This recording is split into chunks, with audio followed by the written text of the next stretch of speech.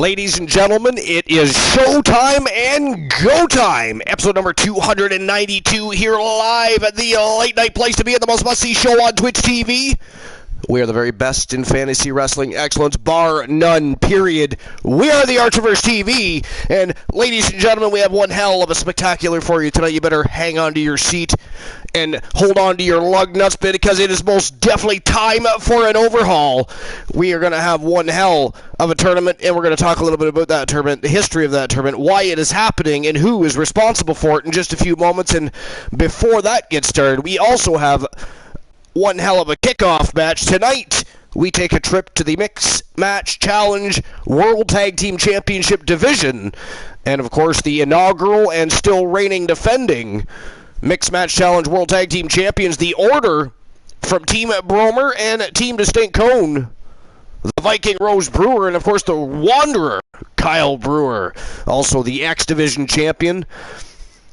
They are going to put their titles on the line against the newest additions to the Mixed Match Challenge World Tag Team Championship Division, the Shang family.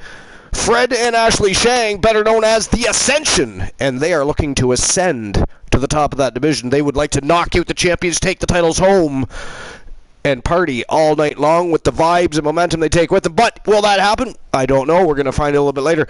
But before we get things started, before we get crack-a-lackin', we do, of course, as always, have guest hosts awaiting. It is the most must-see show on Twitch TV, not just because of the host with the most, because we have two guest hosts with the most. Let's invite them to the show, 292. Let's welcome in from Team One Woozy TV. He is Woozy. And, of course, from Team Glenola, he is the great Glenola. Welcome to the show, fellas. What's going on? What's new and exciting?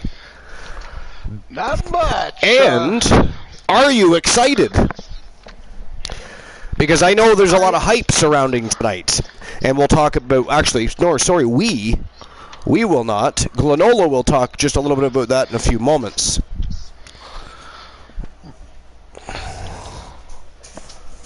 Well, for starters, RK Bro took a big L last night against the Street Profits. RK Bro took an L against the Street Profits. Yeah, Tell me a little bit about that. That didn't answer my question, though. You went right from, are you excited to, well, RK Bro took an L from the Street Profits. I am excited for tonight's There you show. go. Now you can lead into what you were going to say thereafter. Okay, then because of the Street Profits decided to cause a little distraction by playing the Usos theme song. So that's how the RK Bro took the L last night.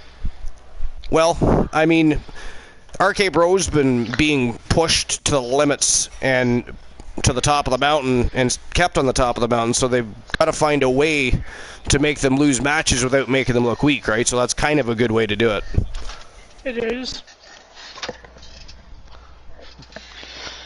And then also Seth Rollins decided to pull a trick out of Vince McMahon's playbook and giving Cody Rhodes a surprise opponent for later on in the night. What's later on the night? Sorry? I caught that, but you kind of, your volume went down, at least on my end, your volume kind of just decreased a bit there with your last few words. Seth Rollins decided to pull a trick out of Vince McMahon's hat. Gotcha. Okay. Heard of that type. King of Pro says, is Street Profit listed as heel? I don't believe they are. So.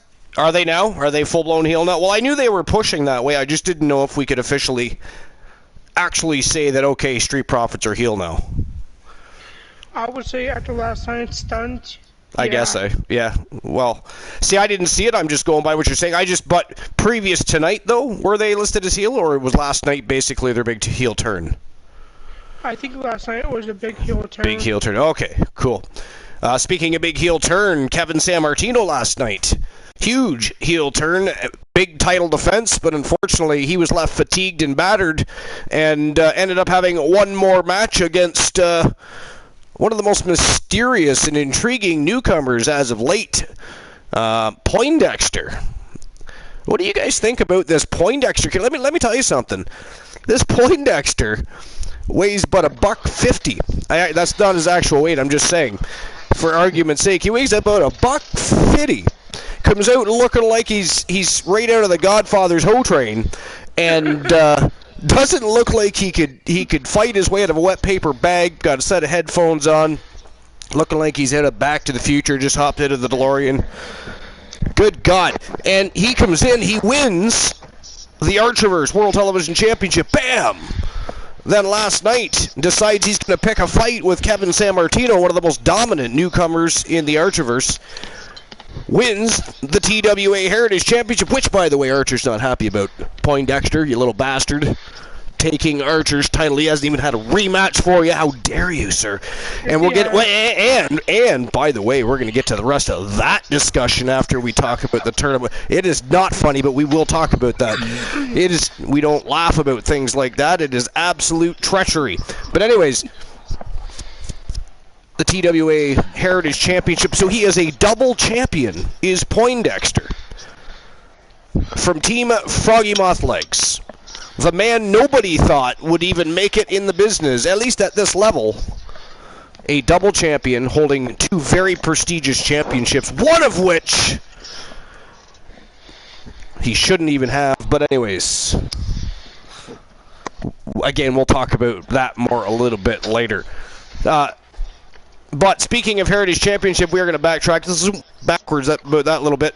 Let's talk a little bit about the hype for tonight. It's been trending all day long, worldwide. The Alan Severn Invitational Tournament. Now, the point of this tournament is to impress Alan Severn. And, of course, in the last 24 hours, a lot has happened, including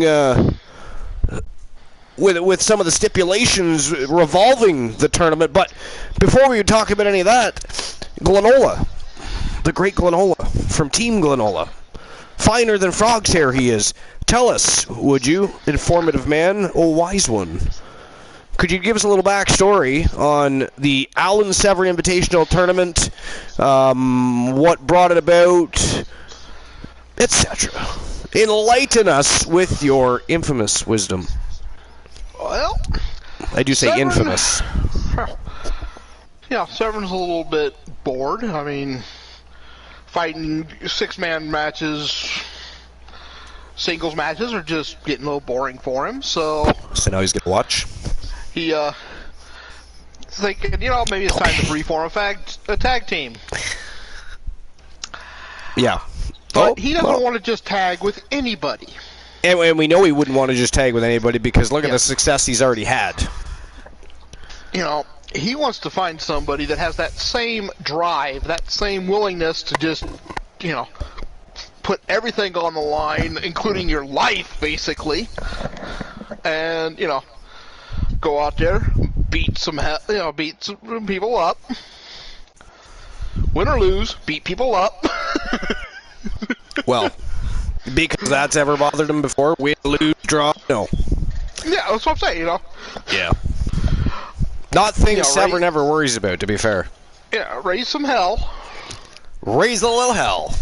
And then go back to the locker room, drink a bit, and then enjoy yourself. Blind Locksmith in the house, what's going on? Obviously the word is getting around, the Alan Severn Invitational is about to take place. People are flocking, the masses are mulling over the card. And currently we're discussing why the card is in existence, Blind Locksmith. That is the conversation you've rolled on into. Glenola giving us a little backstory, giving us a little history on what's happening here tonight. Yes, Blind Locksmith.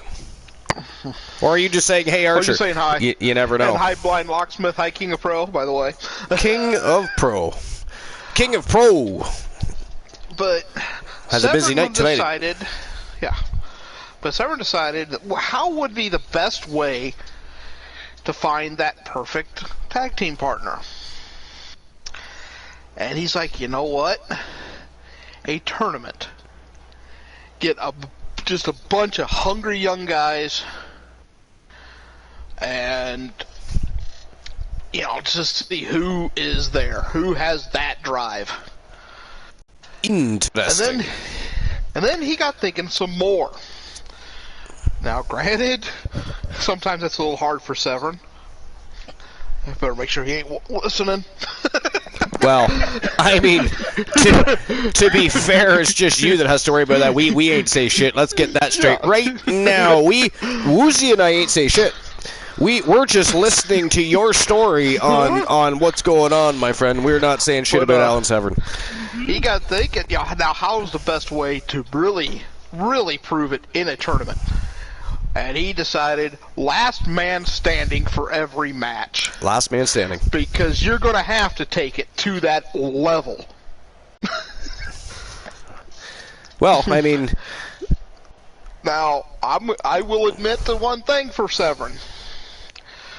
He has got one that's already really impressed him, and if DC says you're on early today. Yeah. We got if busted. He performs half as good as what Severn is figuring he will, there's a good chance he's going to be one of the people chosen. But Severn ain't going to limit just one. He's going to maybe sort of faction out of this. I was just going to say, I heard a rumor that maybe you can clarify exactly that, maybe I don't have all the information exactly correct, but I'm under the impression that there could be more than one person chosen here tonight, or there could be nobody chosen here tonight. Exactly. If nobody impresses, then they're now all out of luck. That leads us to another situation, by the way. Another situation, because there is one gentleman that found out that Team Glenola had their eyes on him for the past couple of weeks, and excited them to the point where they went right to management's office and said, listen, not only do I want to participate in this Alan Severn Open Invitational, but I am going to sweeten the pot. If I'm going to be the one to impress, I'm also going to impress the masses, and I'm going to put my championship on the line, the Heritage title. The winner of the tournament itself will challenge Poindexter in a championship final for the TWA Heritage Championship. So, they have two things to fight for here. Yeah, and he has been extremely impressive, not just because of his size, but... Well, the size is what kind of... He is hungry.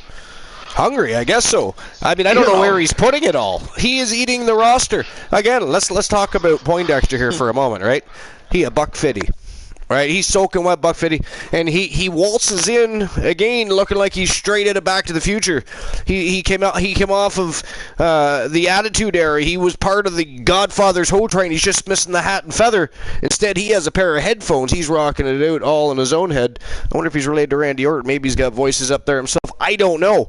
But the fact is, he waltzed in, $150, soaking wet, dripping, and whooped some ass. I mean, he walked in, took the TAV World Television Championship, bam, whammo, champion, woohoo, right? Wow, shocked the world. Then what does he do? Then what does he do? Last night, after being inactive for several days, no communication with management, waltzes in last night, challenges one of the most dominant, most impressive superstars of the most recent times in Kevin Sammartino from Team King of Pro 259, and whoops that ass. He whooped that ass. And again, so double champion. The man is a double $150, soaking wet, dripping, doesn't look like he'd fight his way out of a napkin. Not even a paper bag. You wrap a napkin around him, it looked like he would hold him. And he's whooping that ass. Double champion. I mean, but let's talk about him putting that TWA Heritage Championship on the line here just for a brief memento, because we do have some protest about that. First and foremost, Archer has yet to have his rematch for that championship, yet somehow Poindexter, pole vaults right over the wall, booyah, right on the other side, greener pastures, hello, championship matchup, and wins. God damn it. So now Poindexter. So does Archer get his rematch? No, no. Does he get invited to the Alan Severn Invitational? No, no, no. What does happen is he gets bypassed. We have 8 men, not one of them, including him, fighting for his championship belt, the TWA, which, by the way, he's held twice. He has held twice. So he's been bypassed. That just means 8 he's men. lost it twice. But you have to hold it twice to lose it twice. So there's that argument as well. But the fact remains that he should have got a championship rematch. Did not. Instead, 8 other people. Now, albeit 8 deserving people. It is a fantastic tournament, and Alan Severn, I'll tell you, the man knows how to put together a tournament. The man, no, he can put together tag teams. We know because he put one together, and within weeks became tag team champions. The man is a genius. You know, I'm surprised he hasn't been, world champion multiple times already with his mind for the business. But the belts have never been that huge to him. Yeah. Blind Locksmith says, title, belts, hold your pants. Well, yeah, to be fair, that belt won't hold up any pants. If anything, it'd probably pull them down. They're heavy. They're heavy. Have you ever held on to an authentic one? Have you ever been at a wrestling show and got to hang on to a belt? You know what pisses me off is back in the day I did that, and you didn't have the same access to be able to take pictures and shit, so there's lots of times where I didn't even get picture taken. But, yeah, even back in the day, title belts are heavy. Title belts are heavy. I guess the most heavy title belt they've ever had, though, was John Cena's belt. I guess that thing was ridiculously heavy. Yeah. Well, with the thickness of the spinner.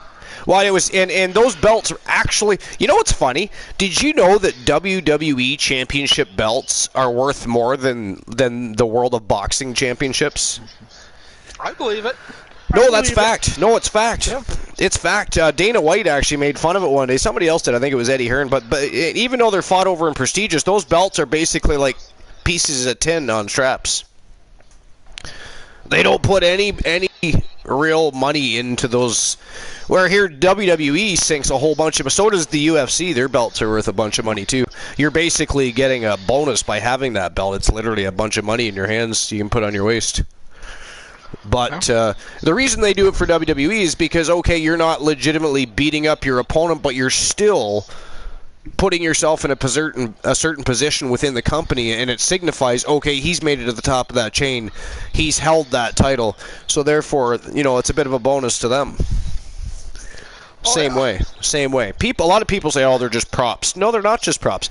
They're not any more props than you getting a promotion and moving to a different department. You know what I mean? It means something to everybody that's a professional wrestler, the same as, I don't know. It just does. Oh, exactly. It's like, I mean, in some ways, it'd be like winning an Emmy or an Oscar, or. Yeah, exactly. Even though those have the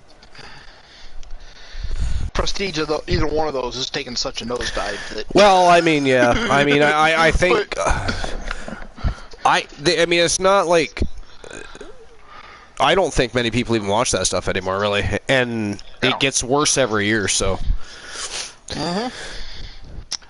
But no, it's such a amazing accomplishment, even because even if you want to talk about it being scripted, okay, but that means they think you're making them enough money that they're going to trust you there. Yeah. And I'll be right back. Where are you going? Do you have permission? Did you ask? Did you notify the masses? Did you ask the army if it was okay if you left them without giving them a hug? It's okay if I leave for a second. We'll be back in 5. Fine, we will allow that.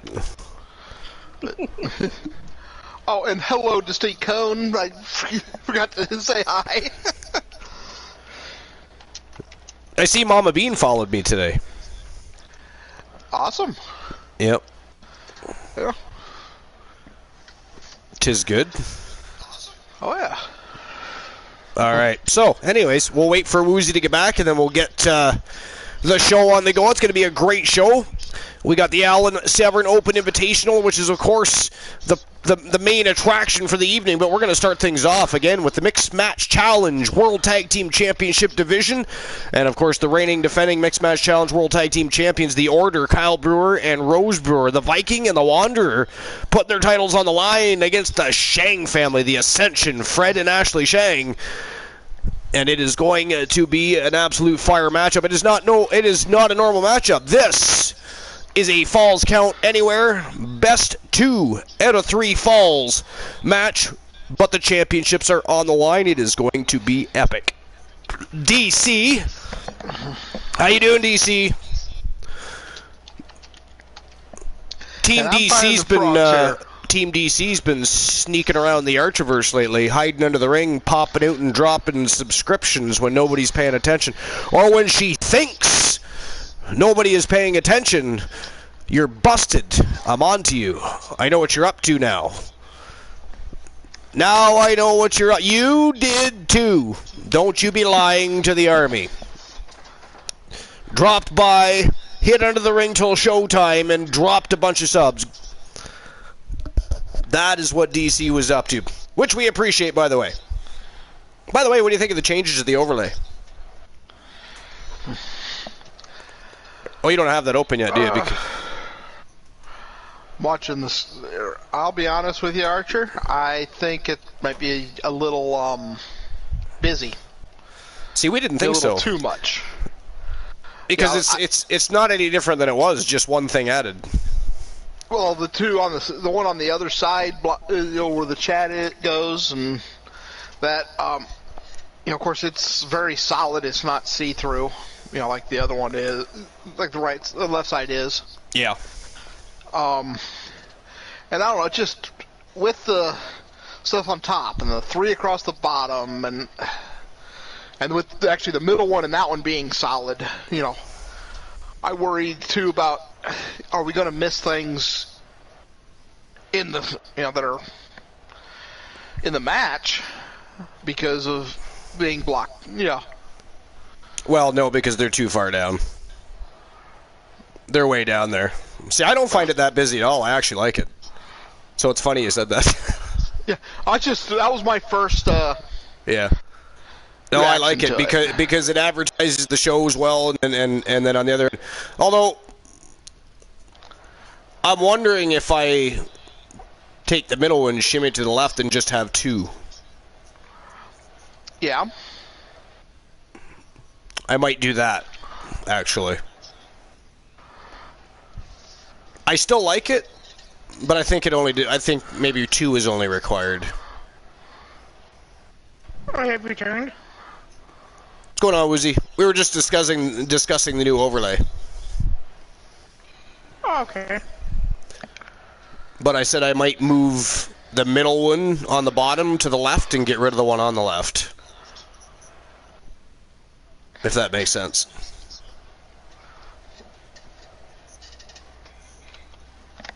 It does. Yeah.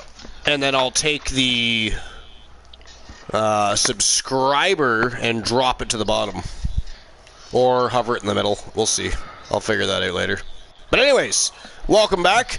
We are just about to get started with the Mixed Match Challenge World Tag Team Championship matchup between the Order and the Ascension. Of course, as we were saying, Kyle Brewer and the Wanderer, Kyle Brewer and the Wanderer, that is the Wanderer, and the Viking Rose Brewer were the inaugural champions. They have yet to defend those titles, so tonight they've got a big challenge in front of them with the Shang family, the Asian Nightmare, and of course the Chosen One, Fred and Ashley Shang they are. And it should prove to be a very good matchup. It's a great way to set the tone for the evening. It's been a while since we've had a Mixed Match Challenge matchup, and tonight it isn't just a regular matchup, it is for the Mixed Match Challenge World Tag Team Championships. But before we get that started, do you guys have any predictions for this this matchup? I predict you're going to open betting lines. That is a hell of a prediction. That is a hell of a prediction. I mean, I actually meant more. I wasn't even thinking about that yet. But seeing how we're jumping to the future, you've been. What is wrong with you? Why you like that? But anyways, no, I meant more a prediction on the winner of the match. But okay, yes, we can definitely open up the betting lines while we discuss that. I will say Kyle Brew retains. You're saying Kyle Brewer retains? Yeah. I'm going with Kyle and Rose Brewer. I mean, I can't not go for that. All right, so it's either going to be the Ascension.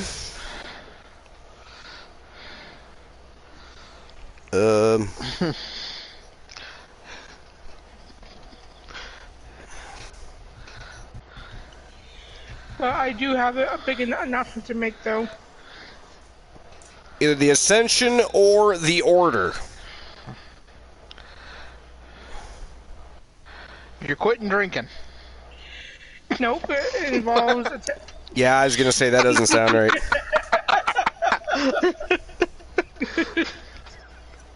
So I've been talking to my client all day today. About this match?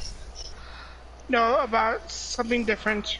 Oh, but aren't we choosing who's winning this match? I predicted the Brewers will win. Oh, you did predict the Brewers would win. Yes, he did. All right, and Glenola, you chose The Brewers. the Brewers. So we got 2 for the Brewers. No love for the Shang family at the moment. What about you, Archer? Well, I originally was gonna vote for the Brewers too. But there's no love for the Shang family at the moment, so I gotta go with our my boy and his queen. I'm gonna go with the chosen one, Fred Shang, and the Asian Nightmare Ashley Shang. The Ascension for the upset win, but only because now I feel bad. Because 3 of us up here, we're gonna choose the Order. So I guess it's 2 for the Brewers, 1 for the Shangs. But it's going to be a great matchup. By the way, it is a great way to set the tone to get things rocking and rolling. Are you guys ready for this matchup? I am ready. I'm always ready. DC, are you ready? Are you ready for the Brewers to retain and or at least defend? I better not get ahead of the game here because we do not want to be underestimating the Shang family. But Glenn redeemed it. Yes, the betting lines are being opened right now. There you go. 5 minutes to make your bets. DC's a vile savage sometimes. She was calling me out for the betting lines. Good Lord, DC. Of course I was getting the betting lines open. But here we go. It is showtime and go time. First match of the night. Tone setter. And while these guys make their way to the ring, I'm going to grab myself a beverage. And you guys can decide why it is you think that the Shangs aren't capable of beating the Brewers. I'm going to put you on the spot. Ha-ha! Take that. I'll be right back. Well, it is go time. Well, before I discuss why I said the Brewers will win, I'm going to be making my big announcement. King of Pro, are you still here? If you are, say something. Okay. So I've been talking to my client all day, and we've come to the conclusion that your client, Kevin San Martino, will be a good fit for the Legends. So welcome aboard. Oh, interesting. Yeah, he's impressed us as of late.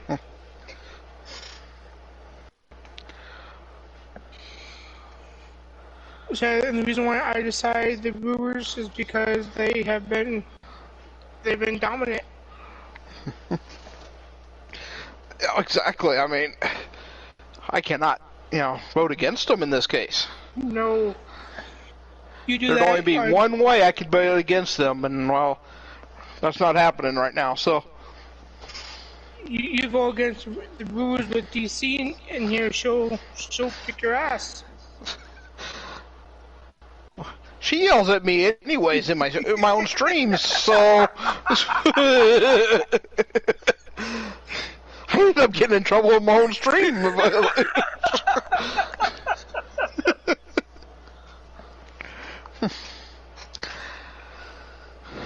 Will you be working about save it for another stream, another broadcast, please?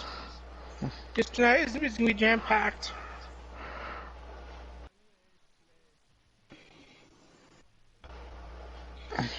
Yeah, King. There's not going to be any added matches tonight. Yeah, Archer. We had to rework some plans to make everything work out for tonight. So you know how Archer said he never got a rematch for the Heritage Championship? I remember the very next night when you decided to do the redemption for the Heritage. Didn't he still get his 1v1 match that night? I hope she's taking notes. I don't think so.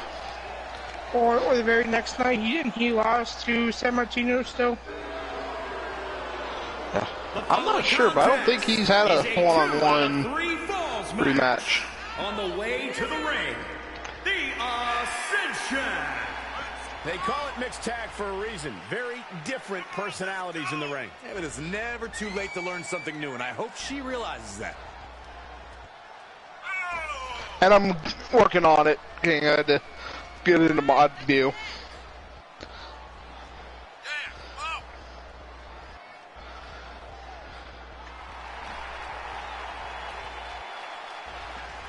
Yeah, you've impressed me lately, so that's why I feel you were fitting great with the Legends.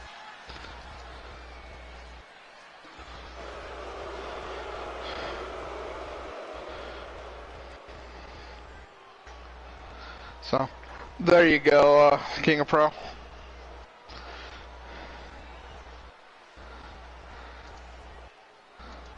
I don't know which of these two I can't stand less. And now, back into regular view.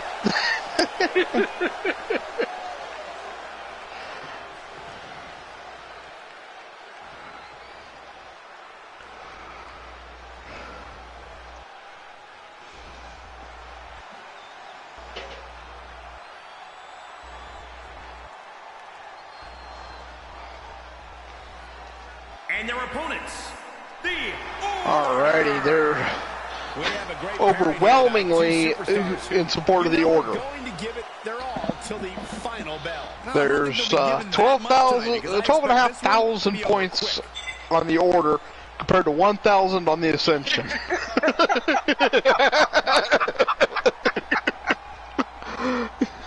Alrighty then. 93% on the Order and 7%. So, if by some chance the Ascension wins, somebody's in for some great payout. Let's see, it's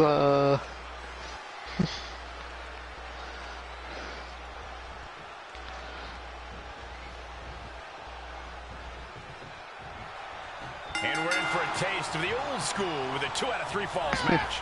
Yeah, there was a time when this was how you would settle all your differences in the ring, and I, for one, am glad it's made a comeback. Probably threw out Shane. You know, for once in my life, I actually agree with you. To the sky. oh, and the ladies are starting out. It's a bad landing. My goodness, that did not go as planned. Might have been a bad And over the plan to begin with. The ball's come anywhere. Fascinating. Power slam. Oh, missed. We're about to find out. Oh my goodness. Uh-oh, looking to lock it in. The submission is locked in. Up top high, but look at the well-placed elbows will force the counter and a great break. She goes under the ropes and back into the ring. Picture perfect drop kick. She tags out. Ooh, So now nice. it's the Double men one-on-one. drop kick to Rose Brewer. Nice. Now the men going at it. What is the thought when being locked in a submission move during the first fall? Do you fight through the pain or tap out quickly? Of course, she wants nothing to do with Rose Brewer in there. Yo, Bromer, what's going on? Hey, Bromer. It's just in time to watch a guy fight and kick some ass. Oh, that was beautiful. It was. Shooting star press, incredible. He tags out, so now the women are going to go one-on-one. And Damn. Did you see the height on that thing? right? All right, I have returned. Sorry about that. I ended up brewing myself a wee bit of a coffee. Oh, you're good. All right, what have I missed? What's going on? I see, ooh, Jesus, Rose Brewer ragdolling Ashley Shang. How's the match been thus far? It's been pretty good. And, Kyle Brewer just had has height. Well, Yeah. Kyle Brewer likes to fly. We know that. Yo, Bromer's in the house. Speaking of which, the mod the most in the house at the moment. Everybody I think he behave actually themselves. went higher than the camera could show. He did. He went like 10 feet in the air. She's forced onto the defensive now.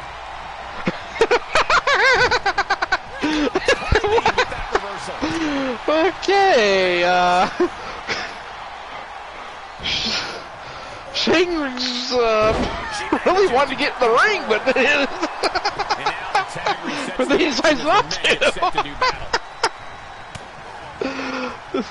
Oh, there he goes. Headbutt to the back of the neck. What a chancery. Staved off that attack. Uh-oh, this is not going to end well.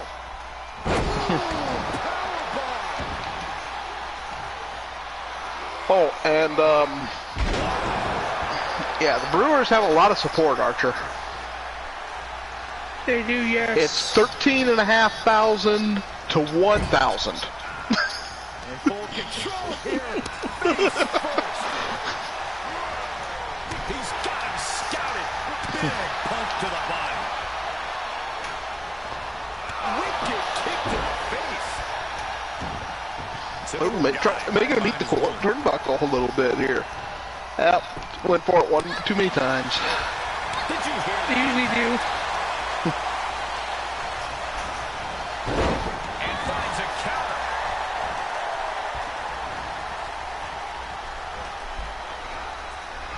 Choke slam? Oh, no. All the way. Into a spike. And she goes for the pin. Nice DDT.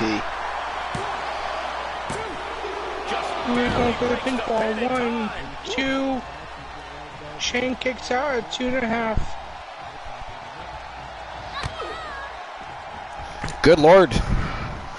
The first time I came back, Rose Brewer was manhandling Ashley Shang. Come back this time, not only is she manhandling her, she's tossing her over a top rope down to the floor. Well, that's actually how the match started. Was I'm starting to feel like I'm starting to feel like I'm bad luck for the Ascension.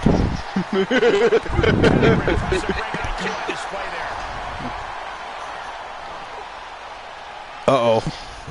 Ooh, nice reversal by Shang. DDT on the floor, that can't feel too good. That'll wake you up if anything doesn't. It will wake you up. Nice little sidestep by the referee there. Just about got taken out by Ashley Shang. I don't know, that might help you sleep a little bit. Ooh. Shang bouncing off the edge of the ring down to the floor. Look at this. Looking to pick up a pinfall outside the ring is Rose Brewer, but 2 count only. That's really as close as it gets. I have yet to watch Kyle Brewer in action. Back in under the ropes. Yeah, every time you show up, it's Rose. I know. It's been mostly the women fighting in this match. Ooh, nice chop block to the back of the legs by Ashley Shang. Looking to take the legs out. She gets Oh, here we go. The boys are going to go to work. Kyle Brewer not playing games, scoops him up immediately. Look at this. Oh, taking a page out of Rose Brewer's book. This time it is Fred Shang being powerbombed over the top rope. Yes. Oh yeah, they've been in a couple of times, Blind Locksmith. Big body shots by Fred Shang. Looking to turn the tides against the Wanderer here. Oh, look at this. Big show of strength by Fred Shang here. And Brewer goes crashing down, spine first on the floor.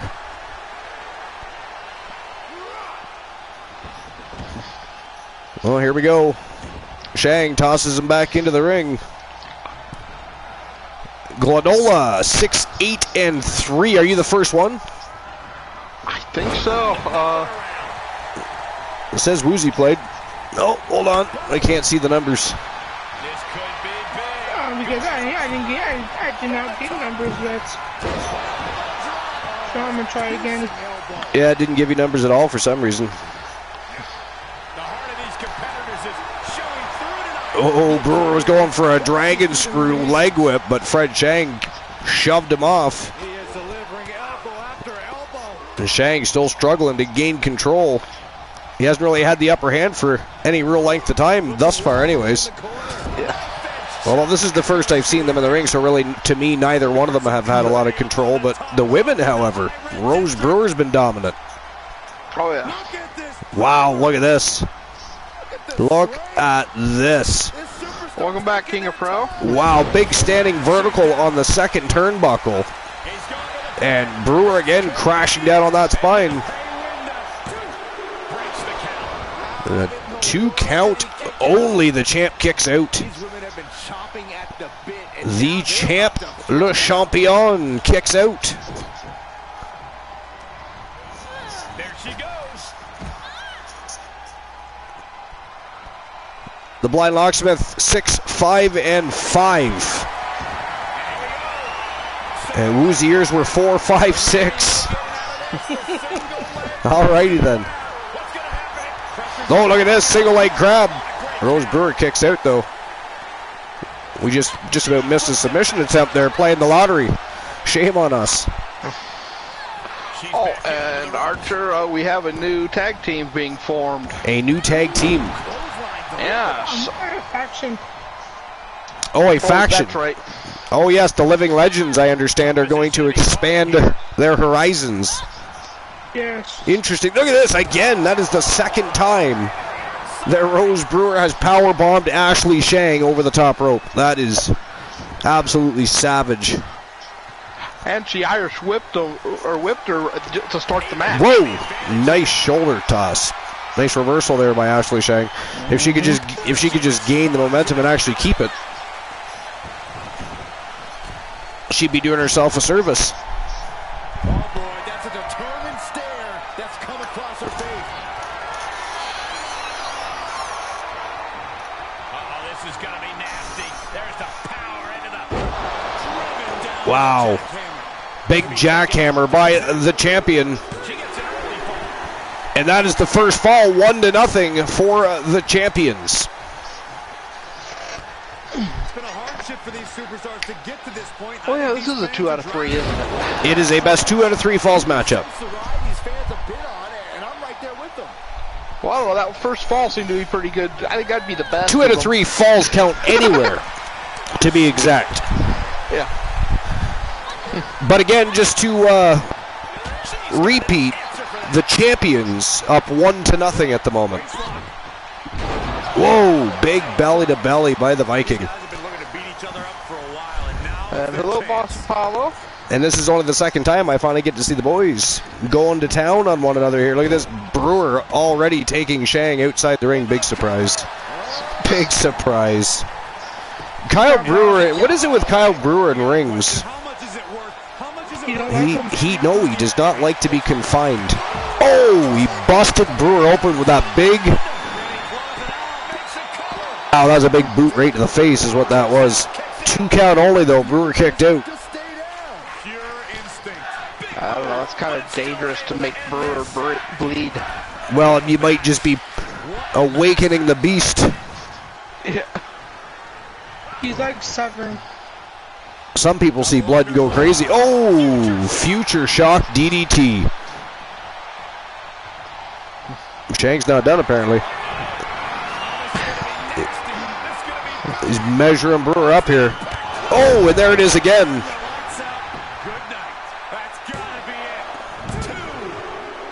Oh. Yes, sir. The champion kicks out again. 2 count only.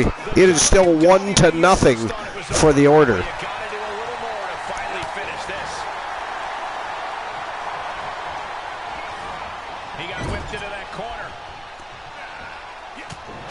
Ooh, big elbow to the face. Nice retaliation by Fred Shang.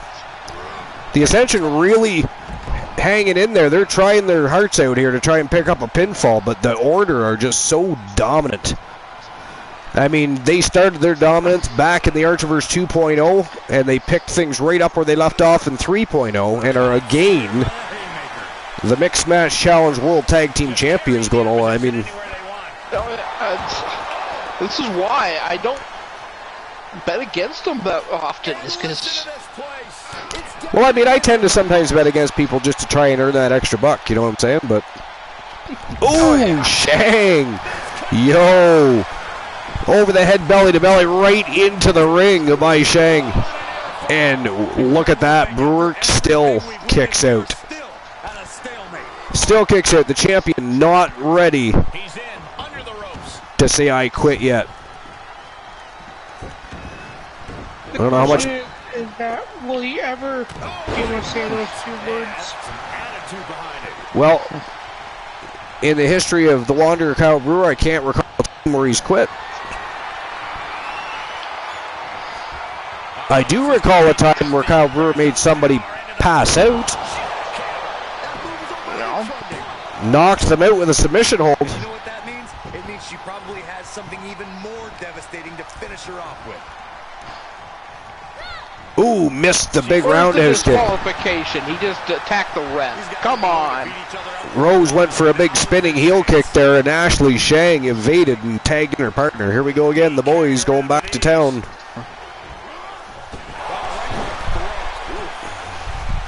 He gets the tag, and that means his opponent has to switch with his partner, too. Dropped him right across the rope.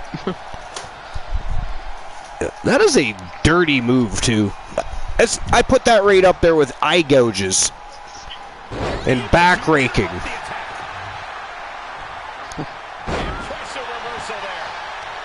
I put that right up there with nice. Ashley Shang, she just about had the upper hand there, but Rose Brewer turning the tides here again. Looking to retake control of this matchup. But just like Fred, though, Ashley Shang, the resiliency of the Ascension is astounding, really. And look at this. Big show of strength here by Ashley Shang. And she is going to fly the Asian Nightmare. Oh, she missed. Rose Brewer got to her feet right while she was airborne. And now she's in trouble. Oh, look at that. She escaped. Wow. Ashley Shang looking good here. Might want to try making use of that stipulation. Oh, that is vicious. A dragon sleeper while standing on the second turnbuckle. That is vicious. Yeah. Ooh, she hit the corner hard. Oh, man, And she is stomping a mud hole in the Viking. The crowd is on their feet. This has been a fantastic match. It's too bad I missed some of it. Yeah. Well, the people in the high price seats are just sitting there going, what's going on? It's she tagged out, but if you ask me, I think her opponent... look at that front row. They're just like, huh? What's happening? Kyle Brewer goes for a diving lariat and misses. But Shang, his door of opportunity closed up there, and Larry nailed it that time. I was just going to say the Wanderer right back on the attack. And there he nailed the big diving clothesline. Double choke-handed slam by the Wanderer. And now he is just turning up the heat. He's got to watch Ashley Shang there, though. Whoa! 450 senton. And Fred Shang kicks out. This match continues. It's still 1-0. Oh, that is devastating on the elbow and the wrist. Wanderer's going back upstairs. He's going to fly again. Oh, Shang gets the knees up. And now he is stalking his prey. Oh, look at that. A claymore right out of nowhere by Fred Shang. And it is 1-1, folks. Wow. Incredible.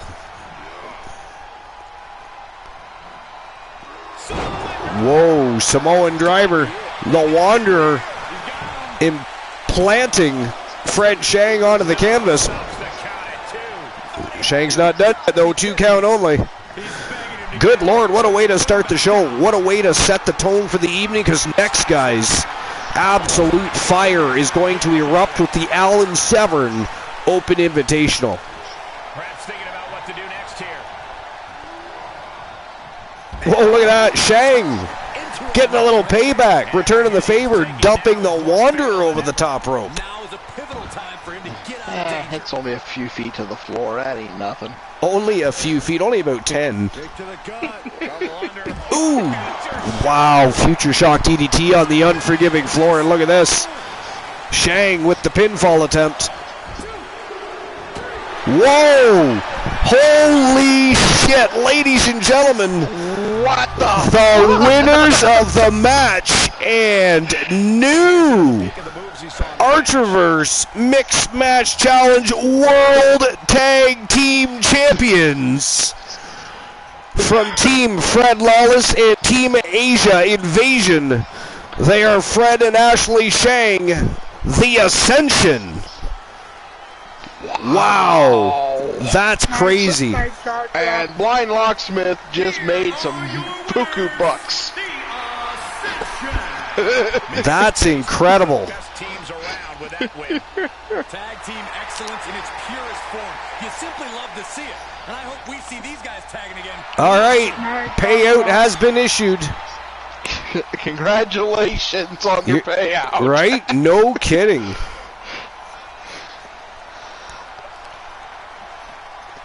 All right. What a way to start the show. Holy hell, that was one hell of a battle, and I got to tell you, I did not. And you know what? I actually chose the Ascension there. I went out on a limb there and felt bad because, you know, the three hosts on the broadcast are all sitting here choosing the order, so I decided to choose the Ascension, and lo and behold, Fred Shang picks up the big W for the Ascension, and we have new Mixed Match Challenge World Tag Team Champions, and Bromer is now trying to ban me. Bromer is obviously not happy. Not happy. Bromer, don't forget there are rematch clauses. There are rematch clauses. I mean, you can't be a sore loser. You got to give your hat off to the Shang family. I mean, that was a hell of a matchup. I mean, they are the only ones so far that have been able to take the Brewers to their limits. Yeah, there's always the rematch clause unless you're Archer. Yeah, we're not even gonna. That's Archer did not even get an invite to this invitational tournament. 8 other people, and then Poindexter leapfrogs him last night for a title shot and wins. And now Mr. Poindexter from Team Froggy Mothlegs is decided to put his title on the line against 8 other individuals. By the way, Archer, not one of them included. Disgusting. And by the way, all of this treachery just to impress Alan Severn. just to impress Mr. Godfather wannabe Marty McFly look-alike? I mean, what? Jesus. Not okay. And he's wondering why Severn didn't invite him to the tournament. You know why? You're all afraid that Archer will regain the Heritage title for a third time. That is what the real problem is here. It is fear. It is fear. It is jealousy. Actually, of if the Severn talents. wasn't injured, Archer would have had a rematch today. Or tonight. But we had to postpone the Fatal 4-Way. That was not a rematch. That was he was bullied into a ghastly match with ghastly rule sets that did not even favor him in a rematch. And hello, Quasar. Quasar, what's going on? Welcome to episode number 292. We're having ourselves a fantastic time already, buddy. You just missed a fantastic opening. We had a best 2 out of 3 falls count anywhere for the Mixed Match Challenge World Tag Team titles. The Brewers, the Wanderer Kyle Brewer and the Viking Rose Brewer, put their titles on the line against the Shang family, Ashley and Fred Shang, the Ascension. And what a match it was. And the Ascension became the new Archerverse Mixed Match Challenge World Tag Team Champions. Absolutely crazy. 292. And this is what we do. We are 8 away from 3-0-0, baby. Bromer's still trying to ban me. Bromer, I did not. It is not my fault that your team lost, sir. You cannot blame me. Do not be like the other villains and blame your inadequacies on the host with the most. I simply offer you a wonderful commentary and play-by-play and, of course, informative information regarding the world of professional wrestling. I do not choose the match outcomes. I cannot force a wrestler to work harder. I mean, I thought they both battled it. That was a war. I thought best 2 out of 3 falls count anywhere. The Shang shocked the world. What can I say? They are the new Mixed Match Challenge World Tag Team Champions. I mean, if you want to blame anybody, blame Alan Severn. He got injured and messed up the original scheduled matchup. Original scheduled match. So you should be trying to ban the co-host. Yeah. Ban the co-host. Brewer says you bet against the Brewers. That's not but yeah, well, maybe a little. Yo, thank you very much for the follow, and I'll read your name as soon as I open up. Welcome, Gallic Atomic Buster. Gallic Atomic Buster, thank you for the follow. Welcome to episode number 292 here at the Archerverse. Joe Link, welcome on in. Welcome to the show. You guys are hopping in at a great time. You did just miss one hell of a kickoff match, though. Kickoff match, best 2 out of 3 falls count anywhere for the Mixed Match Challenge World Tag Team Championships, and man oh man, the Ascension and the Order. Team Fred Lawless, Team Asia Invasion, Team Distinct Cone, and Team Bromer, their superstars, went to war. Fred and Ashley Shang and, of course, Rose and Kyle Brewer battled it out. And it was a hell of a matchup. Unfortunately for the Brewers, they came up a little short, lost their titles to the Ascension, and we've got brand new Archerverse Mixed Match World Tag Team Champions. But now we are into the highly anticipated, trending worldwide invitational tournament, the Alan Severn, which is the Wolfman. For those of you that don't recognize the name Alan Severn, he goes by the Wolfman most of the time. The Alan Severn Open Invitational Tournament is about to get underway. We have 8 rabid wolves all looking to impress the Wolfman. The Wolfman looking to form a tag team, possibly even a faction, so there could be more than one winner at tonight's rabid wolves. It is a pack of wolves, I will tell you that. They are all ready to tear each other apart over this opportunity. And to sweeten the deal, one of the original members of the tournament who actually gave room for another individual to take his place. So we have actually 9 people all trying to impress Alan Severn tonight. One of them, the TWA Heritage Champion, decided he was going to put his title on the line. He was going to defend against whomever wins the tournament itself. And we will have ourselves a championship tournament. 2 people are really going to be thrusted into the spotlight for Alan Severn to watch and study and decide who he thinks he might want part of his team and or faction. So it is going to be an absolutely stellar night. And Glenola, before we get started, is there anything else you wanted to tell us about this Open Invitational tournament? Oh, just get out there. My only advice to anybody that's in this: go out there, give it everything you've got, and then some. So let's have a look at this Open Invitational tournament, shall we? And of course, taking the original spot of Poindexter in the 8-man tournament is Team Snorhawk 64's the A-list Carlos Hawkins. We also have Draven. We have Graves. We have Razor. We have Grim Reaper. We have San Martino. We have Marcus Stevens. And, of course, one of the newest members of the roster, BB King. It is going to be an absolutely fire championship tournament. The Heritage title on the line. Looking to pay homage, if you will, to the Wolfman Alan Severn are these 8 gents that are going to go to battle. But do you guys have any predictions on the quarterfinals? I am not making any predictions on this tournament. No predictions on the tournament. Okay, for me, first rounds, I'm going to say Hawkins.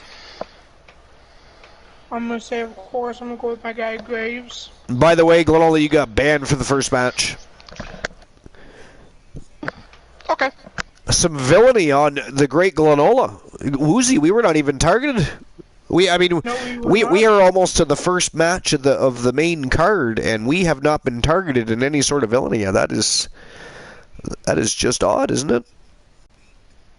It is. Not in a bad way. It's a very good thing. But a very good thing. But anyways, so you chose Hawkins, you chose Graves. And then I'm going with San Martino. San Martino, okay. And then I'm going with Marcus Stevens. Whoa, you're going Marcus Stevens over Big Bruno. You weren't impressed by Big Bruno last night. Is that what you're saying? Wow. All right, so let's see. I'm going to go with Anthony Draven, the future Anthony Draven, over the A-list Carlos Hawkins. I am going to go with the tank Thomas Graves over Big Razor. I'm going to choose, you know what? He lost last night. But tonight, I'm going to go with Grim Reaper from Team Leo King to upset Kevin San Martino. And I'm going to go with Big Baba Bruno, BB King, to take out Marcus Stevens and head to the semifinals. Now, remember, everybody, we do not open up the championship betting lines until the semifinals, but if you would like them opened in the quarterfinals, you do have to open those betting lines. Just a reminder. All right. So, Woozy and or Glenola, any last comments and or informative pieces about the Alan Severn Open Invitational Tournament, or are you ready? Well, I'm ready. Glenola can't say anything because he's banned. Well, he's banned from the match, not from... The match has not started yet. Yeah. Well, I'm looking forward to this. This is going to be quite an interesting night. I think a lot of people have been looking forward to this. This has been planned for quite some time now, and we are the tournament is now upon us. The TWA Heritage Championship on the line, and there is 9 warriors looking to impress the Wolfman Alan Severn, who is looking to put together another great tag team and/or faction. Let's all remember that the Wolfman Alan Severn knows how it's done. In 2.0, he put together a tag team, and within weeks, and I do say weeks, that team was tag team champions. He's looking to do it again.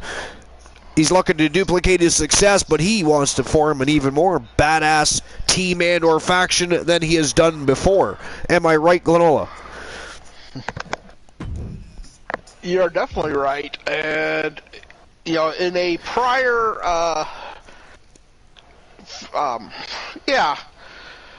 prior group he's been in. Yes. I can't think of the word I'm looking for off the top of my head. Don't think too hard. Do not think too hard. We are lacking. A faction that was feared by everybody on the roster. It was a 4-man faction that nobody wanted to find out was their next opponent. I mean, they sound like a bunch of schoolyard bullies. They sound like some schoolyard bullies. Yeah. When you when you have a faction that'll put each other through cars. Cars! They are putting each other through cars. See, we don't need to have that kind of villainy here. There is enough. I mean, we got people that disappear around here. We got people that can create fire out of thin air. We've got invisible treadmills that prevent people from leaving the arena when they've been embarrassed and shamed in a match. I mean, there's a lot of villainy going on, and we do not need. You know what? Alan Severn has already done that. If you go back to the Archerverse 1.0, he already did that to somebody. Mm-hmm. He already did that. We do not need more Alan Severn situations at hand. I'm sorry. That match with Jay Simmons, I'll tell you honestly, if Jay wasn't already Snorhawk! Welcome to episode number 292. If Jay Simmons wasn't already in an amazing tag team. And I also see Mr. T in the house. All right, but Simmons would have been Wolfman's first choice. But he's already in such a great tag team that gives Severn some great competition. Okay. And of course, if I didn't have allergy issues tonight, Mr. T would get a more proper introduction. However, Mr.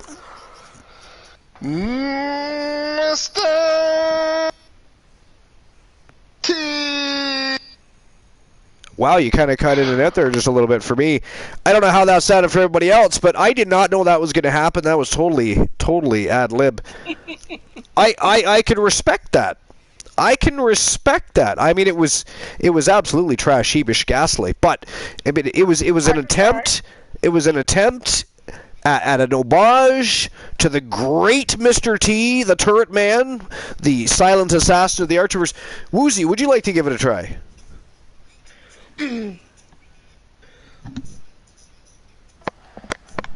I would.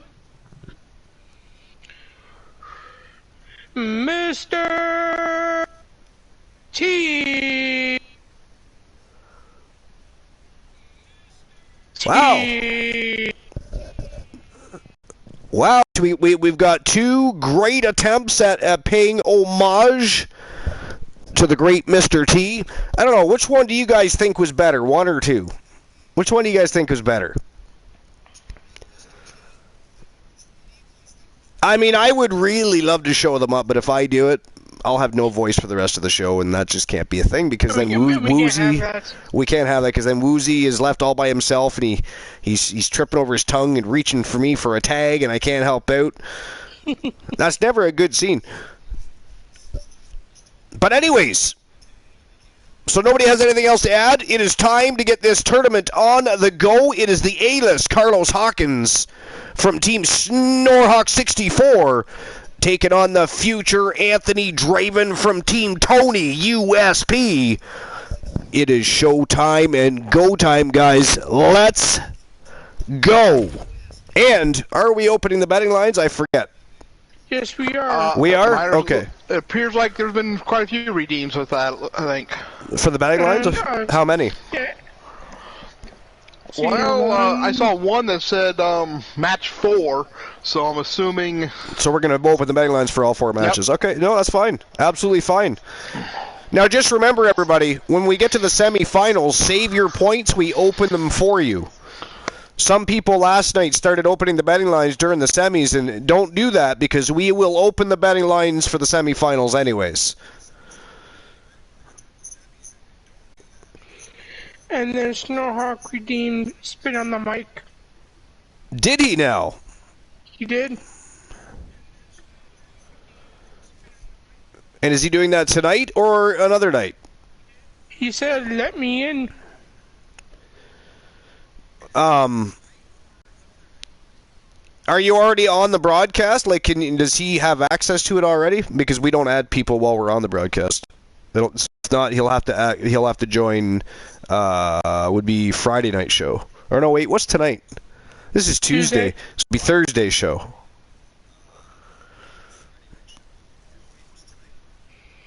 I don't know if he's already on there.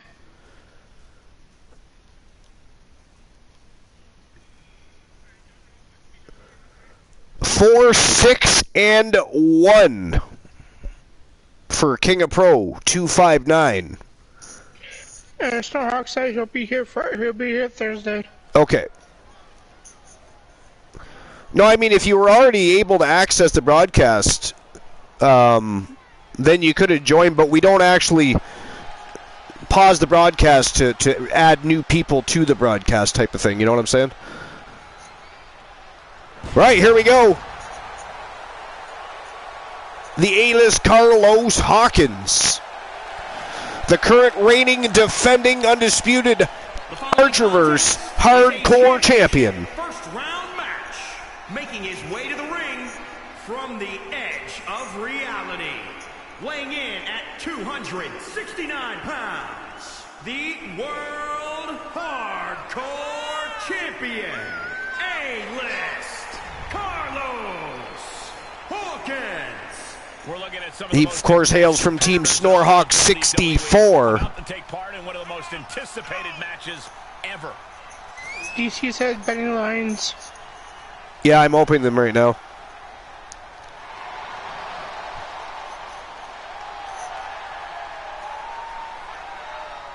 The champ does not want anyone making their name at his expense. He plans on fighting hard tonight. All right, there we go. 5 minutes to make your bets. Is it going to be Hawkins or Draven?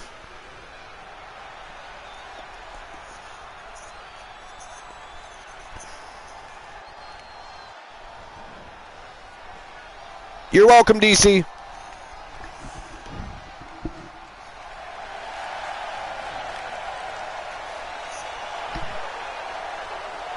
And his opponent from the 5th dimension. Here we go. Weighing in at 200. He, of course, made his debut last night from Team Tony USP. The future, Anthony Draven.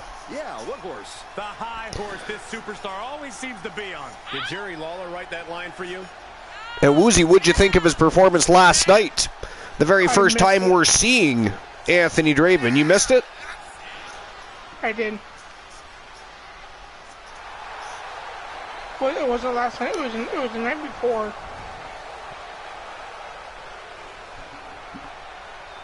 It was Sunday night, I do believe. Oh, that's right. It was. It was Sunday night. Last night.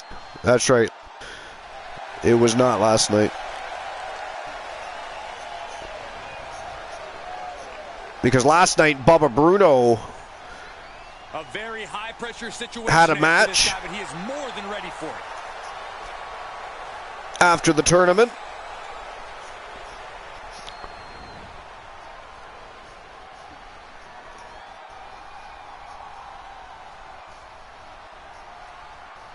And Draven and Bruno did not debut on the same evening.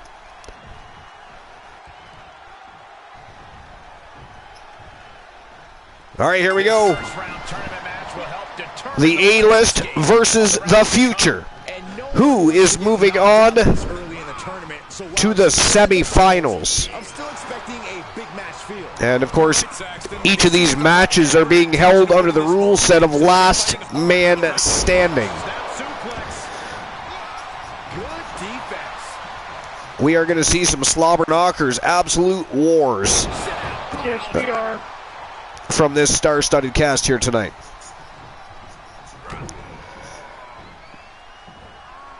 Whoa! You know what? I love how Carlos Hawkins just explodes with that suplex.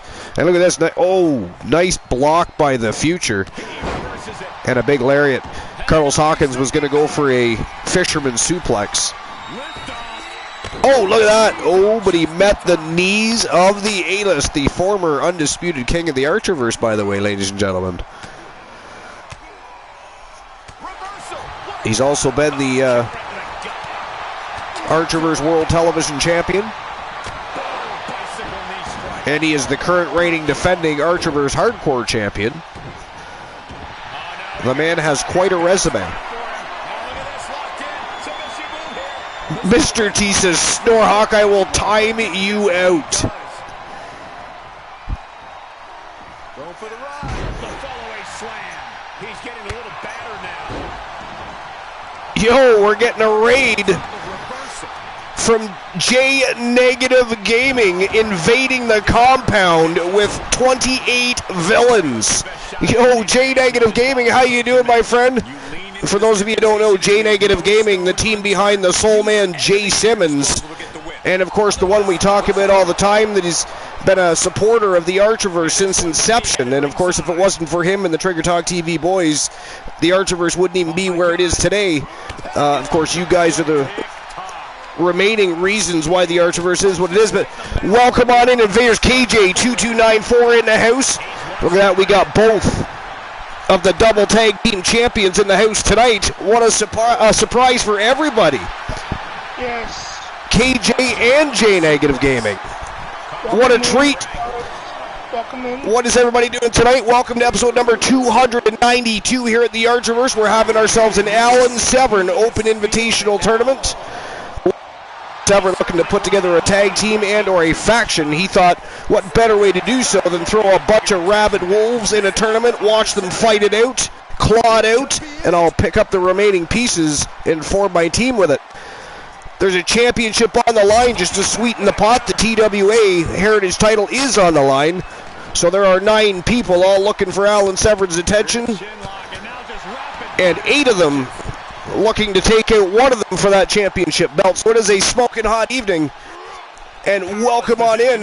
Welcome to the late night place to be in, the most must-see show on Twitch TV. And by the way, we are the very best in fantasy wrestling excellence, bar none, period. How you doing? J Negative Gaming, 292. We are 8 away from 300 because of J Negative Gaming. Because of KJ2294, because of 3 TV Reese, because of 3 TVB, because of I'm Just Key. The list goes on. These are great human beings, great streamers. And by the way, I do have mods in the house. Could we please get some shout-outs? They all have their own shout-outs. There is 1, thank you very much. There is 2, thank you very much. Let's make sure we get some shout-outs for as many people as we can. We've got a bunch of great people stopping by to check out the show and show a little support to the art. Make their homage and say thank you for being here.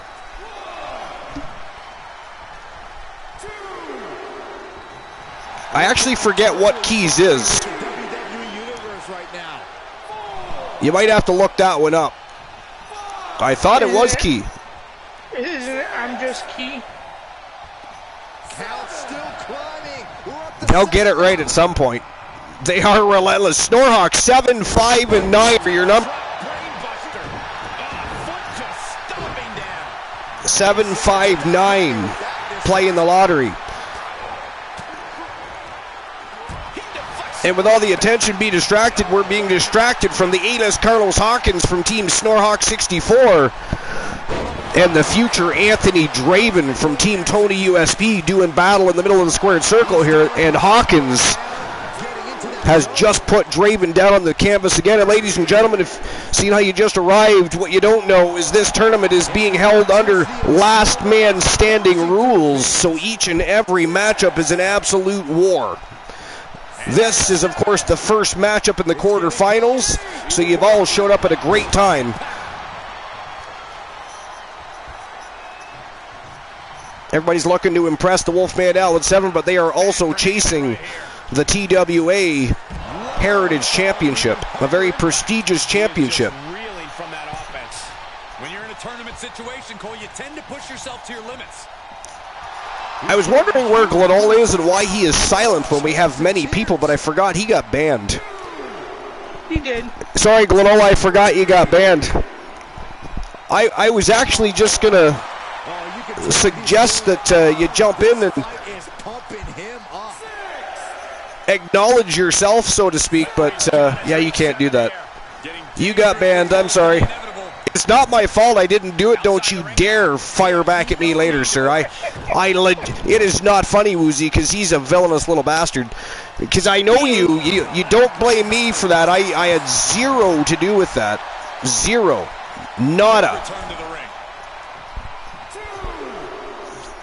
Don't be throwing a fit later and banning Archer. That is not a good thing to do. Joe Link, giving himself a shout out there, has acknowledged himself.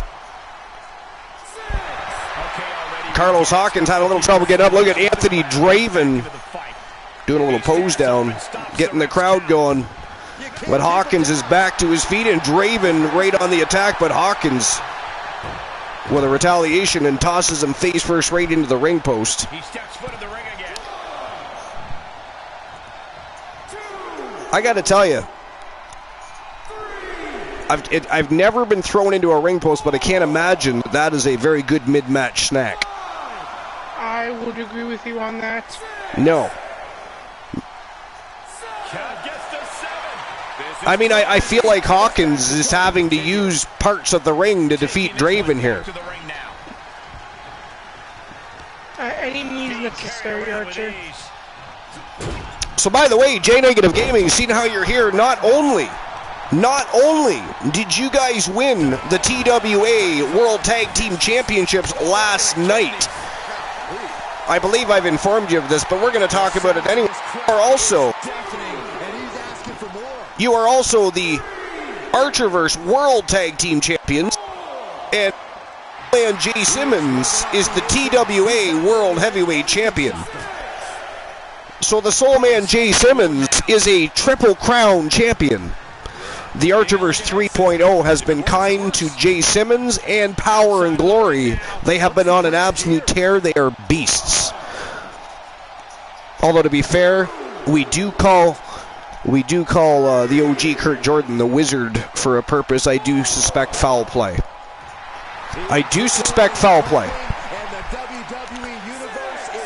Anthony Draven has a 6 count here. Hawkins standing tall in the middle of the squared circle. And look at this, Draven back to his feet. This is not over yet. It is not over yet. And right back down to the floor goes Draven. Hawkins not looking for a fight. He just wants to keep the ring clear. He thinks this is a Royal Rumble, I think. He thinks this is a Royal Rumble. This is the wrong match, sir. Although I guess if you're thrown down to the floor enough times, you're probably not going to get up. Unless you're Alan Severn. I mean, if you want to keep Alan Severn down, you have to throw him off the top of a semi. Okay, he's re-entering the ring. 4 times. 4 times, yeah. Well, I mean, Jay Simmons had the high ground. He had the high ground. Why Severn kept climbing back up that ladder? Just so Simmons could grab him and literally, like, rocket launch him right back off the top of the semi. That was ridiculous. I mean, there was no mats down there. There was no padding. He was landing on pavement. The man was landing on pavement. The most violent match in history was the Soul Man Jay Simmons versus the Wolfman Alan Sepp. Backstage brawl, and it was not just backstage, it was arena, stage, office, locker room, parking lot, semi-truck. It was crazy, absolute crazy, violent and awesome, and it was over an hour long. Oh, he busted him open. Draven might have just knocked the A-list out cold in black. Sure, can I see you? You cannot sneak in, I see you. Welcome to the show. Thank you for stopping by. Episode number 292 live. It is go time. Alan Severn Open Invitational Tournament well underway. Draven, the A-list, an 8 count. Hawkins is crazy, back to his feet, bleeding all over the place. Thank you very much, Bromer. The mod, I keep forgetting the mod with the most in the house. He's graced us with his. Oh! God damn! He just powerbombed him right over the top rope. Draven.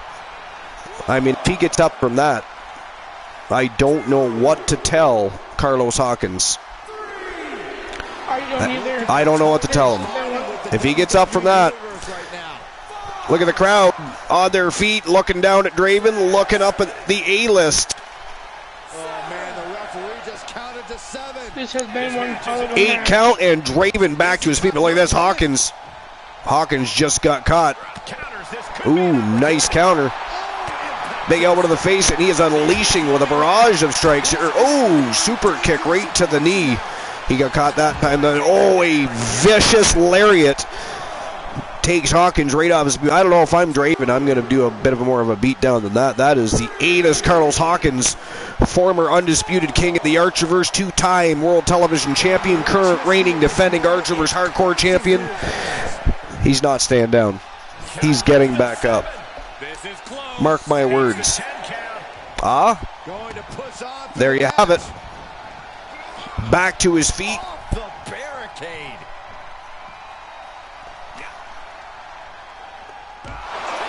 So how awesome was it to see the Triple Crown champion and the double tag team champions in the house tonight? Always a great pleasure to have J Negative Gaming and KJ2294 grace us with their presence and stop by.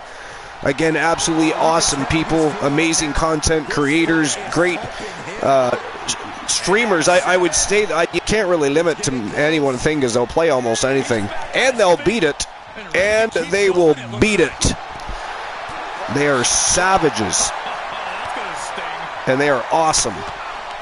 And the Archerverse thanks them, each and every one of them. Trigger Talk TV boys as well. Again, without J Negative Gaming, without KJ2294, without the Trigger Talk TV boys who all got behind the Archerverse and supported us, helped promote us.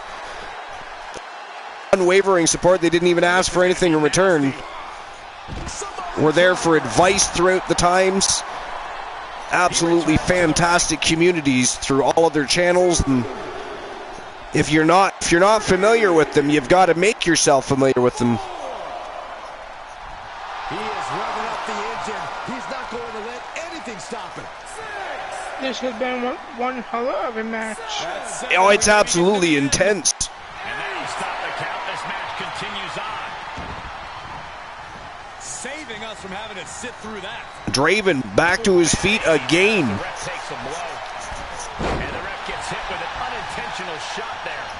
Okay, why is he? Oh, yeah, attacking sure. Yeah, Carlos Hawkins trying to take the referee. I see what's going on here. I see what he's using. Ring posts and taking out referees.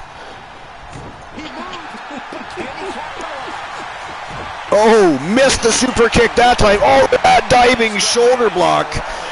And Hawkins flattened. And Draven looks like he is getting more fired up. Is he getting stronger as this match goes? What is wrong with him?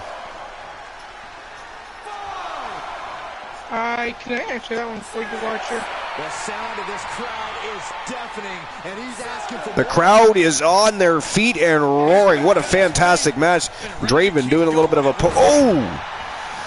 I thought he was going to keep doing a pose down. He lunged over and knocked him right back down with a lariat. Good gore. I mean, that was crazy.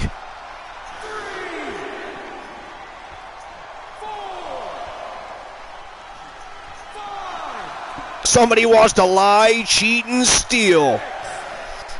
Galactic Atomic Buster. It actually says Gaelic Atomic Buster, right? Not Galactic. Yeah, I think so. Gaelic Atomic Buster.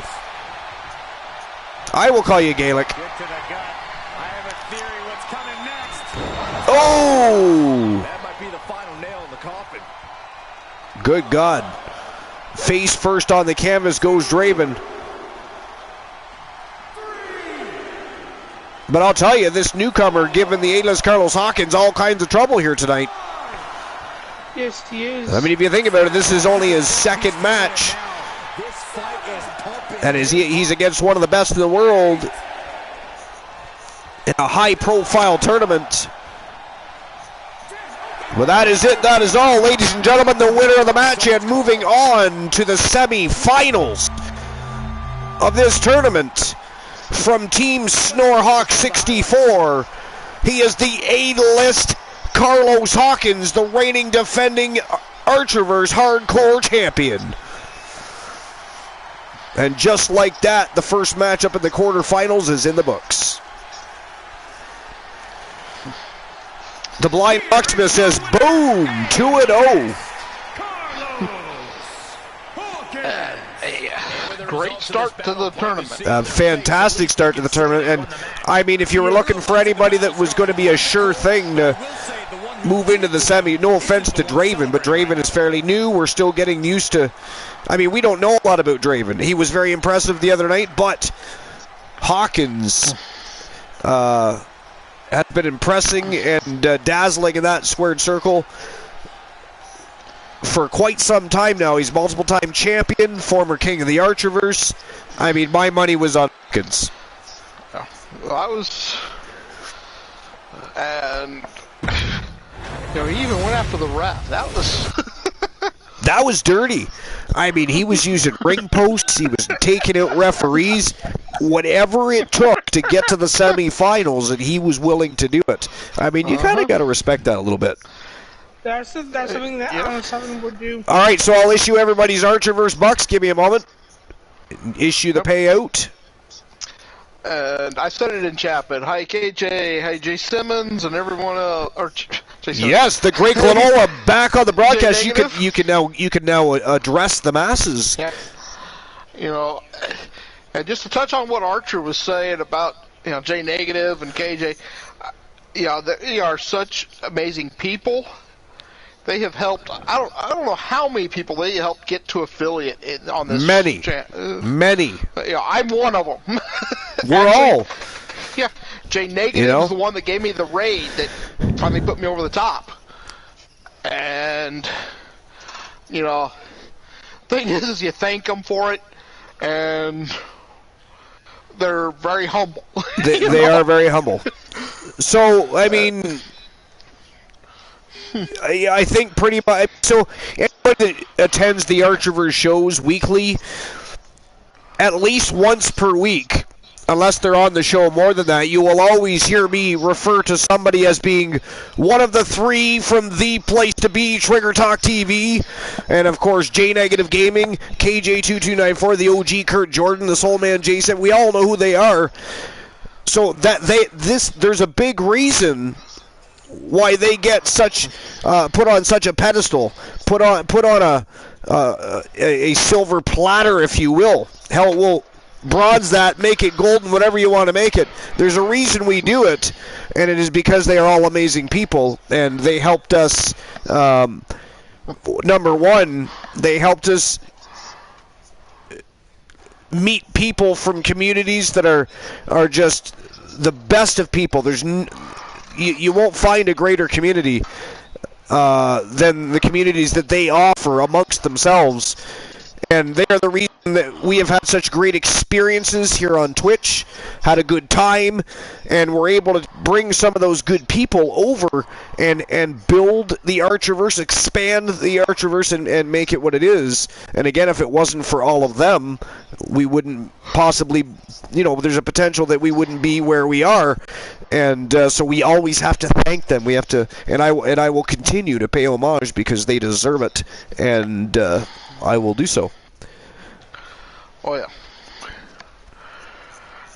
Oh, so now we've got Graves versus Razor. Now, this match is a little extra because they both signed up, but the two of them kind of been in a little scuffle. Bit of a Yeah. So they decided they were being willing naughty to put it on the line tonight in the first round. Well, I mean, I think they wanted to maybe even be part of the first matchup, but... Yeah, probably. But at least it's the first round, right? They didn't have to try and get to the semis to beat each other up. They can get it over and done with right here, right now. Second match, quarterfinals, first round. One of them are going to the semifinals. What do you think, Lenola? It is not Big Razor. As always, as I am not making any predictions on this. Oh, come on! Well, I have to because you're Alan hosting. Severin wants my Oh, you're input. cheaping out. You know, he's gonna make the final decision, but he wants my input. All right. If I were to bet on somebody, that would bias my input. All right. Fair enough. Woozy. Yes. I assume you're gonna be backing your boy Thomas Graves. The Tank versus the Razor. All right, so with Thomas Graves focused on forming a faction and been spending so much time in the tag team division lately, he lost the Heritage Championship. His focus is shifted in a couple different directions. Razor has been very vocal. He's hungry, and he's still looking for that first opportunity to grab a brass ring, if you will.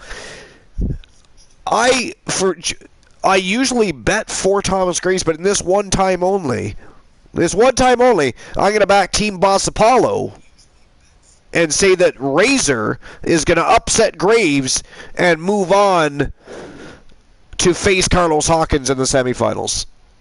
See, Archer, here's the thing. You say Thomas Graves has been distracted lately with the factions, the tag teams, and everything, but what people don't seem to realize is that Boss Apollo has been saying that he carried Nation of Domination on his back. Oh, he's saying he carried. Listen to that. He's tossing. See that subliminal fire shots fired there by Team One Woozy TV towards Team Boss Apollo.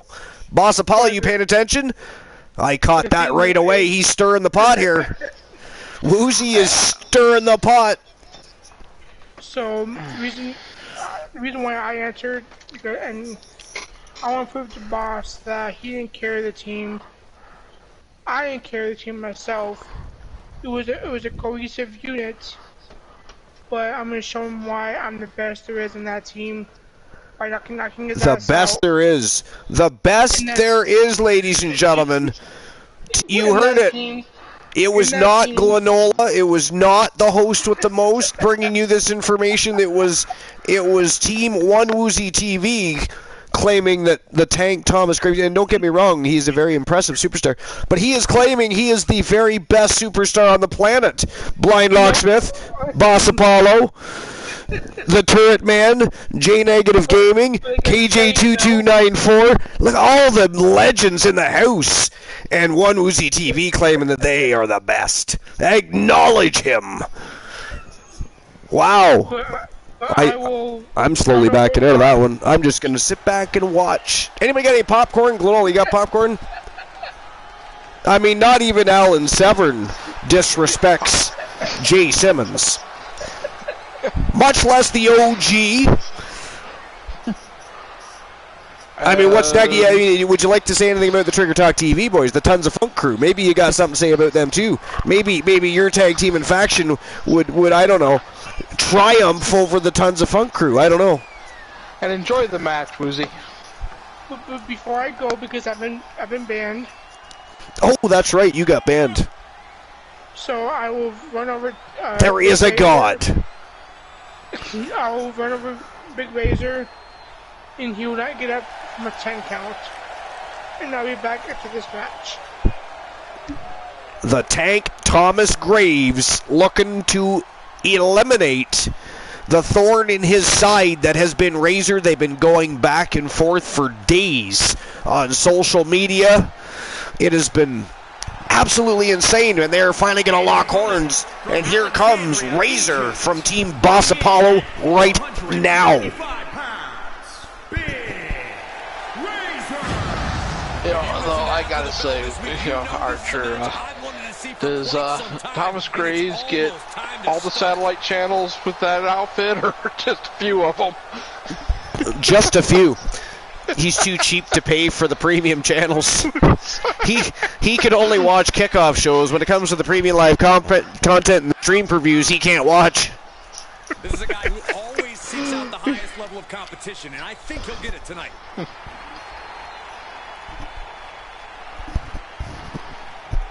Well, let's see what happens in this grudge match. 2 more people out of the 8 rabid wolves. Well, 9 technically, but one of them, conveniently, by the way. Convenient that the man that leapfrogs Elijah Archer, by the way, let's talk about that again for a moment. Leapfrogs Elijah Archer last night for a shot at the TWA Heritage Championship.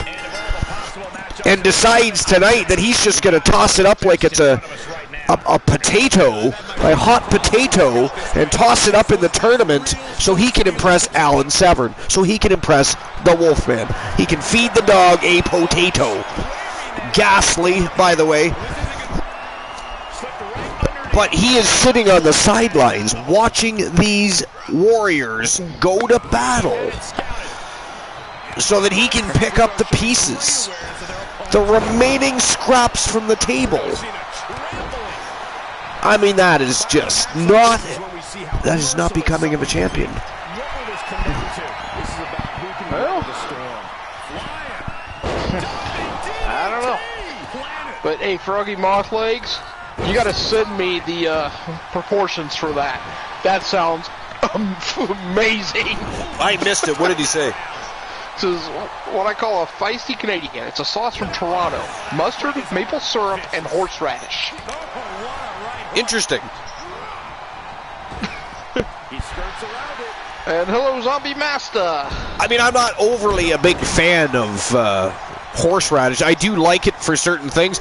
Zombie Master, how was your stream? And by the way, happy birthday, baby. Oh, happy birthday, Zombie Master. Glenola, should we? I think we should bring back Woozy for a moment of his banning. Woozy, get back here for a moment. Ready? 1, 2, 3. Happy birthday to you. Happy birthday to you. Happy birthday, dear Dogman. Happy birthday to you.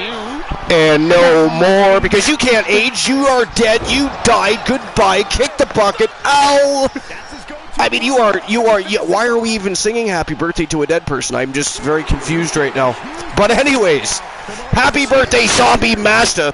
One of my good Canadian buddies here on Twitch, and of course a long-time supporter of the Archerverse now. I was watching him rock it out on his special stream on his special day, and I'm super happy that he was able to find the time to swing by, and we were able to sing happy birthday to him. Oh yeah, and it probably could have sounded a little better, but I believe the copyright on it has expired. I mean, I'm lucky if I even have a voice right now. I've got allergy issues that have been. I hate spring. Spring, I want to beat the shit out of spring. We do not get along. We are enemies. There should be a grudge match, a last man standing between me and Spring.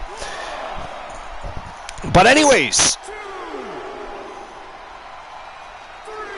I couldn't even introduce Mr. T right. If I did that, it would just crackle and be terrible. It'd be ghastly. Almost as ghastly as Glenola and Woozy giving it a shot. But at least they did. That was the impressive part of that whole thing. They cared about Mr. T enough that they gave it their go. And I appreciate that. Getting set up for something in the corner. Reversal. Can they go with the... Oh, big elbow right to the face by Razor. And a big shoulder block takedown right to the midsection. Just about broke Graves in half with that one. And right now, Big Razor in full control. Has Graves right where he wants him, on his back. 4 count being counted. Why did he pick him up? I don't think, Boss Apollo, I don't think Razor understands how it works. When you knock the person down in a last man standing match, you let them stay down. They count the 1 through 10. If they get to 10, you win. That's how that works. Why is your guy picking him up? I mean, I'm confused right now. Poor Graves is bleeding all over the place. Laceration on his forehead. Guess he didn't think that was enough. Striking while his opponent is still vulnerable.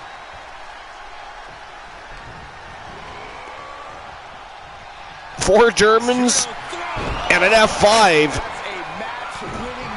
but he did not get finished.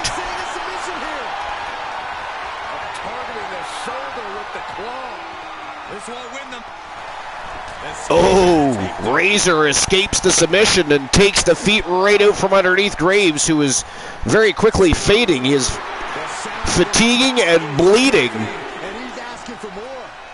4,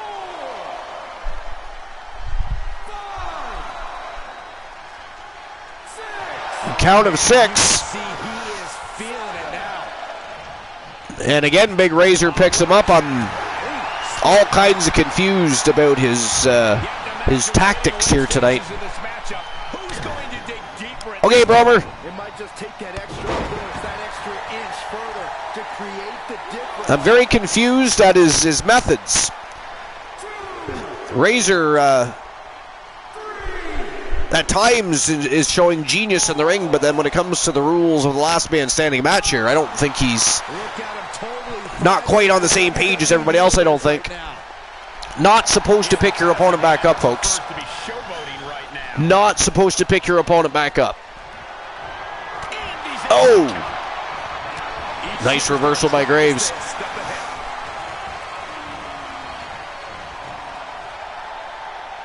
You know, they call him a tank because for a smaller guy, and he's not that small by standards, really, but, I mean, if you compare him to people like Razor, like B.B. King and others, he's a bit smaller, but he is an absolute tank. He is a monster, a well-conditioned athlete. Okay, already, we get it. Stop looking for adulation for the crowd and get back into the fight.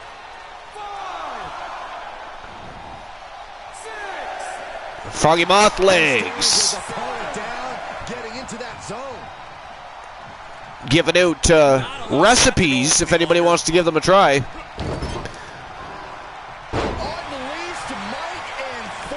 Sounds like the Canadian version of Sweet Chili Heat.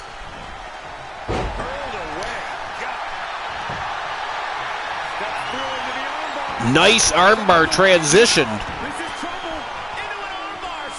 And that could really do some damage. There is nobody that is going to break that up except for Razor himself. Last man standing. That was a thing of beauty. Ooh, misses the big running knee. And look at this. Wow, springboard lariat right across the chest. The longer the match goes on, the more damage they will endure just to be the last man standing. Thomas Graves pulling in all the stops, but he can't keep Razor down yet. Look at this. He picks him right up on his shoulders. The strength of the tank.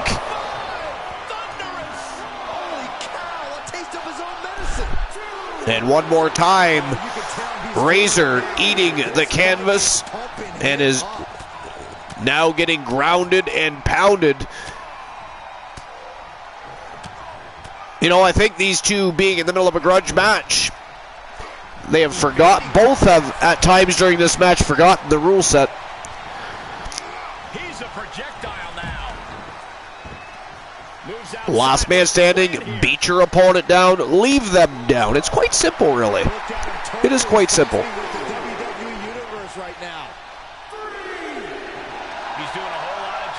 Yet their dismay towards one another has forced them to, at times, go against the rule set which in turn is robbing themselves of a victory, by the way. Just saying.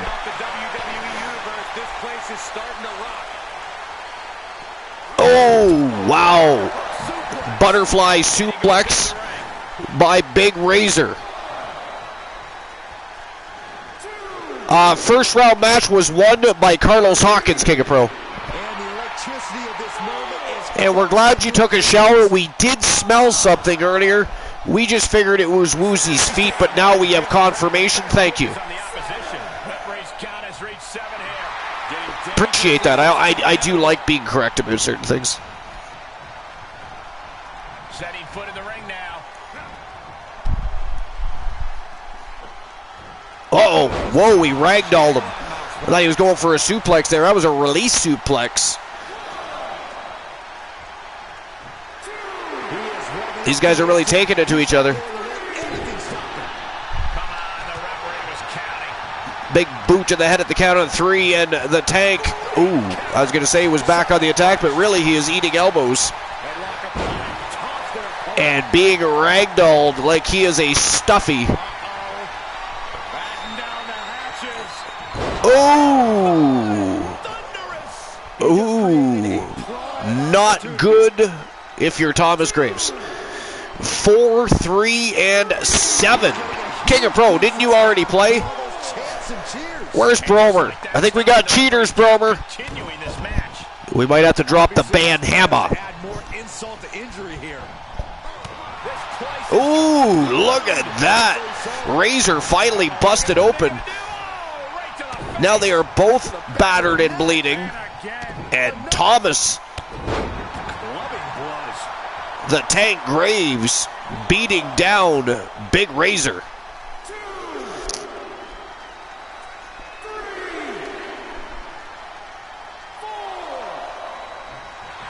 He's staring his opponent down, getting into that zone. The Tank with a little pose down. He's been watching some bodybuilding competitions, apparently. He's even got the form. What's coming next? Taking their time. Ooh, right to the liver. Time for him to deliver that maneuver. He has made it a mission to take him. Yo, a sliding side effect. The sound of this crowd is deafening, and he's asking for more. 4, 5. Good thing rope breaks are not a factor in this matchup because Razor's foot is resting on that bottom rope. And again, he picked him up just to beat him up some more. See what I'm saying? I mean, you don't pick your opponent back off the mat. That is not how it works.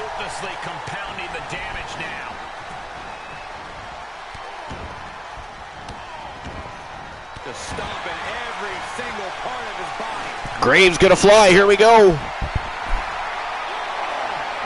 him right where he wants him. Astonishing. Wow, holy shit. Springboard missile drop kick from the top rope. And Razor takes a big one right to the chest. That would probably be like being hit with a goddamn hammer. 4, 5, 6. Razor not moving. Still climbing. We're up to 7 now. This match isn't over yet. Oh, look at that. He's getting back up. He's not done yet. And the Tank quickly going right back to work, not wasting any time. He's burying elbows in the midsection. But Razor turning the tides here. Oh, a fisherman driver. It's a variation of a brain buster. And he is not done. He is adding some insult to injury, widening that laceration on the forehead of Thomas Graves. But look at this, Dragon Screw leg whip. Down goes Razor. And Graves measuring him back up. Whoa. Wow. He's getting a huge boost right now from all those chants and cheers. And he's still not done. I mean, these two have to let this rivalry slide, at least for the tournament. They have to remember they have other people they got to go to war with. They got to stop pounding on one another.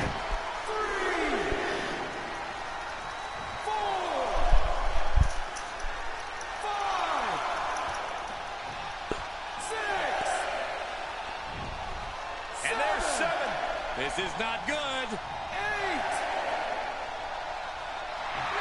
The adrenaline is pumping, and the WWE...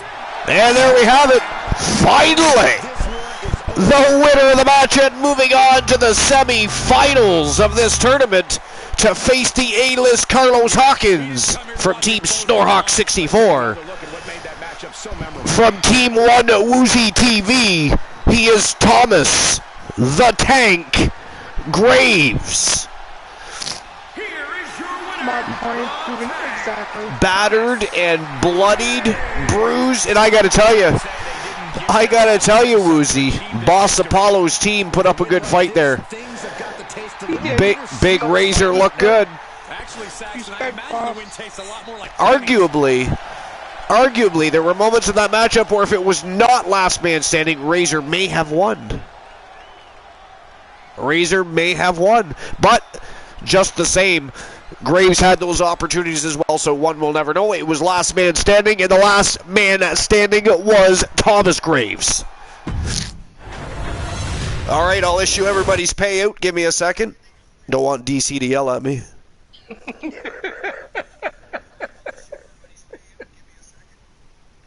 70% voted for Graves.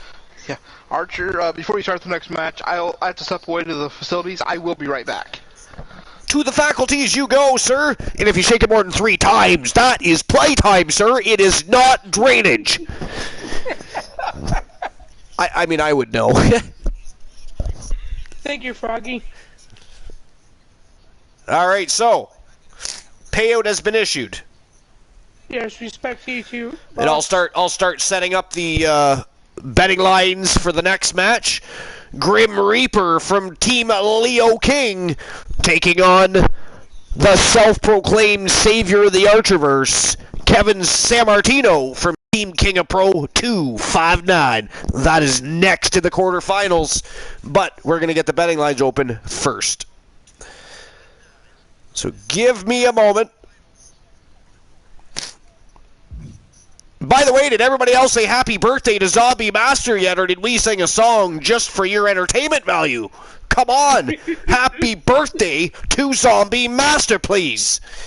Good God. I wish him a happy birthday too in the chat. You gotta drag them in the water and force them to drink. Good Lord. Gaelic Atomic Buster, we're glad you're loving it. We love to party here. We are a tight-knit group. We have a great community. We have great matches, great shows, and we are always looking for new ways to ramp it up, amp it up, and get extra vibes rolling, get the electricity pumping.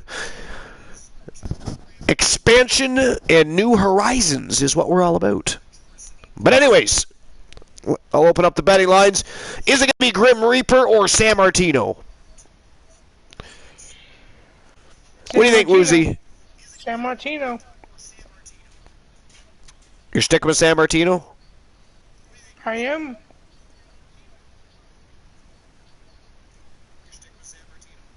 Sammartino beat him last night. You can do it again tonight. Well, you're not wrong. These two gentlemen fought last night, and Grim Reaper lost at the hands of the Savior. But tonight, a different night, different circumstances. There's a lot riding, under pressure, many faces in the crowd, people watching worldwide. I mean, it's a different ball game. But you guys are going to have 5 minutes to make your bets. And the betting lines are open right now. And I'm back. And Glenola is back. Finally, back to the broadcast booth. Finer than Frog's hair. Ready for the third match in the quarterfinals of this TWA Heritage Championship Gold Rush Tournament. An iteration created by Team Granola and the Wolfman Alan Severn. This is the Alan Severn Open Invitational, and my God, it has been absolute fire. Are you guys ready? I am ready. Granola, are you ready? Of course. King of Pro, Froggy Moth Legs, Blind Locksmith, Snorhawk 64, everybody else, are you ready?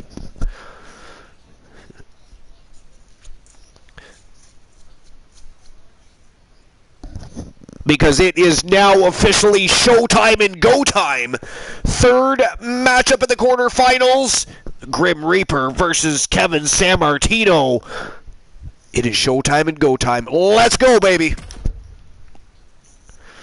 All right, while these guys make their way to the ring, I need substance that quenches thirst because me throat is a wee bit dry, and I'm going to start sounding like I got some fuzzballs in me throat and got to take care of them. And go get that taken care of right now. I'll be right back. Okay, thank you, Ben Ray Brother. And this is one match that Wolfman really wanted me to pay attention to. Interesting.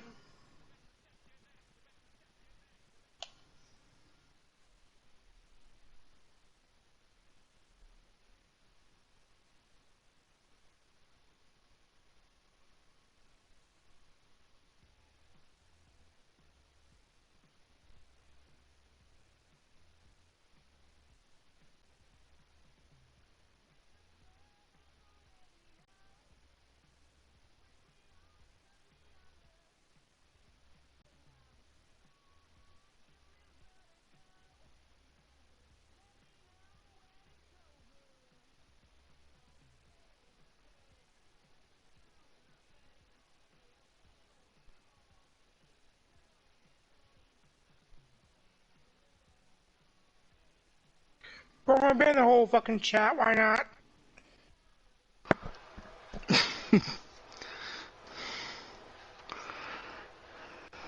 Well, he did ask who is he banning. Yeah. So I might as well say ban the whole fucking chat like Archer just did.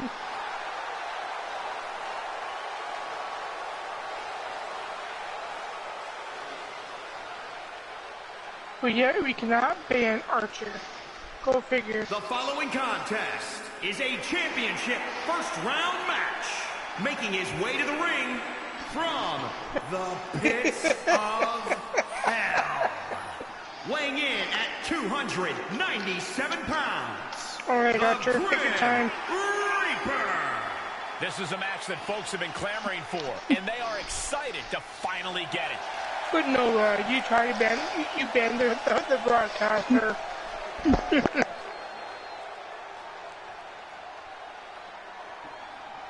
Good going. The competition level has never been higher, but this guy's ready to prove he can hang.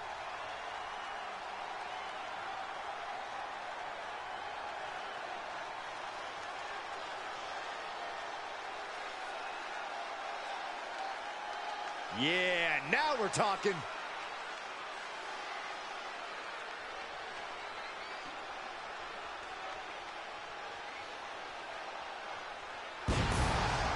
Yeah, Archer's been banned by the amazing Granola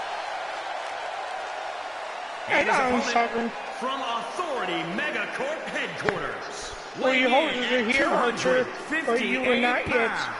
Because you can get people out of your way. Sammartino!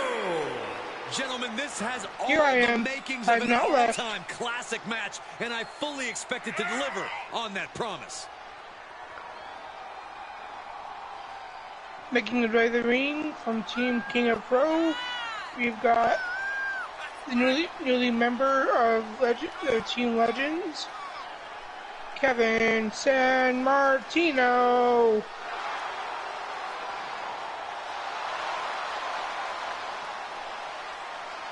The look of focus and determination on his face. He wants to show the world that he can compete. Like I said, on this high level. he's been on a rampage. That's his debut back in 2.0. Thank you, King of Pro. I appreciate that.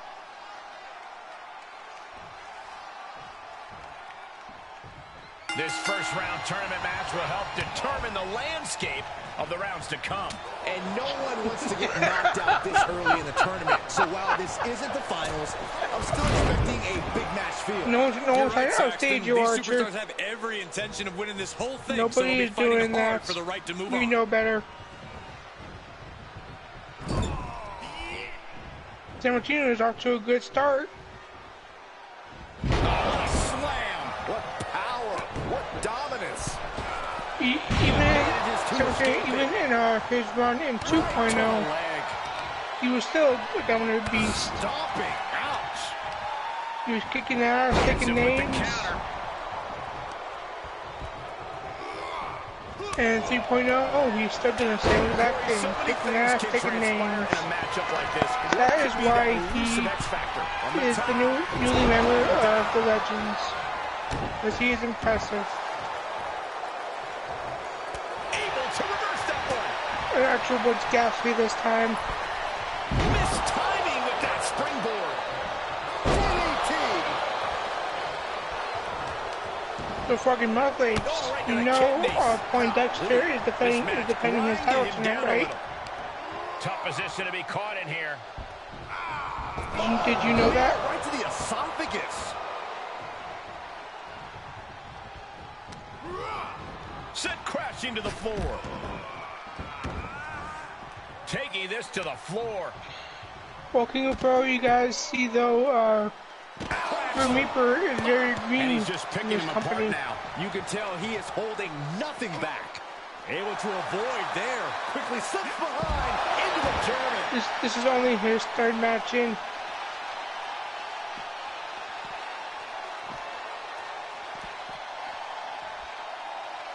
What a reversal from the Grim Reaper. Heading back to the ring. Nice punch.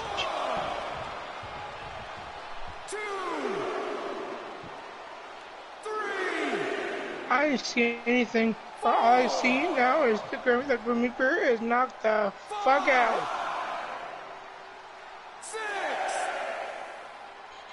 King of Pro, stop it. Don't say anything. Now you gotta dig But deep. didn't see it. And this match will continue. Man, there is no quit. He leaves the ring and there's no countouts in If this I one. didn't see it, it didn't happen.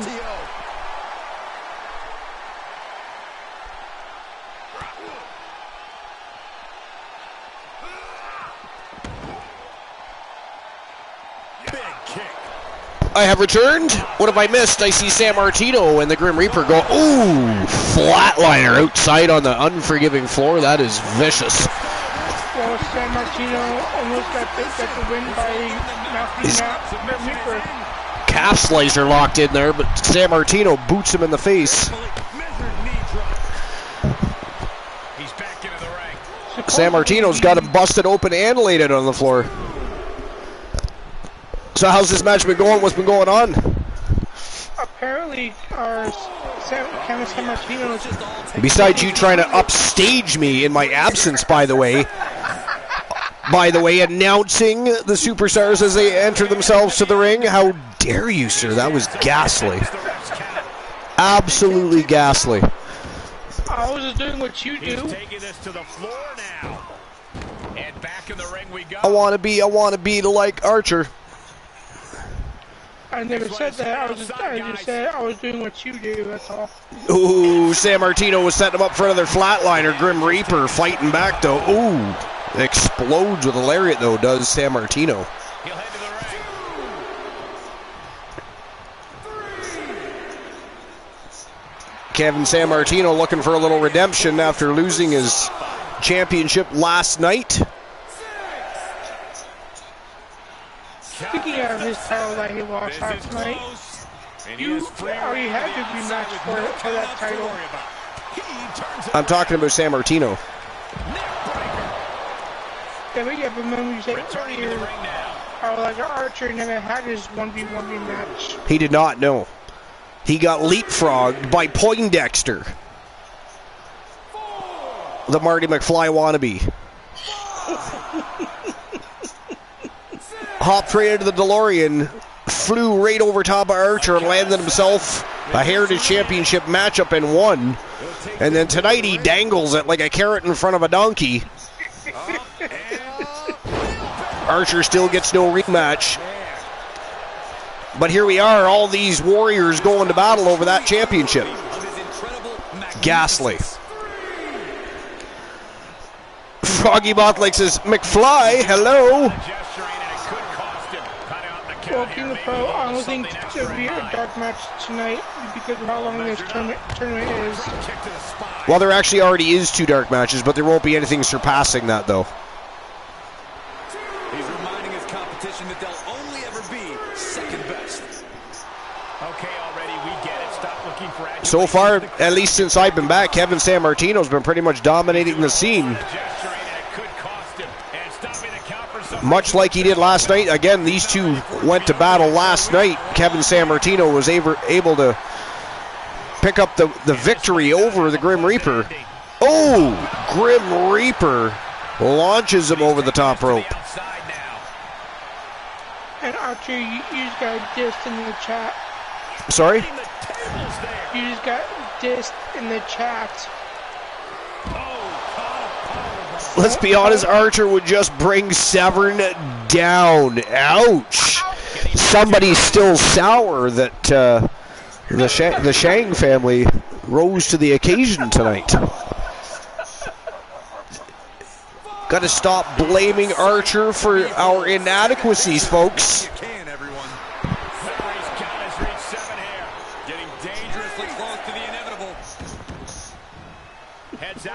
Ooh. Look at that. Grim Reaper gets back to his feet. Sammartino walks right into a flatliner. Gets a taste of his own medicine. Referee's not counting at all. He must not like the Grim Reaper.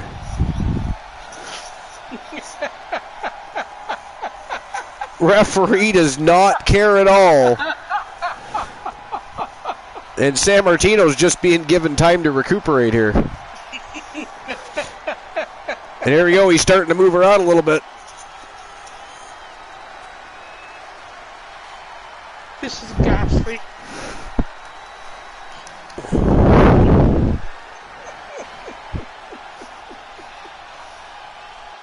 Come on, Sammartino. Grim Reaper apparently doesn't want to finish the job. You may as well get up and finish it yourself.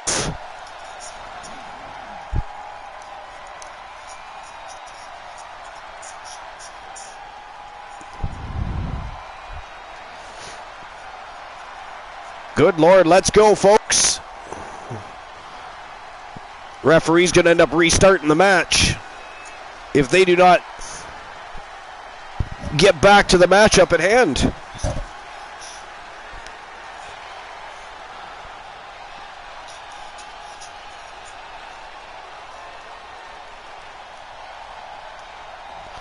King of Pro says, I paid the ref not to count that. Well, the referee's going to restart the match.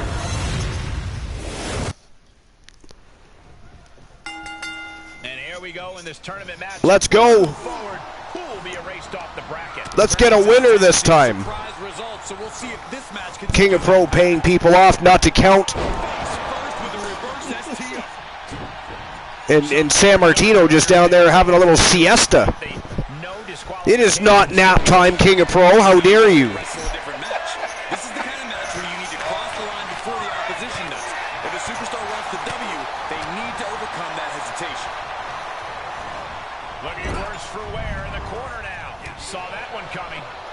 Well, they're picking right up where they left off. Yes, they are.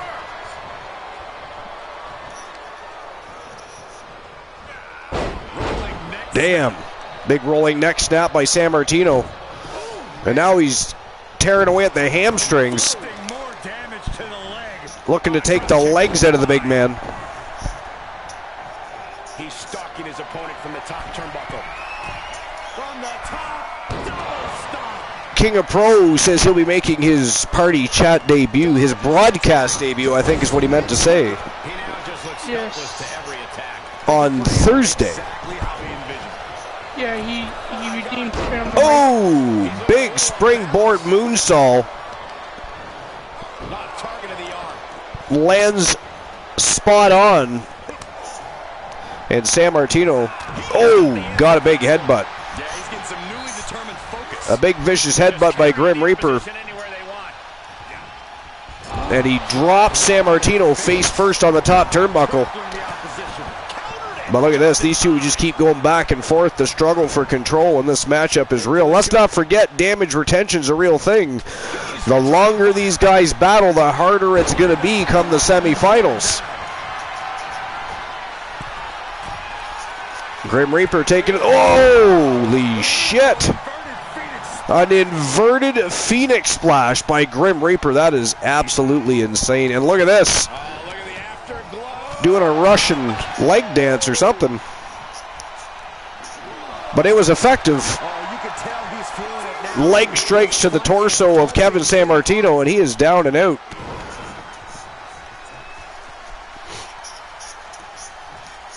Apparently Grim Reaper feels like he hasn't done enough damage. Uh-oh. Whoa! Power bomb City right over the top rope and down to the floor. And Sammartino might be in a little trouble here. Sammartino might be in trouble here, Woozy. I think he'll get up. The electricity of this moment is close. The way he's staying down that quick. Well, I mean, he paid the ref to let him have a siesta last time, so who really knows? 8 count only, but here comes Grim Reaper right on the attack, and a big kick to the face. Nice reversal, but Grim Reaper back on the attack. And again a reversal, but another reversal by Grim Reaper. Big back body drop, and again Sammartino landing on the floor. It's becoming a bit of a habit for Sammartino landing on that unforgiving floor, I gotta tell you. It is. And since the referee restarted the match, I think Grim Reaper's been doing a little bit better here. I mean, the struggle for control has still been going a bit back and forth, but Grim Reaper seems to be picking up a little steam here, I think. Up to 7 now. This could be it. This match ain't over yet. An 8 count only. Taking it outside the ring. Uh-oh, Grim Reaper walked right in to the grasps of Sammartino. Oh, went for a rolling elbow, but Sammartino quickly got out of the way. Big springboard forearm, and Grim Reaper now kissing the canvas. Wasting absolutely no respect on his opponent. You gotta love it. Yeah, it's okay to spit on the mic, King of Pro, as long as you're not like Carino Farmer. We don't eat microphones, okay? We can't have those kind of antics being... I mean, we can't condone such things. The behaviors... It is not acceptable. I mean, Team Cornhusk Show needs to have better control. Yo, All-Star 59, thank you for the follow. And welcome to episode number 292 here at the Archiverse. We're 3 matches deep in a very special tournament. I know you don't know many of the wrestlers here at the Archiverse, but this is an Alan Severn open invitational tournament. Alan Severn looking to put together a tag team and or possible faction, and figured no better way to do so than to have people run a gauntlet, in this case a tournament. One of the members of the tournament decided that he was going to put the title on the line. We ended up with 9 rabid wolves, all going to battle to impress Alan Severn and fight over championship gold. So it's been a great evening. We started out the night with a mixed match challenge World Tag Team Championship matchup. It was best 2 out of 3 falls count anywhere, and that was an amazing match. We ended up with new Archiverse mixed match challenge World Tag Team Champions, Fred and Ashley Shang, the Ascension. So it's been a fantastic night, but welcome on in, All-Star 59. Welcome to the Fam Jam. What's new and exciting? What's going on in All-Starville? Soul Ember says, I'm just here luring.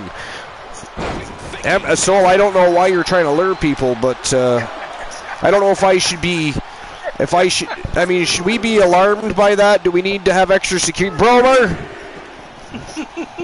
Bromer, we seem to have a bit of an issue here. Soul Embers, I think, has been drinking. Woozy! Woozy, have you been drinking with Soul again? I have not. You better not have been drinking with Soul again. Nope. But Soul Ember's apparently luring people. I don't know what to think about that. I don't know what to... I feel like that's not a great thing. Soul Embers has decided to correct me. 8 wolves and a lion. He's not necessarily wrong with that. Not necessarily wrong with that. He retaliates. Powerless position to be in right now. And by the way, it does say it across the screen there, but the Archerverse, the army is now 1,304 strong. And growing. And San Martino is not in a good way right now. It's getting close. Oh, he's getting back up, and here comes Grim Reaper, but San Martino quick on the attack. Ooh. Gut-wrench powerbomb by Kevin San Martino. And if you saw Grim Reaper's, the back of his skull bounce off the floor, you know that's not a good thing. Canadian Mist is good for you, Art. You have a soul. I mean, the drinking isn't really the concern, it's the luring. I'm curious about the luring still. Glenola, what do you think about that exactly? Soul Embers is luring, apparently. Yeah. Are you right? It depends on what he's luring. Little concerned. I'll be honest, little concerned.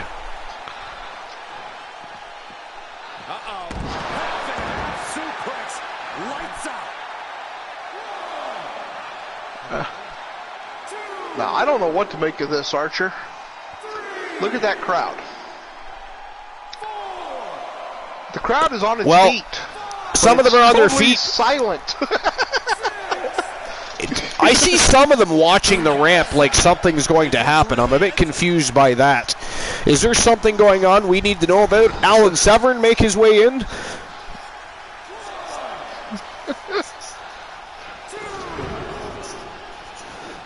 Grim Reaper pulling out all the stops here. He really would like to get redemption for his loss last night against Kevin San Martino.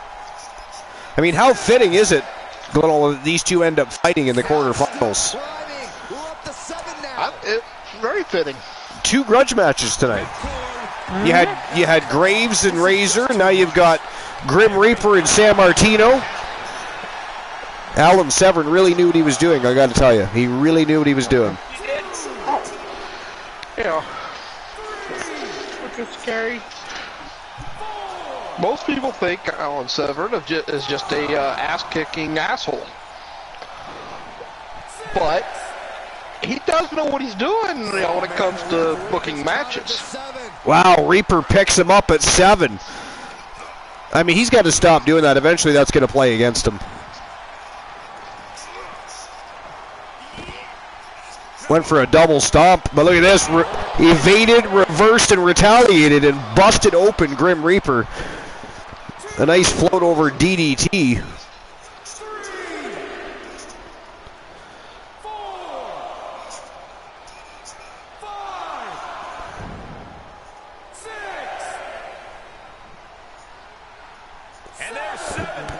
Oh!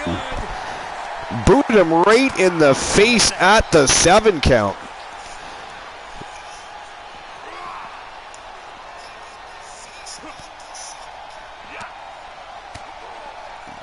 Nice martial arts striking by Grim Reaper. Again, we don't know a whole lot about Grim Reaper, but ooh! Damn. Beautiful power slam by Kevin San Martino. But what I was going to say is Reaper does seem to have some nice martial arts striking. He clearly has the background.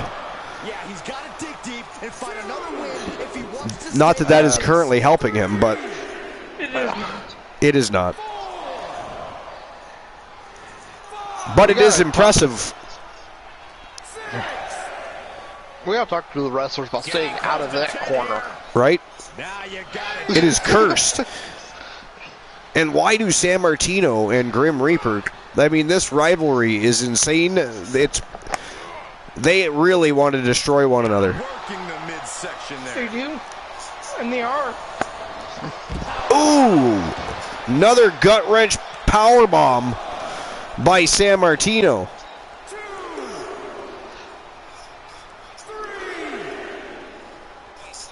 4, 5. Let's see if he can actually allow himself to sit back while the count goes through here, or is he going to pick him back up again? 7, we may be getting to the end. That stops the count. So the Oh! will. No, sir. Grim Reaper standing back up at an 8 count. What a punch. Whoa!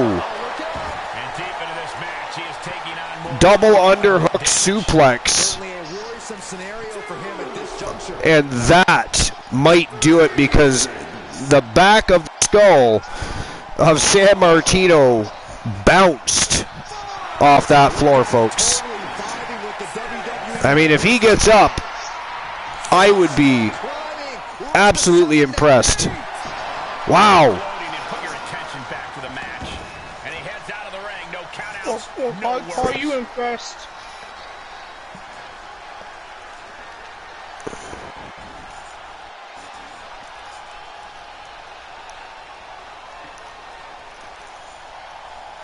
That corner of the ring is plaguing.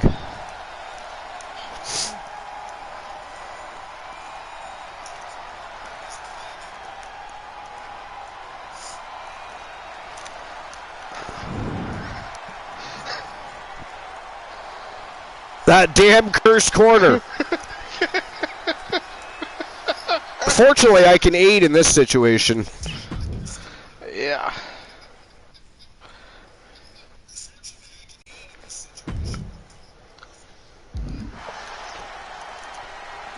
He'll take things into the ring.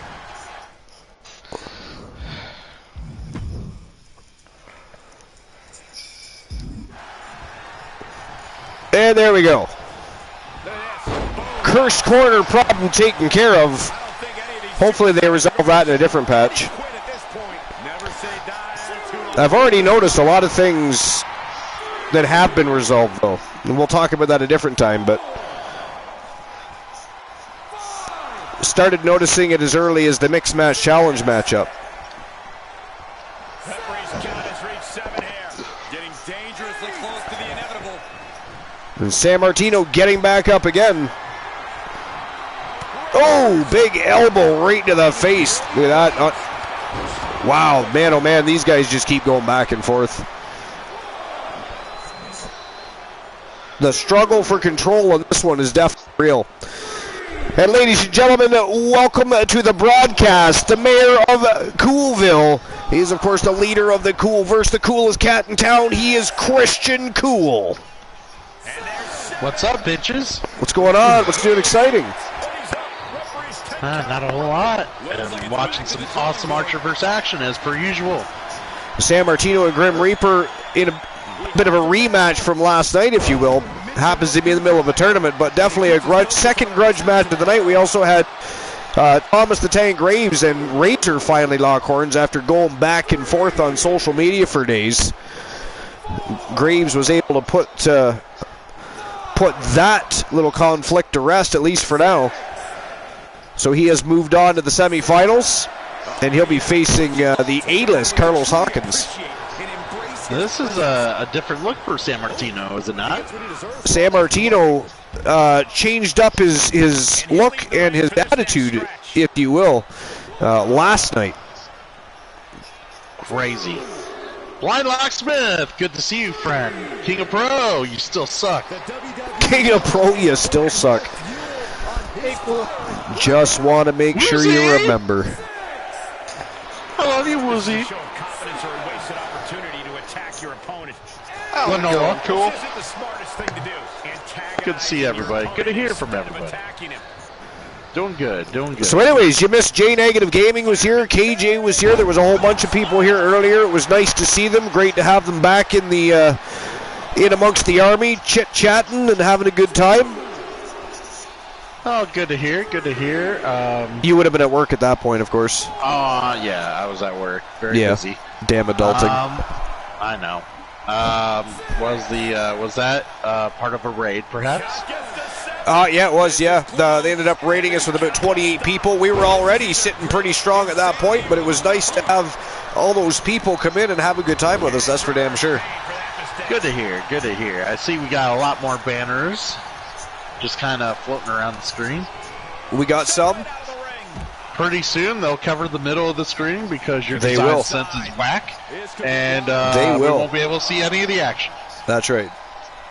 Except for those banners don't disrupt any of the action.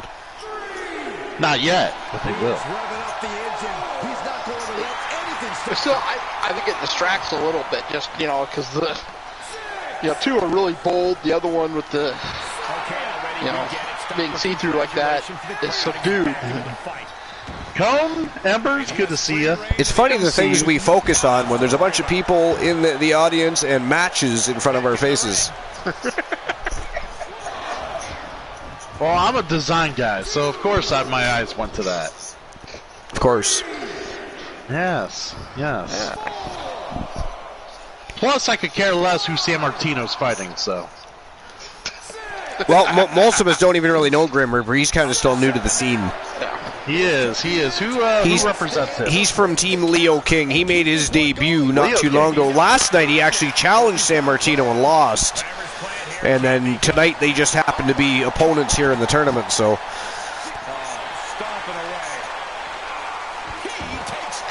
And, of course, Alan Severn has set this tournament up so it's under last man standing rules.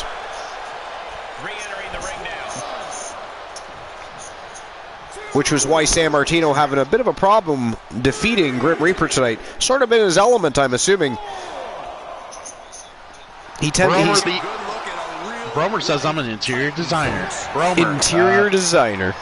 The only time I'm an interior designer is when I splash the walls white inside the interior of a woman. Now that is determination. Oh, ragdolls him right into the ring post. That was vicious. I mean, he doesn't even bother to punch him or kick him in the face. No, he just whips him right into a ring post. He's getting a huge boost right now from all those chants That works. and cheers. Frog Hemoth Legs, good to see you. Froggy Moth Legs. No, it's Frog Hemoth. Do you not Froggy see the H? Moth Legs. Frog Hemoth Legs. No, Frog That is He. literally what No, it says. it actually says Frog He Moth Legs. Therefore, Froggy Moth Legs. I don't see it. See frog, then he, then moth, then legs. It's right in front of your face. Froggy Moth Legs. Yeah, Frog Hemoth Legs. It's Nope. great. Only at the What's going on, Coolverse. buddy? Good to see you. Can we just agree to disagree?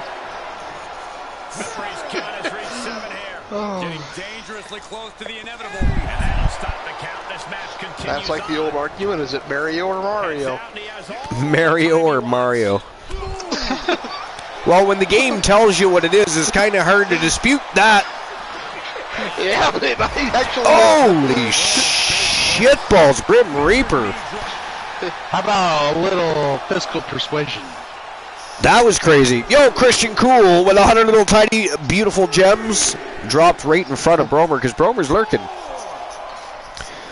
Blind Locksmith says, better than me painting the walls of my room white with the same type of... Oh, shit. And San Martino getting up again. And returning to the ring. So, what update are we on for this game? Is it 1.9 yet? 1.10? Yeah, it's 1.09. And it did fix a lot of things, but not the problem I still have. That is annoying. It is. Lenoa with the 200 biddies. Beautiful, man. Beautiful. 200 more little tiny beautiful gems. Thank you very much. Appreciate that. I'm sure Bromer does not, but... Only Rick Moranis can say Mario.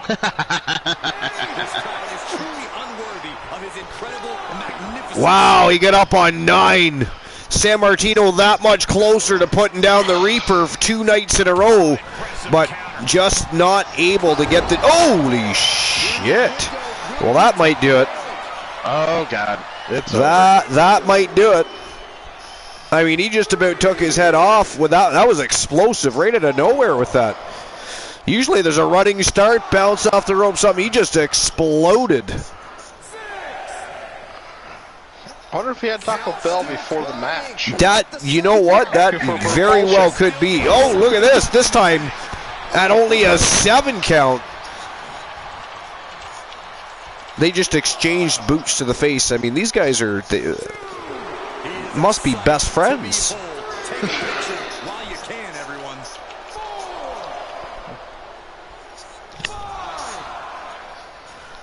And again, remember, damage retention's a real thing, so the longer these matches go on, the worse it is for both of them, because they still have to make it to the semifinals and fight opponents there. And again, up at a 9 count. Oh! Oh, a vicious DDT by Sammartino. And at this point, Sammartino literally trying to make Grim Reaper's head part of the canvas.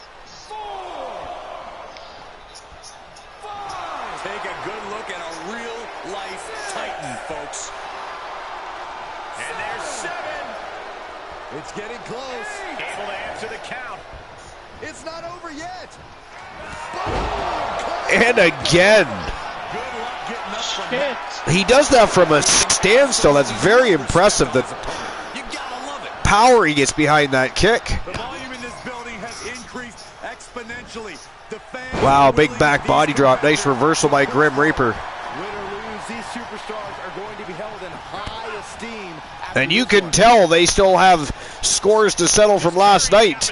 Uh-oh, here we go. Sammartino going for another ride. Oh! Oh! Second time tonight that he has been power bombed over the top rope by the Grim Reaper.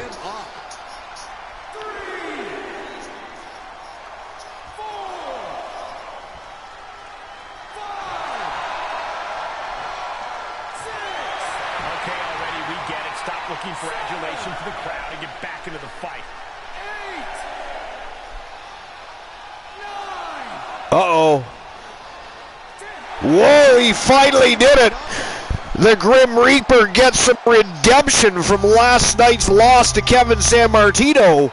And the winner of the match and moving on to the semifinals of the tournament from Team Leo King. He is the Grim Reaper. And I did not see that one coming.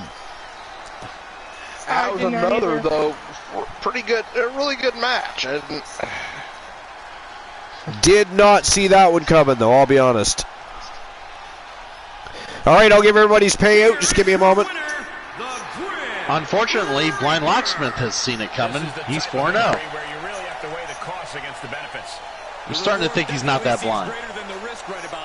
But we'll see how they feel once they get back to the locker room and hit the showers.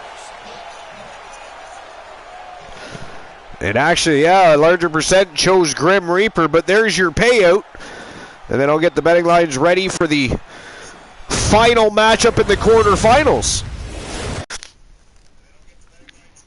And of course, the final match of the quarterfinals will see the return to the ring of BB King from T Soul Embers, Big Bubba Bruno taking on Big Money Marcus Stevens from Team Tiliana Pierce. It is going to be a smoking hot way to end the quarterfinals, and we are going to finish writing the semifinals. And so far, it is looking like absolute fire. You got the A-list Carlos Hawkins from Team Snorhawk 64 taking on the Tank Thomas Graves from Team One Woozy TV. And then, of course, we got now Grim Reaper just took out this self-proclaimed savior of the Archerverse and is awaiting his opponent. And what do you think, Christian Cool? Big Money or Big Bubba? Why does everything gotta be so big?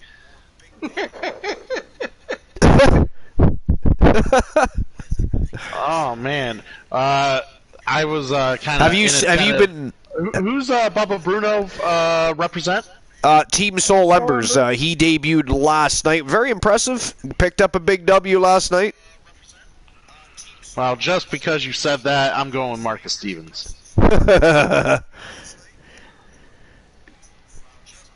Uzi? I'm going with Marcus Stevens. You're going Marcus Stevens. I'm going to side with BB King. But all right, here we go. You got 5 minutes to make your bets. Betting lines are open.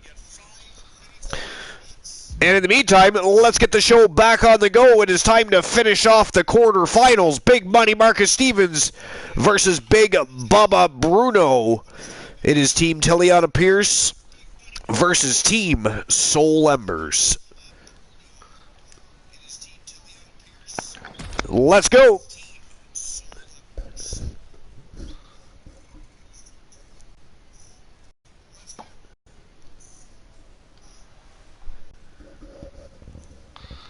Soul Embers says it's a new flavor. So, Soul Embers, you've had chocolate before. Is this what you're alluding to? Chocolate is delicious. I mean, Archer's had plenty of chocolate. We all know that, but that's no fun to make fun of Archer. No fun to make fun of Soul Embers.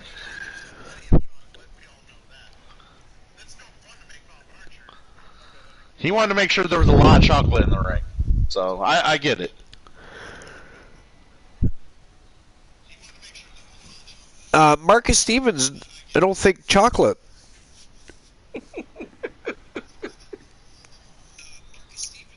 But then again, Big Bubba Bruno is a whole lot of human being. So that's what I'm saying. Would still make the statement correct. To be fair. Blind Locksmith says, to be fair, I'll never get bored of picking on Archer. That's fucking, that's about on point. Because that happens ever? I mean, you got bad memory. I mean, we'll remind you. Hey, cool. How was that 10 seconds of fame in the Rumble? How long did I think it's your again? memory that's bad, and I think it's delusions of grandeur because the Blind Locksmith does never pick on Archer. Well, Soul Embers is trying to, rip me a new one. Soul Embers, I will correct you, was 30 seconds, not 10 seconds, and I'm proud of that. All right, here we go. Big Money Marcus Stevens from Team Tiliana Pierce. He's a former World Television Champion, and he is also a former Mixed Match Challenge Tag Team Champion with, of course, his queen, Tia Stevens. Social media has been buzzing since this match was announced, and I think the competitors plan on delivering on that hype. Team Christian Cool and Team One Woozy TV both siding with Big Money. I put my money on Big Bubba Bruno. And speaking of, here he comes.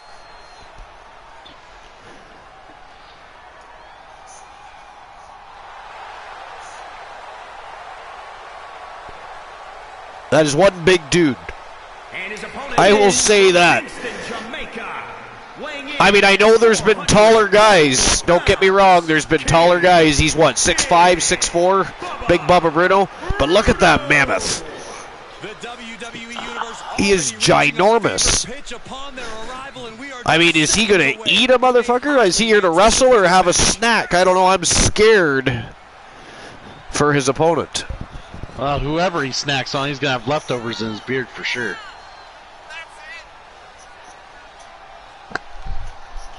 I'm afraid to watch him take that robe off. Well, you don't have to watch him. I mean, you can just wait till he takes it off and then direct your attention back to the matchup. But if you really want to watch him strip, that's up to you. I mean, I understand. I get it. Thank you. No problem, no problem. You know, I got to support. Love and support. My broski.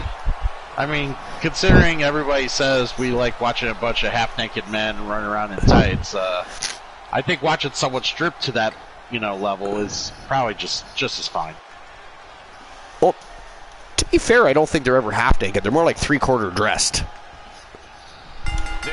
Oh my! Will help determine the landscape of the rounds to come. And no one wants to get knocked out this early in the tournament. So while this one is not taking any time at all to get underway, is it? Big Money. Ooh! The power of those legs of Big Bubba Bruno, though. And Marcus Stevens does not care, trying to twist the leg off that tree trunk. Whoa! Holy shit. Oh, Now man. that was a power slam. Oh, Marcus. God. Oh, big military press slam by Big Bubba Bruno.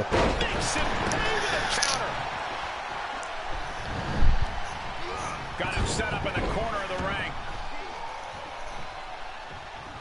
Paying it right back with a Big Money, though, showing no intimidation whatsoever against the big man. taking their time. Wow, big liver shot. The power. I'm surprised he could hold his throat with one hand. It looked like he needed the other hand.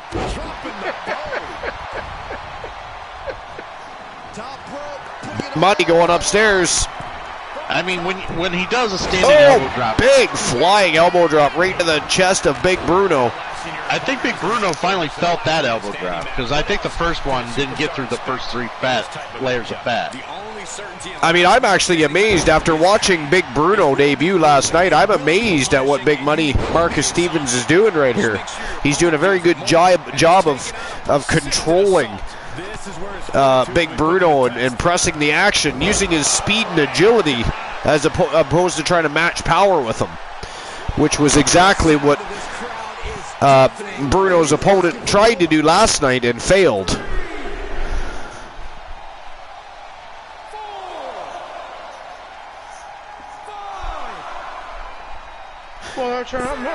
Don't know if wrestling was involved in my liking dudes, but I can appreciate the sport on a new level now. What's that, Woozy? I said, for tonight, I'm calling Call it a night. All right, Woozy, thanks for being part of the broadcast. Peace out. Have a great night. Lurk away. Have a great night, Woozy. Enjoy your chicken nuggets and your bottle of vodka. Oh, I will. I intend to. Take care, everybody. Oh Ghastly. my God, I've never seen fat flap so hard. Good Lord. He's having a seizure down there. Somebody call a medic, please. Help the man. Oh, he's finally back to his feet. I mean, what? Oh, Jesus, look at that. Yo. He is trying to murder and put his hand right through Big Money here.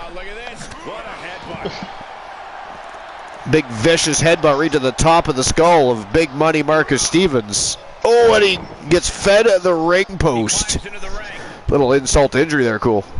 You know, I mean, maybe it might help a few screws, you know, in that head of his. You know, for a guy that calls himself Big Money, I don't understand why he buys what he wears. Like, does he seriously think that is what people like to see on him? I mean, does he think that's attractive? I feel like they robbed Randy Macho Man Savage's locker room. I think so. I'm sure he paid someone to rob him. Well, there's been a lot of paying. King of Pro 259 paid a referee earlier not to make a 10 count. Nah, it's because it sucks. There hasn't been a whole lot of ability tonight, but there has been some. There's been some strange happenings. And some of them, conveniently, by the way, right around the same time that KJ showed up. Convenient. Right? Right? I mean, we all remember that time when Team KJ2294 hijacked the video production truck here at the Archerverse and forced the viewers to watch his network instead of ours. Took us 2 minutes of the evening to get that feedback. The villainy. I mean, you know, and then Team KJ tells us that he has a wrestler they want signed. After creating havoc for the Archerverse for many moons, he decides to sign a superstar. And the electricity of this moment is coursing through his veins. Although it did, you know, lighten the havoc and amount of ability being dished out, but so there's that.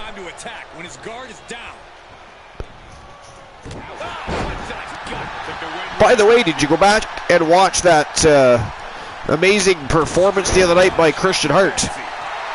I have not. I've been lacking. You'll definitely have to catch that. I definitely should. focus on the opposition. It would have been Sunday evening. Yes. Yes.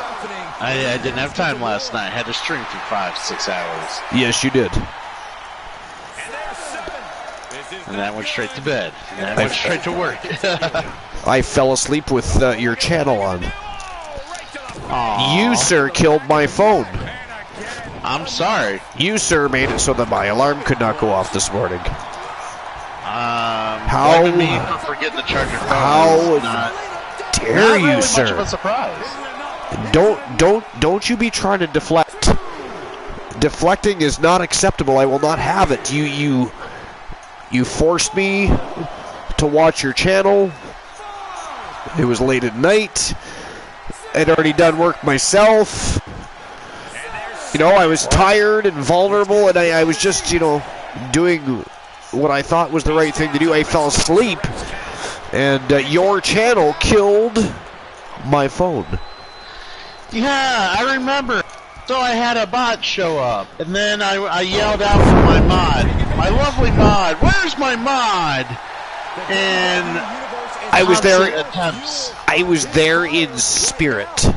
Yeah, well, your spirit sucks because he wouldn't delete the mod. I had to do my my own dirty work. Great job refocusing to reverse that. But it's nice to know that I can put you to sleep. Soothing voice. Very soothing indeed. The serenading sounds of Christian Cool.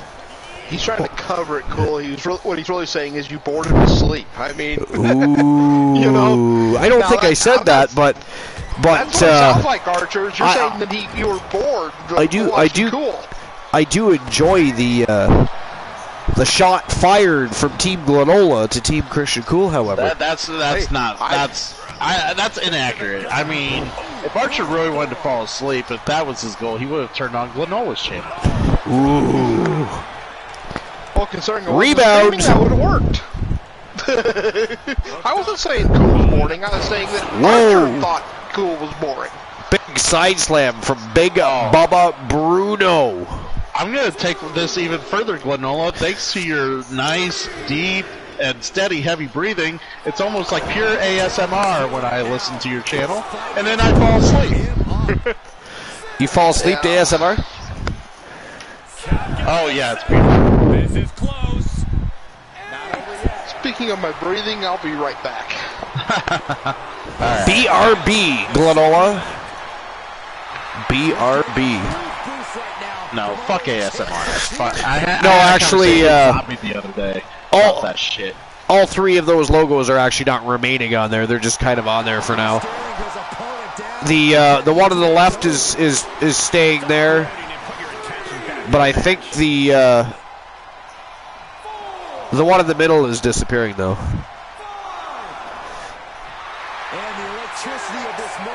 And I might try to figure out if I can turn the one on the right more transparent. And I'm back. Yeah, I can. I just haven't done it yet. But they're basically on display because Mr. T made them, and they are nice. But yeah, no, Glenola and I talked about this before the episode even started. All three of those will not be staying there. I wouldn't think so. No. But, and by the way, it's Zombie Mass's birthday today, so you missed a rendition of Happy Birthday to him. He had a birthday stream earlier. Again, you were at work, so you wouldn't have known that. But so if you want to just jump onto Discord and send him a message, wish him a happy birthday. I have done my duty and told you. Oh, wait, he wanted you to tell me? Well, no, but of course he wouldn't. He wouldn't use somebody as a pigeon like that. Okay. Okay, I'm back, but if you guys hear a little extra noise from me, I had to put my oxygen on. Gotcha. No worries, man. Gotta do what you gotta do.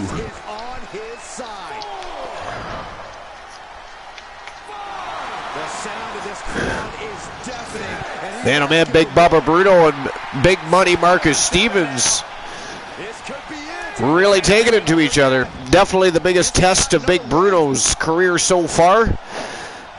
And as for Big Money, I'll be honest, he's doing a lot better against, again, after what I watched Bruno do last night. I didn't expect Big Money to be doing quite as well as he's doing tonight. And the electricity of this moment is coursing through his veins.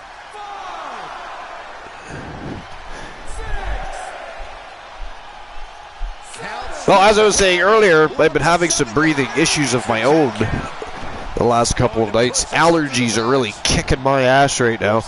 So I am just going to take a moment and grab myself another drink and see if I can clear my throat a little bit. I'll be right back, sir. Into the ring again. Or sirs, depending if you're both there. Oh, Glonol is there. Christian Cool. Yeah, I'm here. Okay.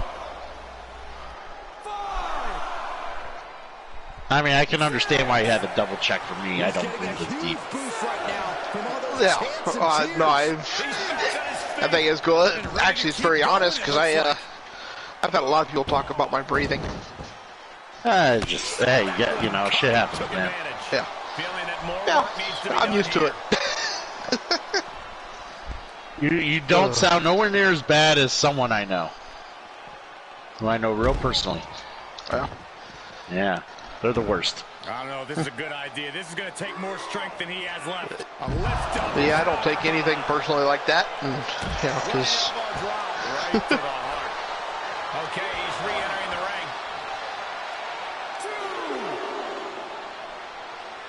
ring. Ooh, that's a hell of an elbow drop. Oh, it was a hell of an elbow drop, and Bubba's trying to catch his breath here. This isn't the smartest thing to do.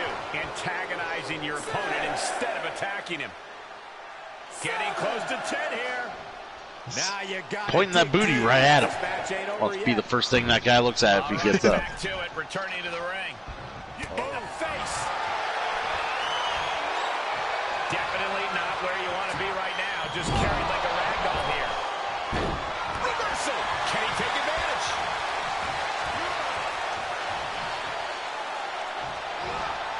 Tough position to be caught in here. Right to the throat. You know, here's what I've always thought about. If you're making big money, why would you still wrestle? Fun?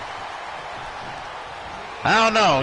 He's in there with the guy almost twice his size. I don't think that's fun. I think that's just... I don't know. I think the man likes to torture himself. That's possible. Oh! Did you see that kick, Cool? Right yes, to I did. The groin. He did. He's not going to let anything stop him. Damn. Apparently, Bubba didn't want to wait for another count. And now there's an opening. He's positioning himself, closing in. Now, let's see how the Big Bunny's going to do this here. Woo! Now it might be over. Blind Locksmith says big money equals big bills, so you gotta keep making it. Oh, that's true. Well, I'm just wondering how he makes big money in the Archerverse. Archer doesn't pay his talent worth shit. But he's got to strike soon. I know. Looks like it's back to the...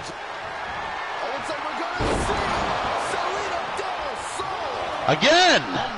Damn, only an 8 count. You are clearly a lot farther behind than I am. Okay, already, we get it. Stop looking for adulation from the crowd and get back into the fight. And this guy doesn't even wait for a count. He just keeps hitting. I hear last man standing matches don't end when you keep interrupting your ref's count and attacking the man. I know. Oh man, he might get bored soon. Here we go.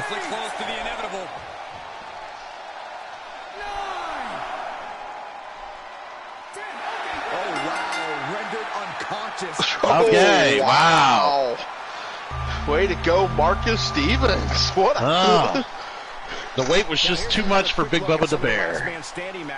Well, I came back at a perfect time.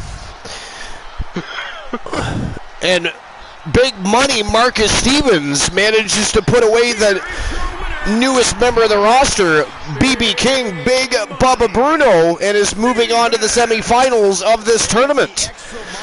The question is, how much left in the gas tank do any of those Warriors have after the grueling quarterfinals? Yeah. And I owe everybody a payout, so give me a second. I'll issue everybody's payout for the match. Yeah. And the winner of the match was Big Money Marcus Stevens. There's your payout. And I'll get the betting lines ready for the next match, the beginning of the semifinals. Oh, dear Lord. And the first matchup, it is Team Snorhawk 64 versus Team 1 Woozy TV. It is A-list Carlos Hawkins versus the Tank Thomas Graves. And Cool, what are your predictions for this match? Well, do I have to name somebody? Well, I mean, assuming you're going to throw down anyways, but I mean, if you don't want to tell your pick, that's fine too. No. Graves sucks. Let's go with Hawkins. Ooh. Well, you gotta wonder, I'm not making any predictions, but you gotta wonder how much Graves has left in the tank. Well, how much any of them have left in the tank. Yeah. Well, Woozy probably doesn't believe he has anything left in the tank. Woozy decided to go to bed, so probably he's like, it ain't worth watching. Woozy did not have enough left in his own tank, so perhaps, that just signifies that he wasn't either his team was not in the gym doing their thing, preparing for this match, or Woozy's just a party pooper. Speaking of party poopers, dude, the I'm getting reports that the NXT 2.0 crowd was big party poopers. They booed the shit out of the ending of the show. Oh, did they? I didn't see it yet, so I'm not even sure what happened when it went down. Yeah, it's apparently.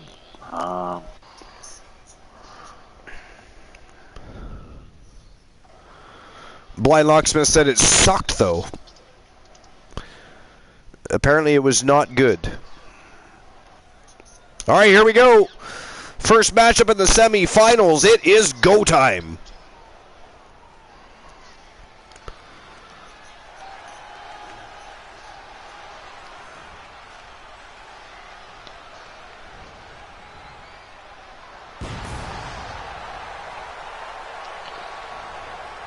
So apparently, from what I'm reading, it looked okay on television, but like, if you were there live, it looked like ass.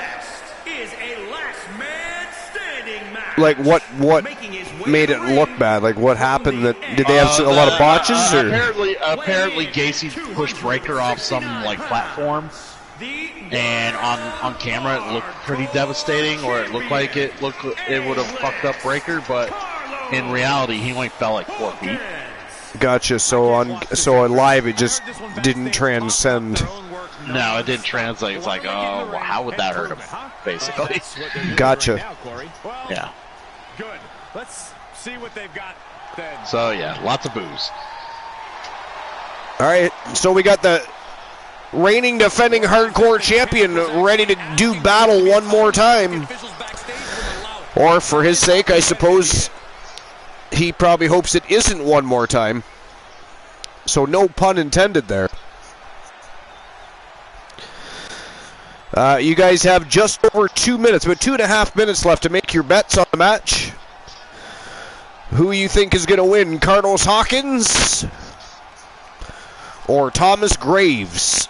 Team Snorhawk 64 or Team 1 Woozy TV? One half of the Legends. He's a former World Television Champion. Does this guy think he's a walking peacock? What the fuck is that?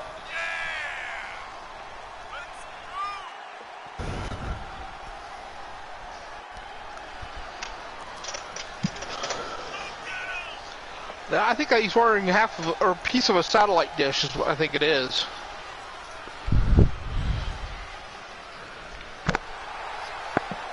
Froggy Mothleg says, sure, either.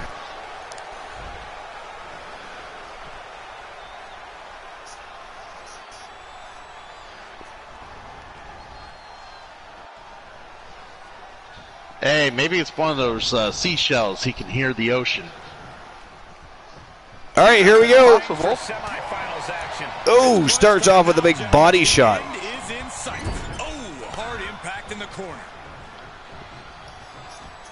And Thomas Graves starting off quick here. Look at this. Oh, a buckle bomb by the Tank. Oh, look at a torch of their opponent. Oh, this is a 60 seconds left to make your bets. How is the betting looking so far? I'm not even looking at the... Corks another one. able to counter. where are people's bets going? Let's see. Hawkins is in the lead. Coursing through his veins. 67% Hawkins, 33% Graves. Focus on the opposition. Now it's 82% Hawkins, 18% Graves. Carlos Hawkins has some fans. Oh, right to the kidneys. No, I just got a lot of points. Oh, ouch. Ouch. Well, Carlos Hawkins has certainly turned the tides. He's in full control right now and about to take to the skies. Oh, big body splash. He broke a count there just to pancake the man.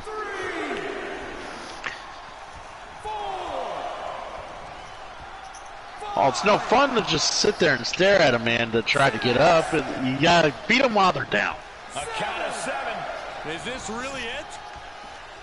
That stops the count. So Wow, an 8 count already. Thomas Graves, perhaps a little more fatigued than even I thought. So many twists and turns. Corey, what will have an impact on this matchup? You need to strike first. Whoa. Dictate the pace of the match, since anything A goes discus can elbow. add anything to the equation.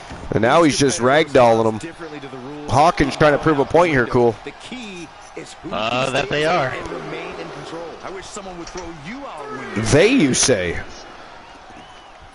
I said they.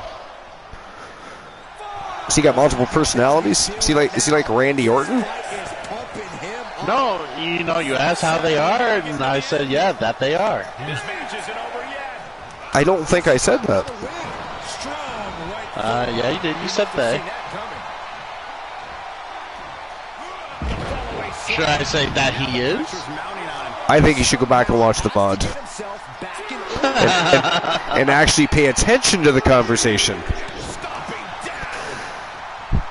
Yo, Patrick DeVoid! That's going to be interesting. Kick to the midsection. Oh, look at that. What's going on, Patrick? Thanks for popping in. Welcome to episode number 292, my friend. Well, I'm paying attention to the match now, and that was an impressive move by Mr. Hawkins. That was. That And one- Graves once again flat on his back, too, by the way. And Glenola is so far right about the conditioning of Thomas Graves. And there's 7. This is not good. 8. He will go on. Ooh, he just barely got. That was a 9 count, boys. Elbow smash. He is having his way in this one now. He is. Ooh, nice. Vicious DDT. Reversal. Thomas Graves. Huge boost right now from all those chants and cheers. But there is no way Hawkins is staying down. He is just as fatigued. Well, maybe not just as fatigued as Thomas Graves, but he's been through a grueling matchup. But I highly doubt he is done yet. This is close. And he'll stand to break the count and keep this one going. Graves was not waiting for him to get up. Right back on the attack, some ground and pound, stomping away at that left hand of Carlos. Look at this, the strength of Graves. He depth some military press here. Ooh, and just drops him.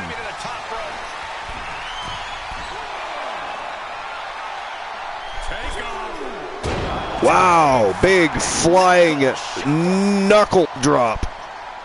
I don't know if it was a 5-knuckle shuffle or not. I don't know. Definitely a knuckle drop. Fist drop, if you will. 5-knuckle shuffle? No. I really don't think it was.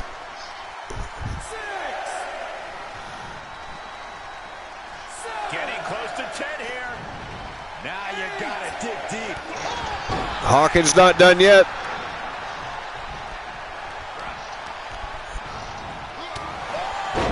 Wow.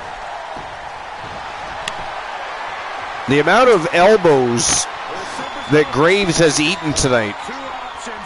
TAV looking to apply pressure. Well, this won't win the match, but it's one way to inflict a great deal of punishment on an opponent. It's a roundabout strategy, but it might work. Graves trying to tear that ankle right off. Snap. Oh, wow. Or Hawkins, sorry. Incredible effort to get out. And the damage has been done.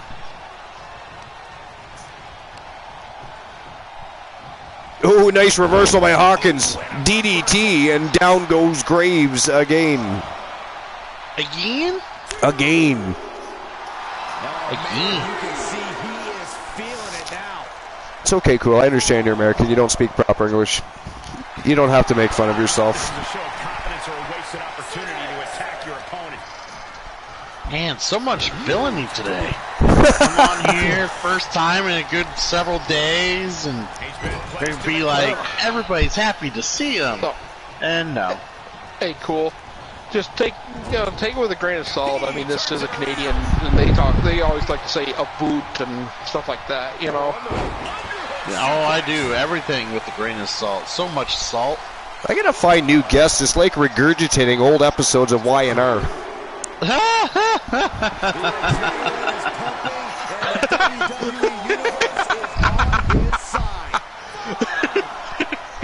piling on the damage now.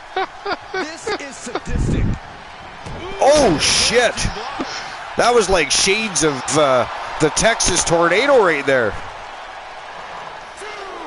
It was, but slower. Definitely a little slower. Definitely a little slower.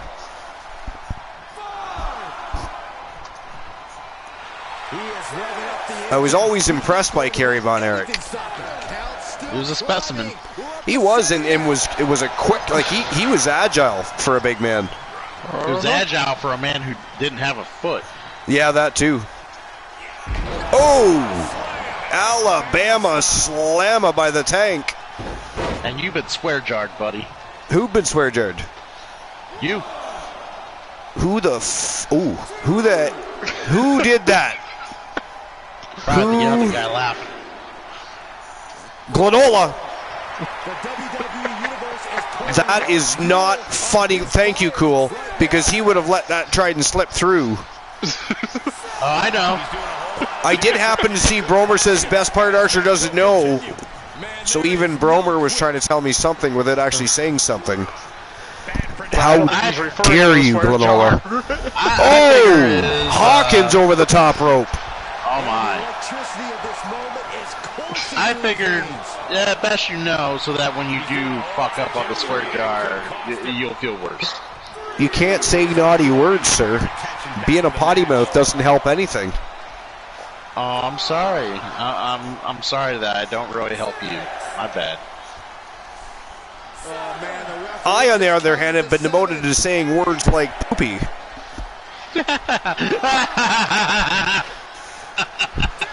And that is it. That is all. Just like that, ladies and gentlemen, the winner of the match, and moving on to the final of the tournament from Team One Woozy TV, he is the Tank Thomas Graves. And I'll be honest, I am shocked. I thought Hawkins was going to take that one. Blind Locksmith.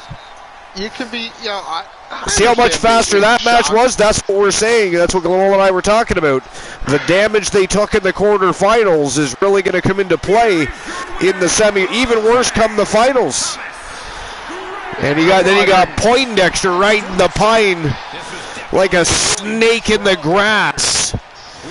I'm wondering how Grim Reaper's going to handle how much he's got left. So I want to let you know, Archer, Bromer has banned a few things. He's banned Canadians. Fuck yeah! Wait a minute, why is he banning... Why are we laughing? What'd you just say, Why'd you Archer? go fuck yeah? Oh, shit! Fuck! Well, so much for the swear jar. Shit fuck! I forgot! Son of... You fuckers played me. You... No, we did you... not play you. That I is just not said- funny, Bromer. I was being a fucking great That is co-host not funny, and that's- letting you know Bromer. what was in the chat because you were too fucking That lazy is to read not it. funny. Bromer has been trying to ban me all night long. You know what? He is still sour. He is upset because the Order lost their Mixed Match Challenge World Tag Team titles. Cool. Lost them to the Shang family, new tag team champion, and Bromer is still just a little sour. He's a little upset. And Bromer also banned a boot, so don't ever say a boot, please. How dare all of you run a coup? Ghastly. Yes, Now I am banned from the next match because my mods and my guest hosts and my co-hosts are fucking villains. This is the problem here. This is the problem here. You see, it isn't logos. It is not quality of content. It is that I need to hire new people. It goes Archer, right you're back. banned because you can't keep from swearing for 5 minutes.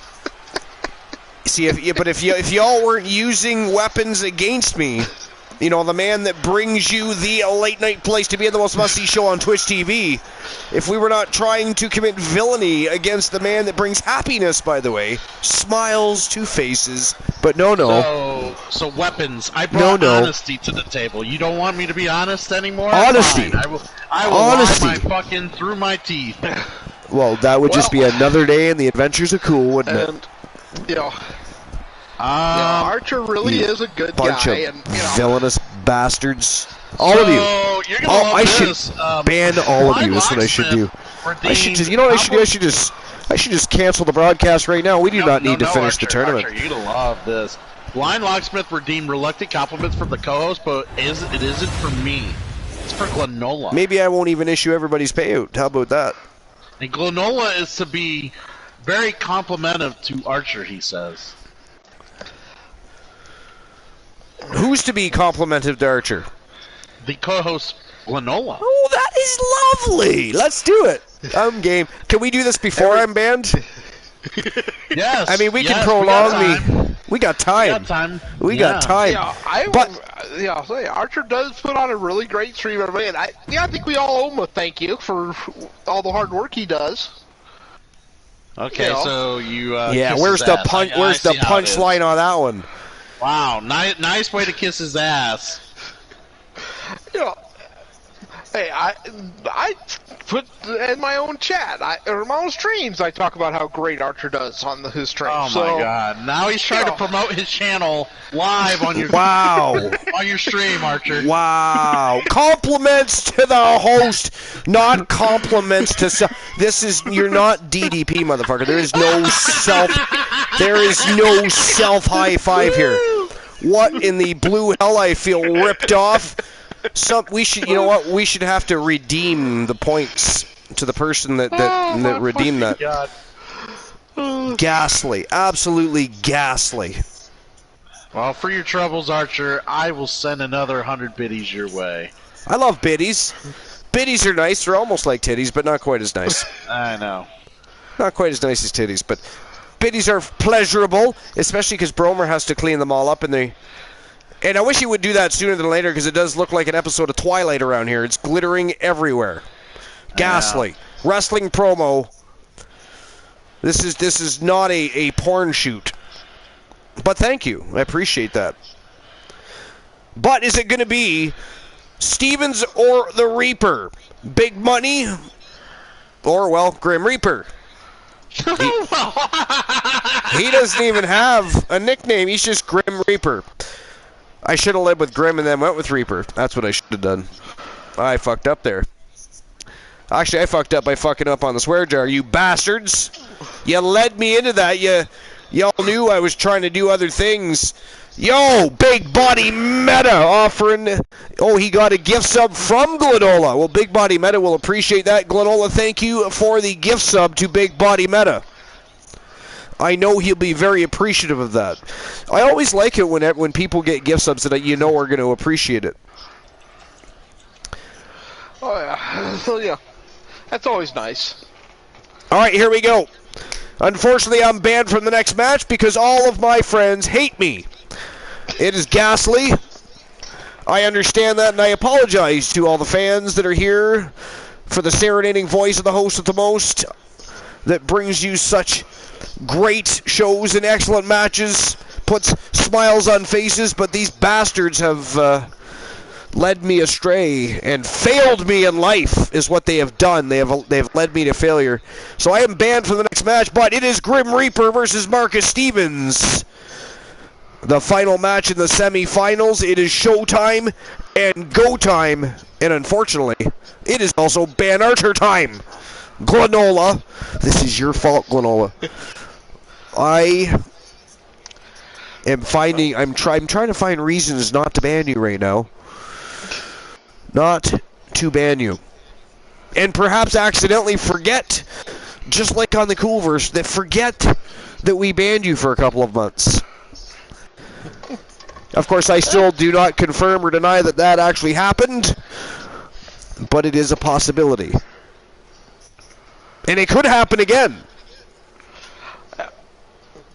And Cone says she didn't get up at 4 a.m. just because she hates you.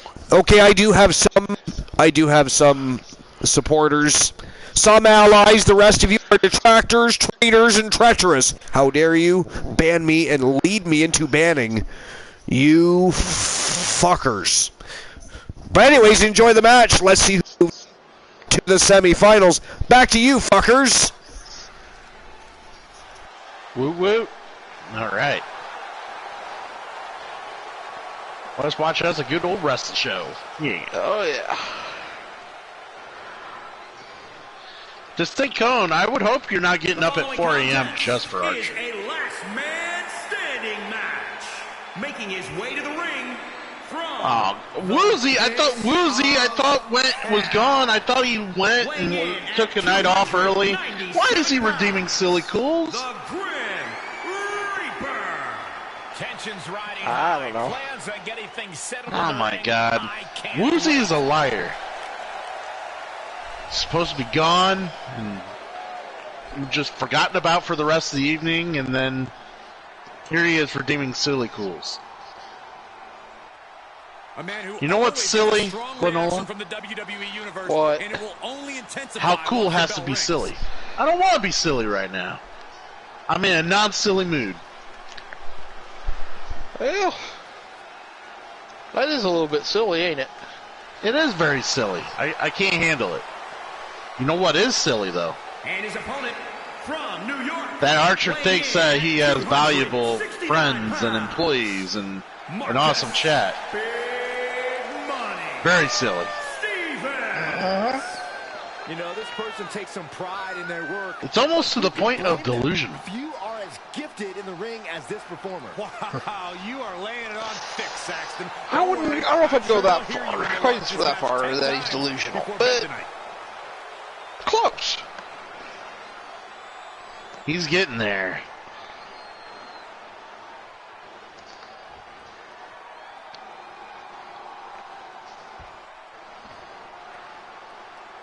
And you know what else is kind of silly, Glenola? There's a lot What? on the line in this semifinals match. These That- superstars are determined to reach Me that and you are the ultimate ones final having to round. commentate this, This not final him. match is so close, these competitors can taste it. Yeah, That's some serious I didn't think it'd be motivation that for them to hard give this for him fight not to, their all. Should be fun one more he's done so well round. tonight, I figured, hell, he'll beat it tonight. Nope. That's a silly train of thought. Look at this. Oh, he's right. You know what's silly? The blind locks. Well, actually, it's not that silly when you think about it. The blind locksmith asks, "What's the new redeemed power couple do?" You figure if he would look at it and look it up, he would read it. But then it's silly of me to think he could read it. He's blind. So, blind locksmith, I will tell you what it does. once redeemed, you can choose to have a manager for your superstar. The WWE Universe is pouring more There you go. on his fire I know it's silly of me to think that you could have read that. My bad. With the reversal. Being carried around with ease. all the way to the floor.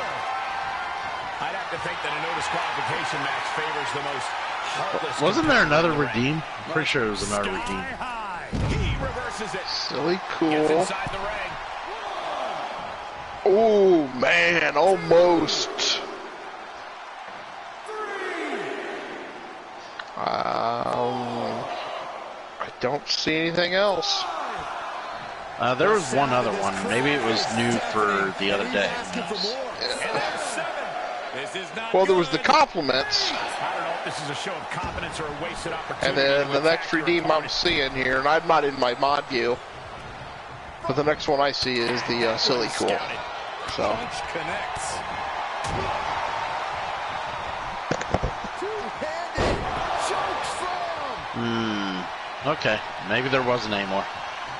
Or see, that's the thing. It's silly of me to think that I haven't been on the show that long that there was another new button for oh, me you to mean push. a new redeem? Yeah, new redeem. Yeah. Oh, I thought you meant somebody redeeming it. No. I don't see it's written in the stars, which is force a trade of any superstar to a different show or different brand.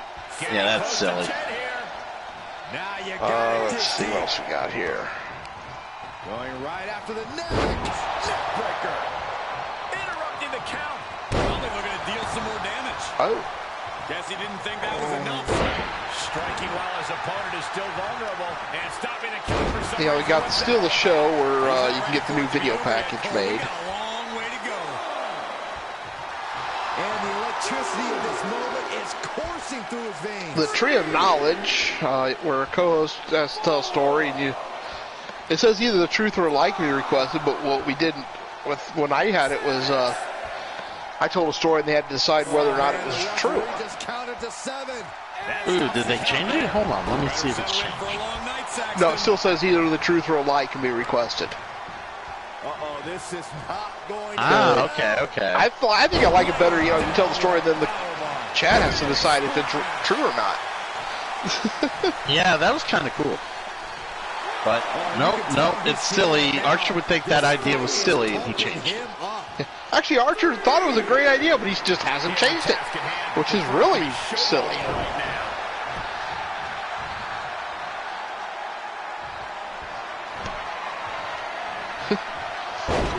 Well, of course, Lion Locksmith would come up with something that he knows would work because he could hear the story and not be able to see the story.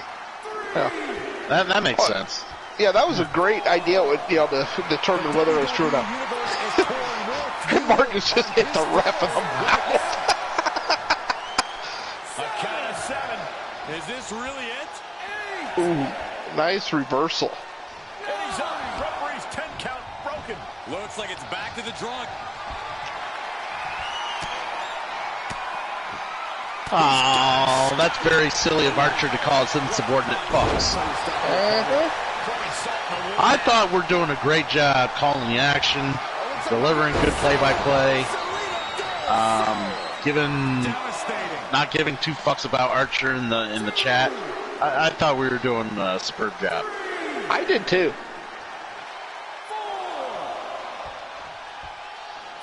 Froghemoth Leg says he wants to see more of an explanation of the redeems on Discord. Archer, get to work. Yeah. Get That's to a good work. idea. How silly of you to think we gotta like read this small ass text when we hit a button. Fucking put that shit on Discord. Clearly, they cannot fight any longer. And Marcus Stevens with the win, which is a shame because now Archer's gonna get a chance to talk again.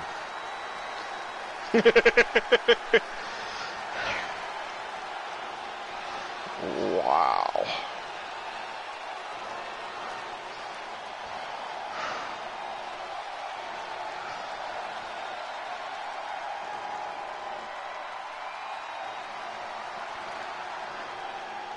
here is your winner. Blind Locksmith, you don't have to remind me how you're not undefeated in your picks again. Stevens. That was a difficult win, but it was I a big win. didn't bet. Love them or hate Archer is indeed going to get a chance to talk again. Fuckers.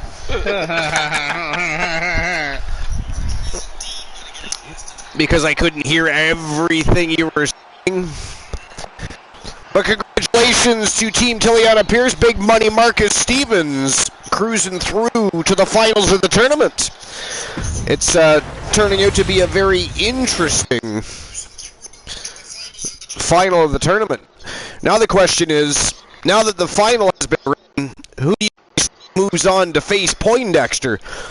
Christian Cool, I don't know if you've been paying attention to this Poindexter, this Marty McFly motherfucking wannabe that, by the way, waltzed in, leapfrogged Archer for his rematch at the TWA Heritage Championship, challenged and won it tonight.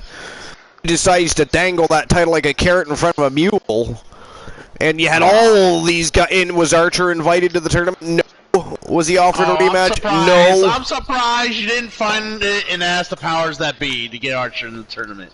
He was not even offered. And now we have all of these rabbit holes fighting over the opportunity to fight Poindexter, who already won. He already won the World Television Championship. Greedy bastard had to go and win another title. He's a double champion. And ghastly is the way it all went down. Ghastly. For you, Archer. I got a pick.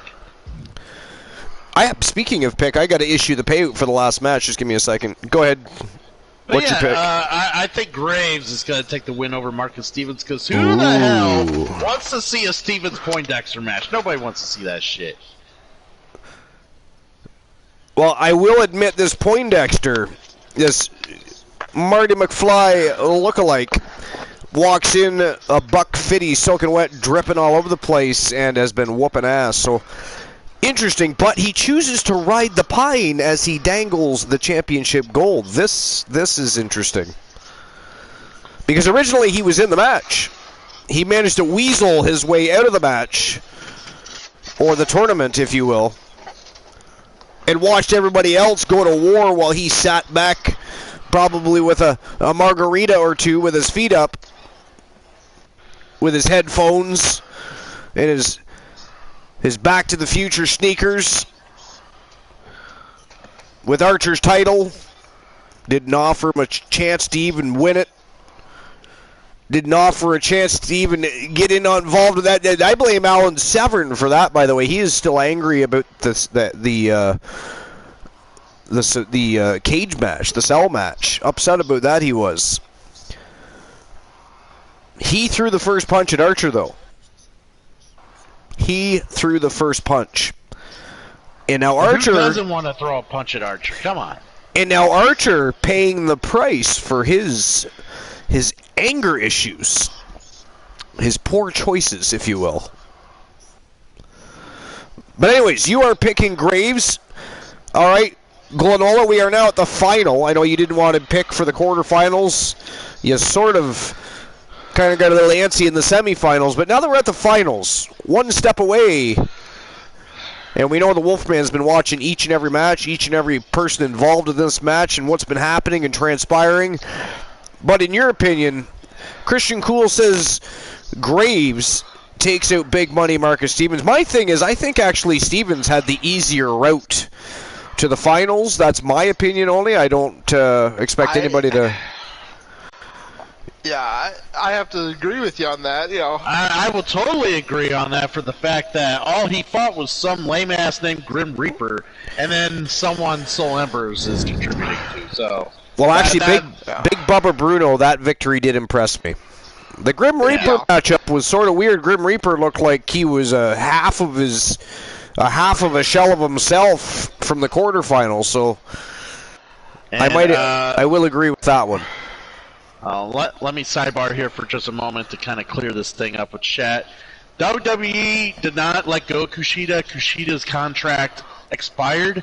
Kushida basically had no desire to re-sign. I'm not even sure WWE wanted to re-sign him. Kushida is already planning to go back to New Japan, And if you want to see more Kushida, watch him there. WWE was never going to push Kushida once Triple H fell out of favor in NXT. So, Yeah, fair enough. all right, get back to the show. So, Graves or Stevens, Glenola, what do you think? Well, I will go ahead and make a prediction for going on to the final match with Stevens. You're going to go with Stevens? Yeah. Yeah. So, I just think he's the fresher of the two, and let's face it, Marcus Stevens is very impressive. I mean, he spent most of his time Mixed Match Challenge division with the Anomaly Tia Stevens, but he has had some action in singles competition and been successful. So, I mean, his second opportunity at singles gold. Yeah. For Archer's title. No, that ain't Archer's title. He Archer lost that title. Robbed. He stolen that title was. He was robbed of that title. Ghastly. But anyways, I am going to also, again, go with Marcus Stevens for the reasons I gave earlier. So Christian Cool chose Thomas the Tank Graves. Glenola and I have both sided with Marcus Stevens. What do you guys say? You've got 5 minutes to make your bets, earn some Archerverse bucks, get in on the bet. Do not just sit on the sidelines, ride the pine, watch the action go down, get involved. Let's go! And speaking of let's go, guys, it is showtime and go time for the finals of this tournament. We are that much closer to the championship final. Are you ready? I suppose.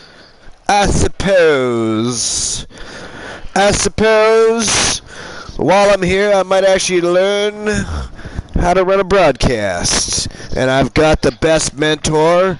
He is the host with the most on the late night place to be in the most must-see show on Twitch TV. He offers us the very best in fantasy wrestling excellence, bar none, period. Nothing? No comment? Wow. I'm not nothing even from the that. Nothing from the shit. peanut. Wow, nothing from the peanut gallery. I actually. Hey, cool. I'm gonna have to say I had to rethink my earlier position. I think you're right. He's delusional. I'm glad someone came to their senses here. Well, yeah. See, Glola's just looking for friends now, though. After you bashed him earlier, he's just trying to stick his nose up your butt cheeks. He wants to know. He wants to smell what the Cool is cooking. He put lotion in a bag just for your happy ass because he was all about you earlier. So. Oh, did you get mistaken for me again? No, there was never ever a mistake. No one's ever mistaken me for you. No, they just wanted to punish you. Oh, okay. With a shampoo bottle. What kind of shampoo? Irish Springs. Ew. That sucks.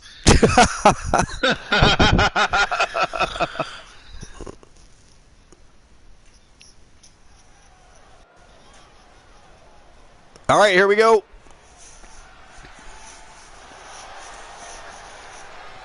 This is going to be interesting.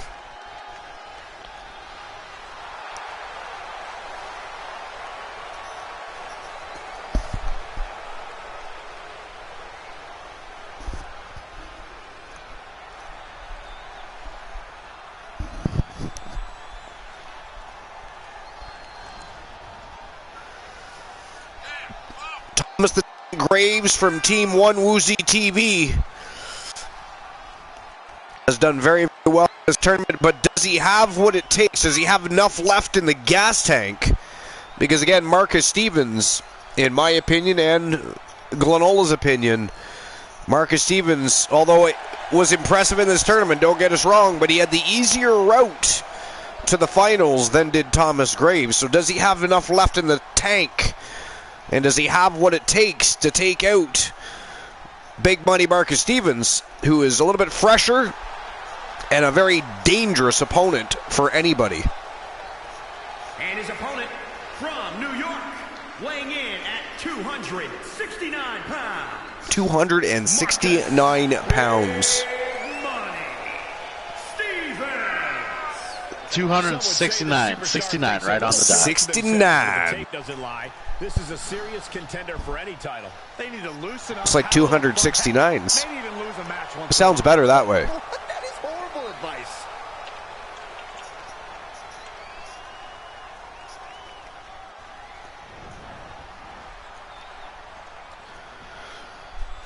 Marcus Stevens looking ready to roll. All right, here we go. It is go time. One of these two gentlemen going to move on to the championship final to challenge Poindexter. Superstars have left it all on the line, and they are one match away. Oh, look at this. Big Money showing off. Little bench press. And I mean, Thomas Graves, no small man. He was just bench pressing that man above his head. One more match until I finally get rid of Saxton. I don't know, though. What do you think, Cool? Is it a good time for showboating? I mean, when is it not? Come on, the referee was counting. The final of a tournament. And Well, the slightest mistake could end your evening. good, Could. but, you know, if it's not entertaining, then why Then are we it's, here? if it's not entertaining, it's more like watching an episode of AEW as of late. Oh, Okay, already. the AEW knock. I knew it was coming. Crowd and get back into the fight. But if you watch this week's episode of Monday Night Raw, you'll know that AEW is probably going to be better than Raw is this week. Oh, by the way, speaking of, Let's not did you say hear much. That WWE's got renewed interest in FTR. Yeah. Well, I knew FTR would be back eventually. FTR is only going to go so far where they are. Saw it coming. And Advantage. they've already been pushed to the limits. How much farther can they possibly get? When Exactly. they have 5,000 competitors in next in line.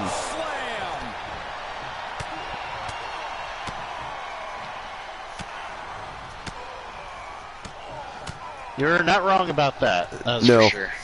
Check out this. Oh, look at this. Are you kidding me? Whoa. Deadlifted him right into a power bomb. The Oh, strength he did. of Thomas Graves still on full display, even though he's probably fatigued as all hell right now. The blind locksmith says he enjoyed the double wedding. Sound of this crowd is deafening, and he's Unlikely Raw was awesome. Yeah, no, it definitely was not awesome, Blind Locksmith. 7, we may be getting to the end. They could learn a thing or two by watching the Archerverse themselves. crowd is deafening, and he's asking for more. And this might not have a pleasant ending. They can learn how to rip off people's locker rooms. Outright presentation of power there. From the middle row. Ooh, they can learn to fly. Corey, what does a superstar need to do as this match goes Good on? God, big flying body splash by Big Money. Find yourself. Are you Big money. Big time. Or do you stay down for the count? We've been told so often from superstars who have competed in these type of matches that their bodies, minds, and careers are never the same again.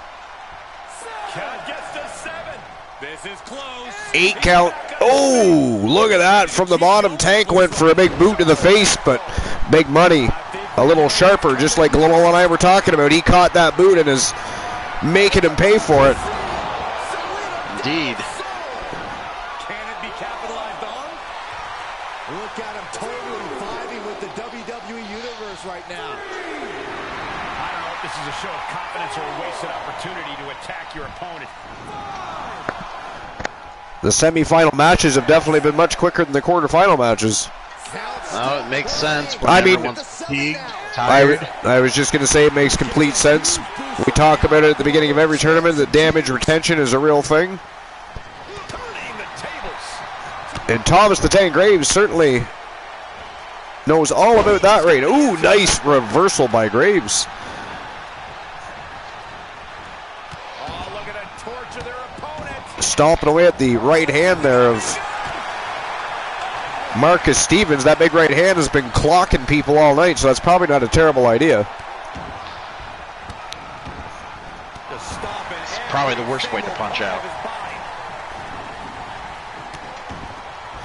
And he just continues to relentlessly stomp away at that big right hand of Marcus Stevens. Again, he's been knocking people down with that right hand all night long, so Graves doing himself justice here. That he is. And just like that, stopping the referee's count, continuing this match. Nice neck breaker there by Graves. And a discus punch. Down goes Steven. Wide open here. Yeah, that was a nice spin to that punch. Ooh! Nice counter by Stevens. Face first right into that top rope went Thomas Graves. And Stevens with that big flying elbow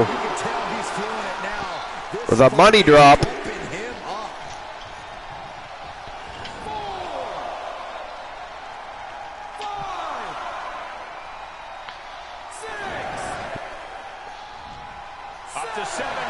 We're at a 7 count. I was thinking that myself, Blind Locksmith. He's doing a whole lot of jumping. And that is it. That is all, ladies and gentlemen. The winner of the match, and moving on to the championship final.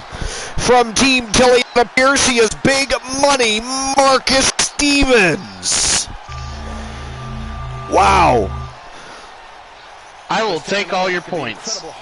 Yeah, I didn't vote for Graves. I voted for Stevens. Yeah, I apologize for Christian Cool, ladies and gentlemen. He is greedy. Here is your winner. I'm greedy.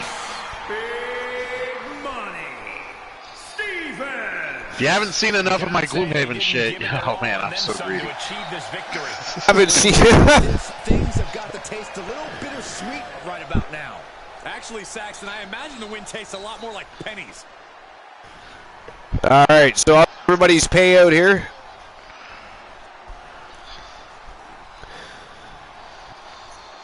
And the winner of the match was Big Money Stevens, and there's your payout. And I'll get the betting lines ready for the championship final. Man, oh man, the semifinals zipped by. I mean, that was to be expected. I mean, we did discuss that before the semifinals. We kind of knew that was going to happen, but quarterfinals were a grueling battle. War zone for sure. But here we go. It is Big Money Marcus Stevens versus Poindexter from Team Froggy Mothlegs. This is for the TWA Heritage Championship. And that is now. Christian Cool, do you have Stevens or Poindexter? Yeah. We'll just go with Stevens. So, Big Money Marcus Stevens, a former Mixed Match Challenge World Tag Team Champion and a former World Television Champion. Poindexter is the current reigning defending Archerverse World Television Champion and the TWA Heritage Champion. He's been absolutely shocking the world and certainly shocking Vegas. Anybody that's been betting against Poindexter has lost a lot of money as of late. Just saying. But Christian Cool choosing Big Money Marcus Stevens. Glenola.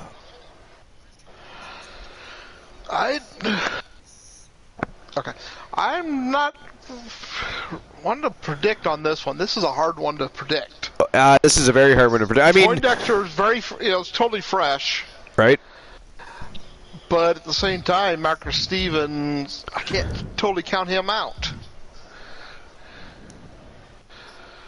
So, I'm not going to make a prediction.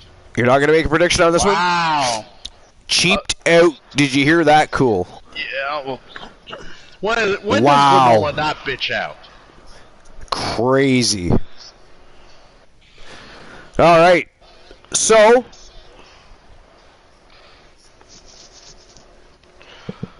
still not making a go? That said, the betting lines are now open. You have 5 minutes to make your bets on the championship final match. Is it going to be Big Money Marcus Stevens or Poindexter, the man that has been shocking the world? While these guys make their way to the ring, though, I do have to pee. And I would like to do it right on Christian Cool's shoe. But he is wearing rubber boots because he is full of shit. I thought I saw a joke time. I apologize. But I will be right back. Feel free to talk behind my back again, cool. Love it when you do that. Appreciate you. Love you, buddy.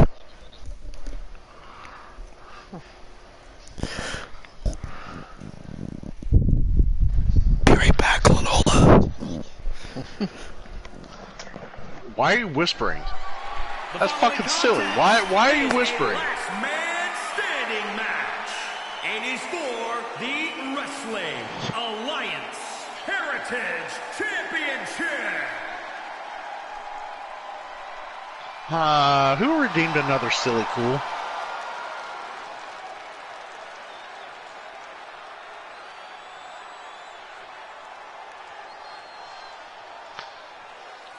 What? As we get started here, let me remind everybody that the title is on the line here tonight. Yeah, but that's just a mere formality. The way There's I Black see it, Shuriken. There's no way we What? crown a new champion tonight. Some say he's the underdog tonight, but in his mind, winning the title is a mere formality. What about Black Shuriken? He's the one that redeemed the silly cool. What?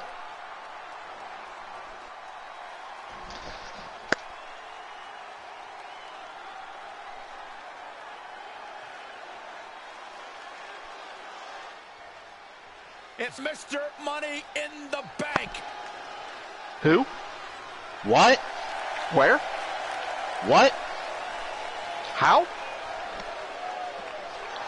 Why are you just... What are you talking about? What are you talking about? What?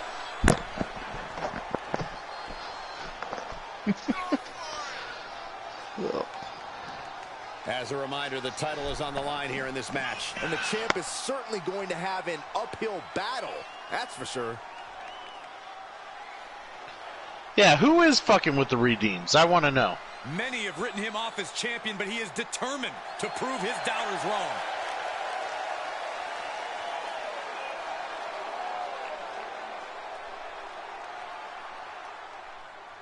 What?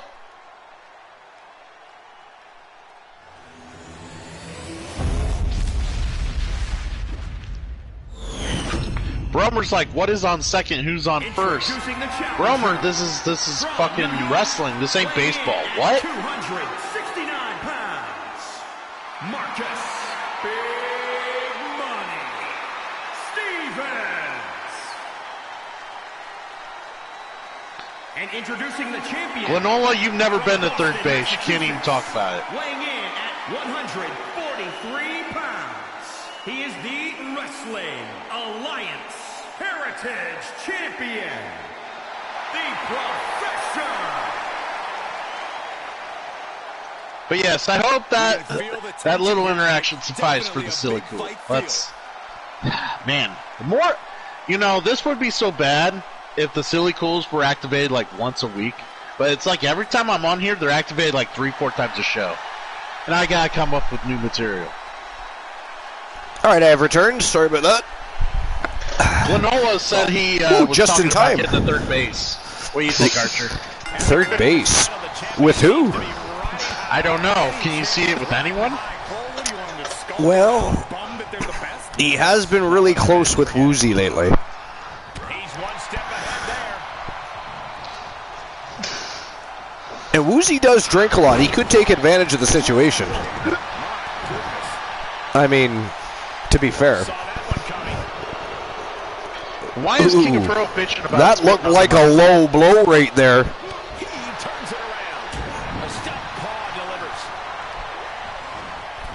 delivers. Big Money whipping. Ooh, nice reversal by Poindexter. This little guy, I'm telling you, cool, you're going to love this guy. I mean, he is a Marty McFly ripoff, but... I'm going to love this guy. If you love him, I'm probably not going to like him. Now, why do you got to come on the broadcast and hurt my feeling like that? Up to 7 now. You invited me. And this count will stop. This is either grit, insanity, or a little bit of both. Wow, Big Money. Reversal. These keeps reversing, but Poindexter's resilient as all fuck. Look at this show of strength here by Big Money. Deadlifting him over his head. And just drops him. Vicious. Alright, so here's the irony of everything I'm seeing right now. So we get a bunch of people who normally stream, ask for caricatures or have caricatures built, and they join the Archiverse. Now we have one that legit looks like a fucking streamer, but he's not a streamer. And he's not a streamer.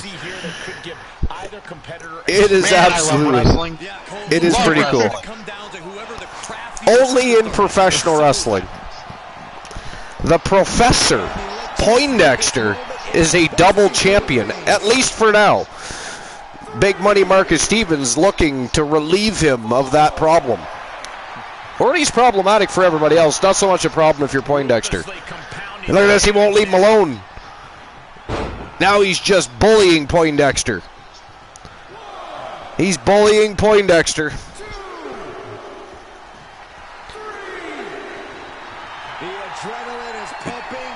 King of Pro's just excited because he still has a match at hand. Oh, he wants to be part of a future show. Well, that too. He got spit on the mic. He wants to be part of the broadcast on Thursday night. But he still has... He redeemed a rematch for Kevin Sammartino. Oh! He is getting shredded apart right now. Yeah, now he has to devise a way back into this. Hits him with the counter. If he was looking for an opportunity to pull a 180, that could be it. He moves just in time. Wow. Answered by another counter. Perhaps thinking about what to do next here. I mean, Big Money is really feeding it to Poindexter, but Poindexter just keeps getting right back up. It's amazing what that little guy can do. I know, right? He's extremely impressive.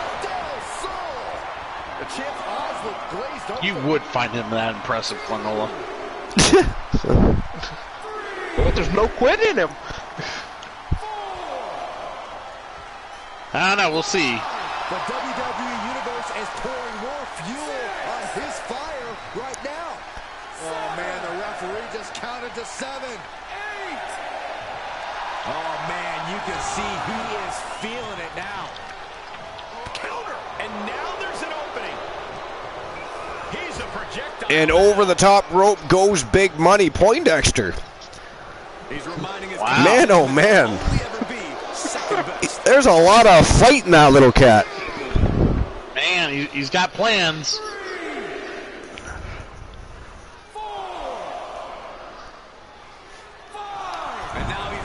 Guy better make sure he has his TikTok ready.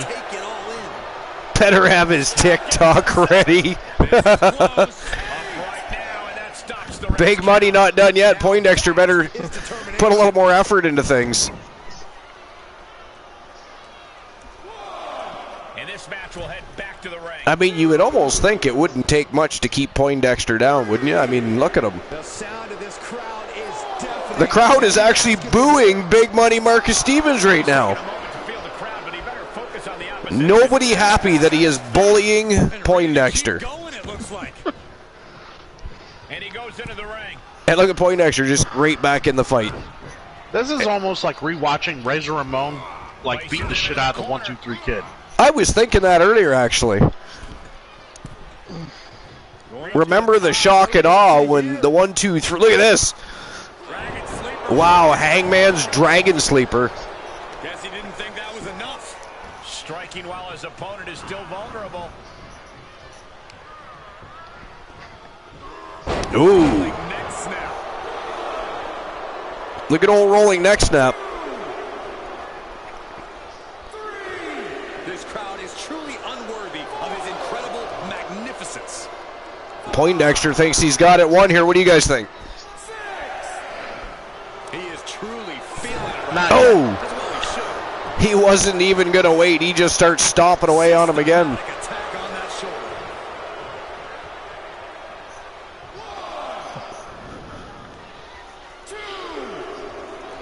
Let him have this moment. He's earned it. Cutting out the count with a little something extra in mind. Picking him right back up. Man, oh man. He is a ballsy little bastard. I'm afraid it's going to play against him at some point here. After working so hard to come into the company, become a double champion, and defy all the odds to make crazy mistakes against somebody like Big Money Marcus Stevens. He's staring his opponent down, getting into that zone. Getting close to... He got him. Oh, and Big Money's give him a little taste of his medicine. Not going to let him rest in peace. He's going to keep beating on him and bullying him a little further.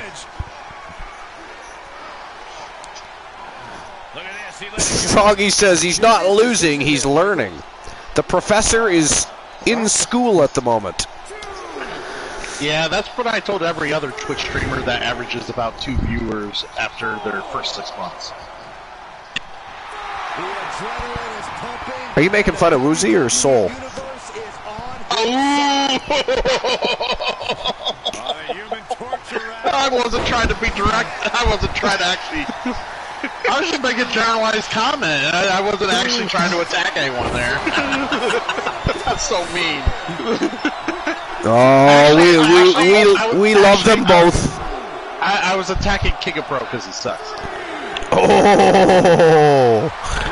Totally vibing with the WWE universe right now. Christian Cool calling out King of Pro. Oh, low blow city. I swear to God, he is punching him in the no-no square. I'm pretty sure those were punches right to the no-no square. I think you're right. I mean, is that okay? I mean, it is last man standing, but I got to tell you, I'm thinking that Tia Stevens is going to be a little upset with that one. Well, yeah, because her man won't be standing. No. Either man. No. Going to be a little hard to rise to the occasion when the boys have been knocked between the knees. He's getting a huge boost right now from all those chants and cheers. It doesn't matter what Christian Cool says. Uh-oh, King of Pro is trying to go rock on your ass. He thinks he's Dwayne Johnson now. And you say I'm delusional. Uh-huh. There you have it. Electricity of this moment is coursing through his veins. Oh, he had an 8 count going there, and he decides to body splash him instead. He is trying to pancake poor Poindexter. Pancake poor Poindexter, pancake poor Poindexter. You should try to say that like 10 times fast. No, what I will say is that I just with gave me. Archer the nutter. Say it with me. Do it. Pancake poor Poindexter. Do it. Go, go. Come on, Cool. You can do it. No one redeemed a silly cool. Shut Good for you, Froggy. See, Froggy can do it. Pancake poor Poindexter. Pancake poor Poindexter. Pancake poor Poindexter. Come on, Glowell. Get out on this. I didn't even want to try. Wow.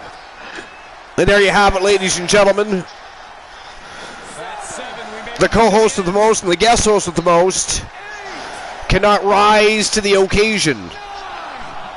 Well, that's no fair. You can't call out Glenn. Wow, ladies and gentlemen, the winner of the match after a grueling tournament and new TWA Heritage Champion from Team Tiliana Pierce. He is Big Money Marcus Stevens. Oh, wow. And that is still Archer's championship, damn it. I don't see Archer around. Yeah, well, I feel that's a fib and a lie. yeah, well, he better enjoy the moment because Team King of Pro has already cast down their rematch clause. Big Money has to turn around and defend that title against Kevin Sammartino. But before we get to that, we do have to take a snapshot for our victor, just in case. But we do it all the time anyways. It is a tradition. And look at that. Went through Big Bubba Bruno, the Grim Reaper, Thomas Graves, and then Poindexter. How the fuck was Poindexter the Heritage Champion? Archer? It's no wonder Archer is angry. It is no wonder. And he dangled that like a carrot in front of a mule. It was frustrating, infuriating. And now it's being tossed around like a hot potato again. Team King of Pro. What do you mean, who's he facing? You're the one that redeemed it. He has to face the Heritage Champion, which is now Big Money Marcus Steven. What is wrong with you? You don't even know what you're redeeming and what you're not. And hello, Shadow Hyena. 1015. Yo, Shadow Hyena, welcome to episode number 292. You missed a great tournament, but we're ready to have our final two matches of the night. We have two go-home happy matches, and then we're going to have to get our raid on, and we're going to have to invade somebody's channel. We'll figure that out in due time. But first I have to take a snapshot. Give me a moment. We got to take a screenshot for our Victor.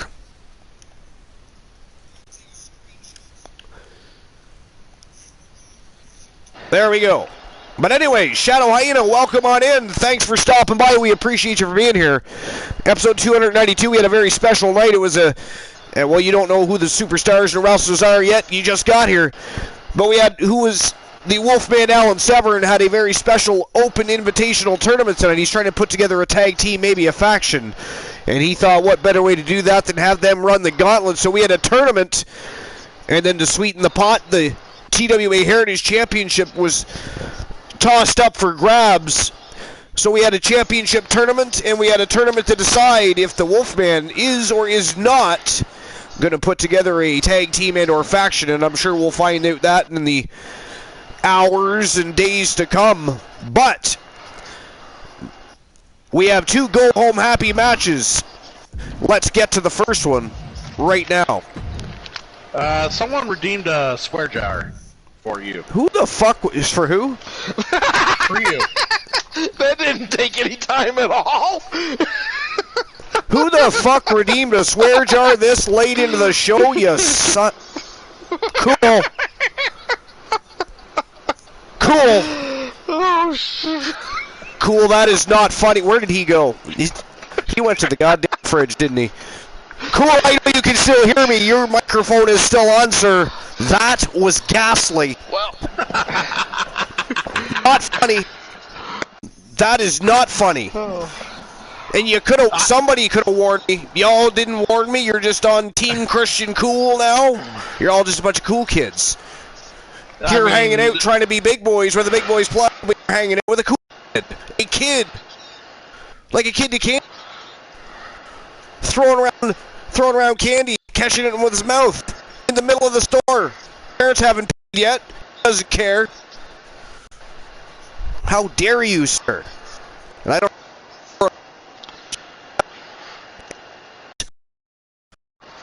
Well, if his mic keeps coming in and out, it'll be hard to hear if he does swear.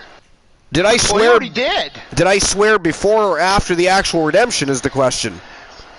After, because Cool told you there was a swear jar. Yeah, but you went, who like, the fuck? I mean, did at the very same time it had like qualify for a pass by accidental swearing? Hold up.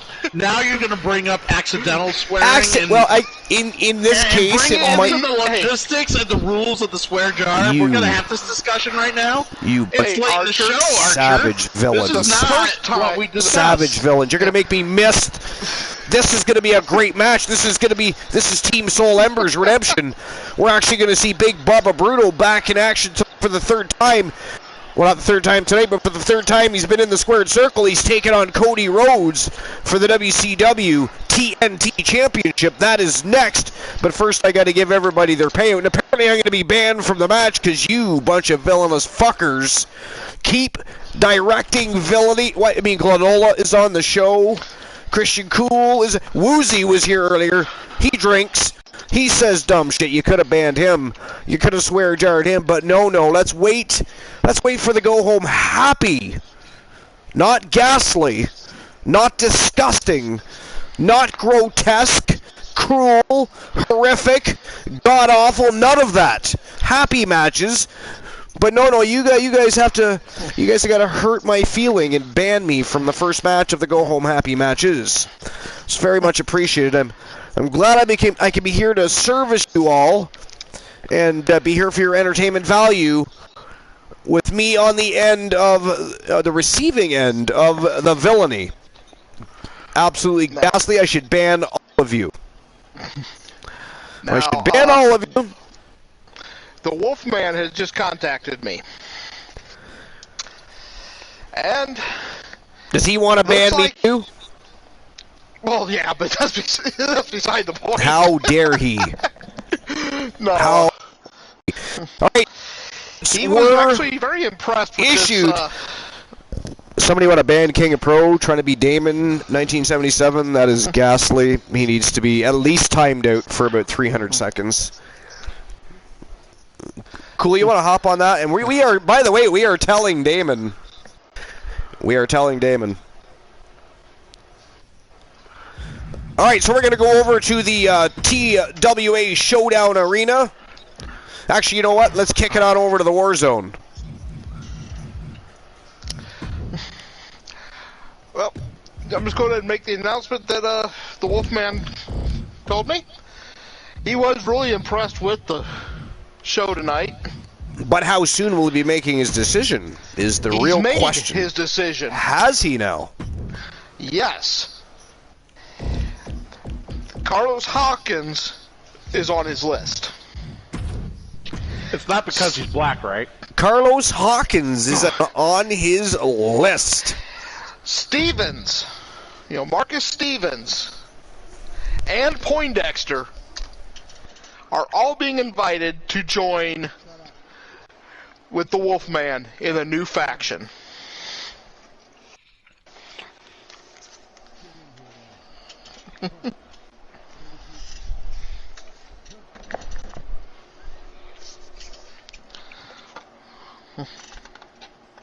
I'll be just a moment. Okay.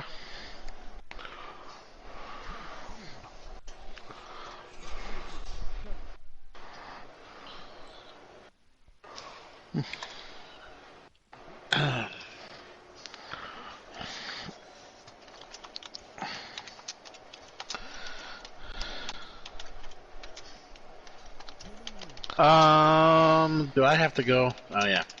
I'm gonna unban King of Pro here. All right, I'm long back. enough. My dog was being naughty. Naughty? Naughty. All right. Does anybody want to open the betting lines, by the way? These are go-home happy matches, so before I'm banned, if anybody wants to open the betting lines for go-home happy matches, just like quarterfinals, you're going to have to open the betting lines yourself. But I can do it for you. But, that said... Wait a minute, Thank you, Glenn Holland. My computer's being real slow, so it was all right. I wanted to make sure I had the right. Want to make sure I had the right setting there. But anyways, I'm going to get the matchup started. Go home happy matchup number 1. It is for Marcus Stevens' newly won TWA Heritage Championship. Team King of Pro 259 requesting a matchup for the Heritage Championship. His request has been granted, so here we go. The savior of the Archerverse, self-proclaimed, of course. Kevin Sammartino versus Big Money. Marcus Stevens from Team Tiliana Pierce. Let's go. And did anybody open the betting lines? No? I wasn't paying that close attention. I do not Okay. Good enough. it. No, that's fine. It doesn't have to be open all the time. Yeah. But you only have till the opening bell. That is all we will give you.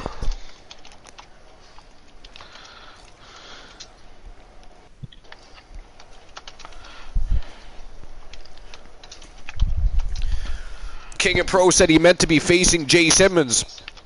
Yeah, but the other last night, or whatever it was, you redeemed it. It actually said TWA. What was it? Heritage Championship Change or whatever. What is that one called, Glenola? Tell you in a minute. Heritage Championship Speedway. Yes, Heritage Championship Speedway. Yes, that's the one. So you would have wanted the other one for the TWA Championship Gear Change, I think it's called. It is for the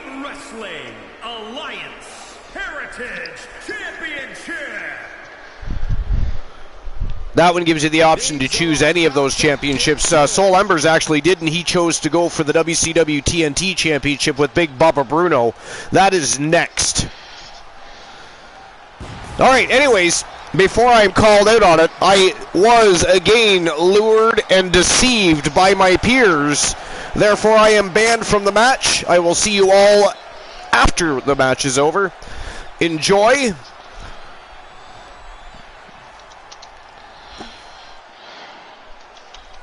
All right.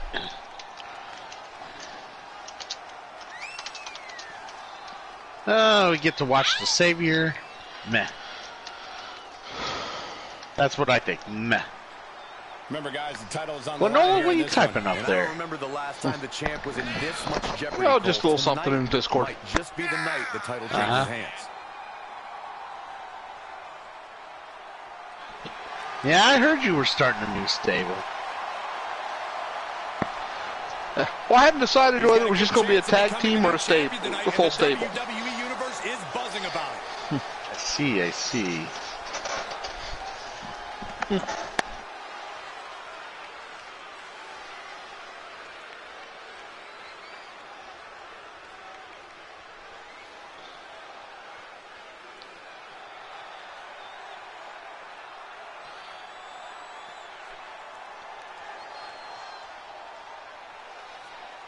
All right. Let's see if San Martino can get this match, or get the title from his opponent here tonight.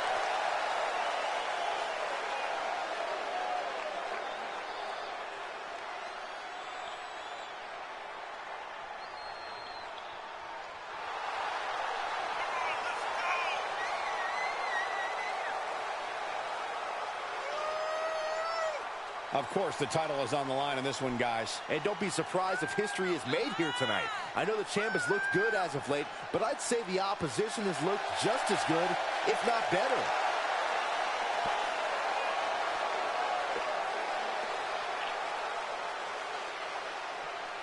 As far as title defenses go, this is about as big as it gets. He needs to be. It's gonna be a shame if Stevens doesn't hold on to the title after this.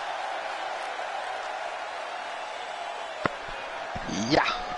And then King of Pro can completely blame himself for how sad Team Tiliana's going to be when she finds out.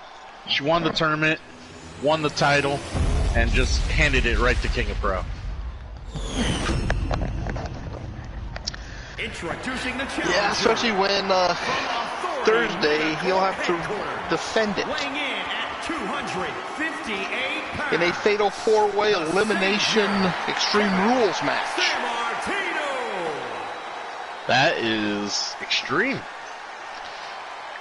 Against Archer, And introducing the champion. the Wolfman, New York. Of course. Weighing in at and Graves. 269 pounds. Of course. So, the only co-host, or the only announcer that doesn't get their person in the match is this guy right here. Everybody else gets a say. Oh, you But weren't not here Christian Hart. you weren't here when it was redeemed. Intensity on the face of the champion. Oh, that's not fair. Challenger in the I have a life too. more determined than I've ever seen. No, I did it as I had redeemed a fatal four-way. It was supposed to be tonight, but through the situations, we decided it was best to postpone it.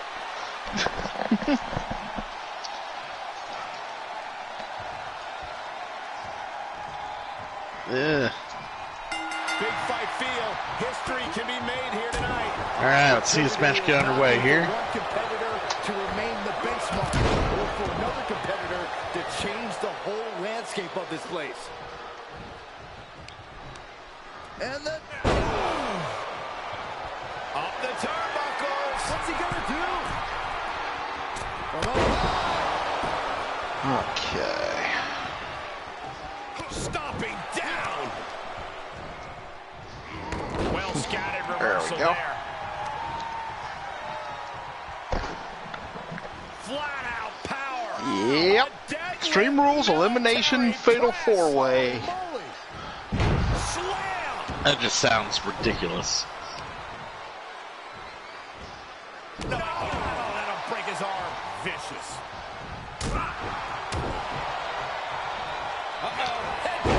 Nothing fancy there.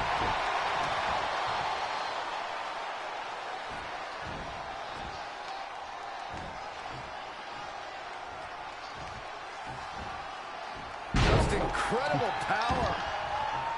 I don't know. Stevens is making San Martino look like his bitch in there. Seeing this.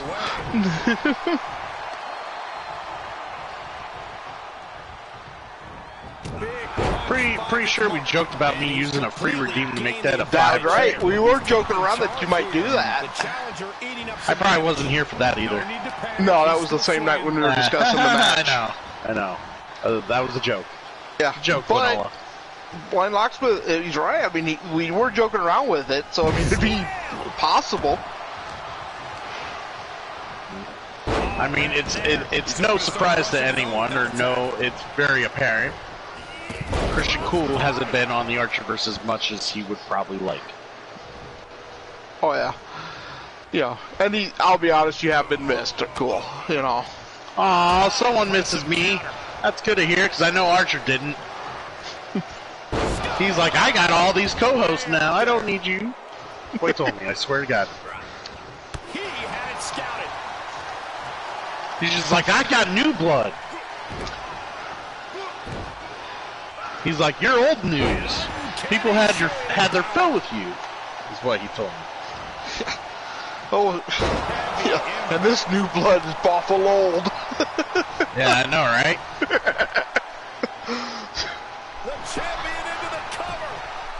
I'm like, oh, you're happy with Woozy's announcing. That's good. This was just so Like, close to being you over. talk on the mic, and then all you hear from Woozy is go, wee, wee, wee, wee, wee, wee. At least that's all I hear. Harsh forearm draped across the middle rope. And down. He's taking this to the floor. Powerbomb dropped him. The champ getting put to the test here. Back in the ring now. Something's about to go either very wrong or very right.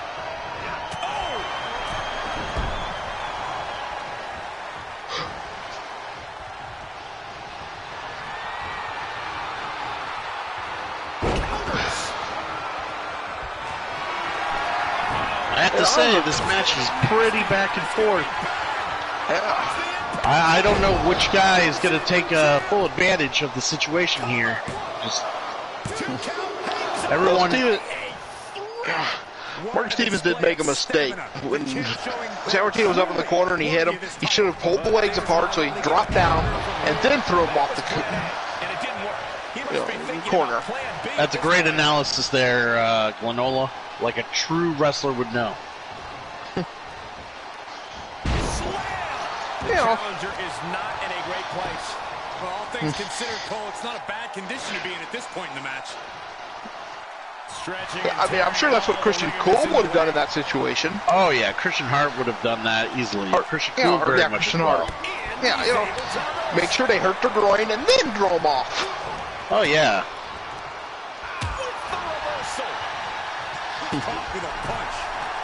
It's like you hear in the movies, the quickest and most effective way to hold someone up and make them feel pain is to go after their family. Yeah.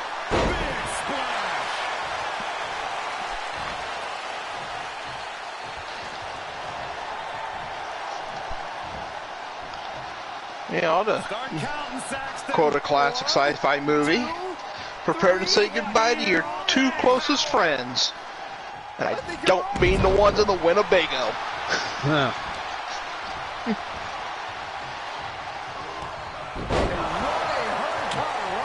And the champion finally ready to put this one away. But yeah, surprising how much Steven still has in his tank, you know what? Oh, I know. He's lining him up. It looks like we're going to see Salida double soul. The champ has this one in hand now. Still in this, the title hangs in the balance. Just barely able to kick out. I thought the champ had it in the bag. This is how much the championship means. You can see the sweat drip out of the challengers every every pore. Up high. Diving shoulder tackle. And the unabated offense continues. He's on his heels. As a fan, Stevens is a machine and earned that belt with blood. Oh, I bet he did. I don't discount that. Yeah.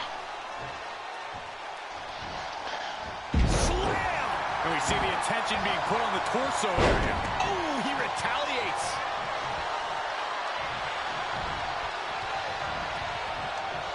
Neckbreaker. Ouch. Kick to the gut. Double under. Future shock. Climbing up top. He's got big plans. From the top. Double stomp. Is it enough? The cover. Strong kick out at 2 from the champion. Thought he had him. You gotta be kidding me. Oh yeah, he should have pinned him. We had the chance. Oh, stop. Not. Oh, what a drop kick. Should have pinned him or him. You know, should have pinned whoever.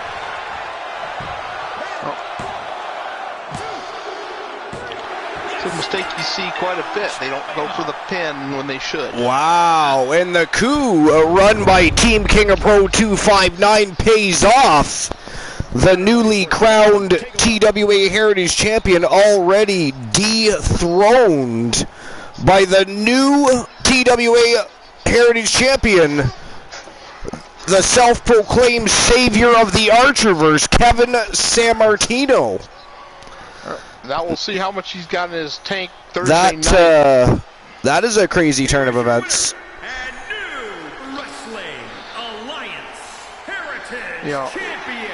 Let's see what he's got Thursday night when he's got to go against 3 superstars in Extreme Rules. For our now former champion.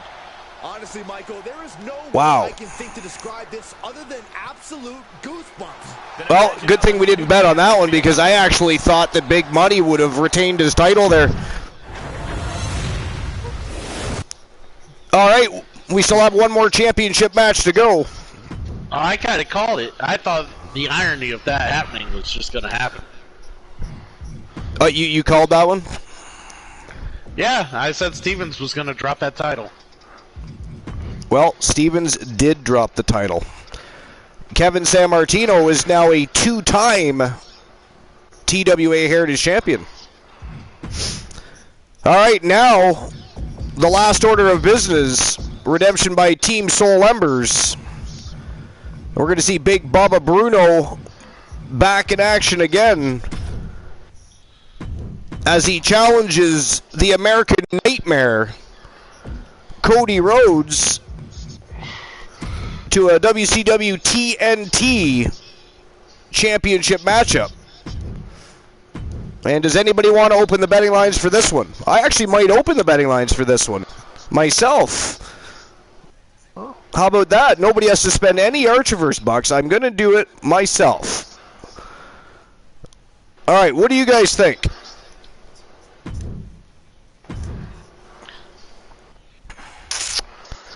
Big Bubba Bruno or Cody Rhodes?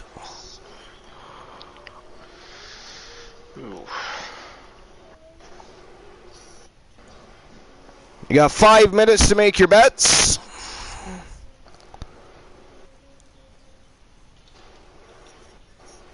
Betting lines are open.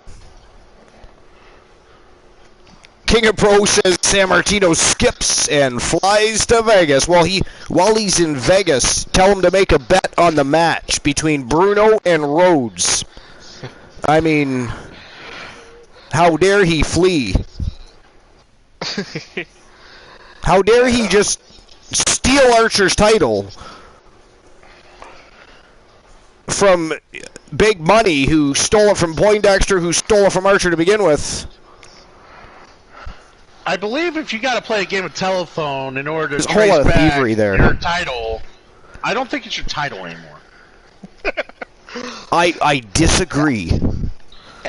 But, you know, with San Martino winning it back, The lack of respect for Archer is ghastly. At very best, ghastly.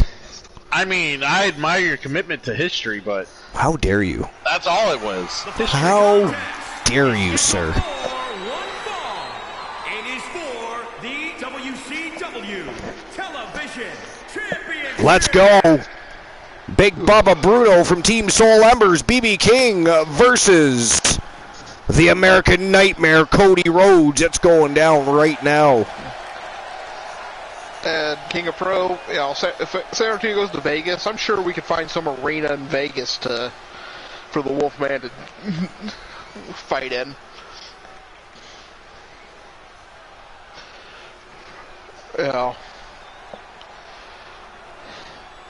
I'm sure, Archer's got some contacts in Vegas. I will not confirm or deny such reports. The championship is on the line here tonight. And in looking at the opposition, I can say that the champion will have quite the hill to climb in this one.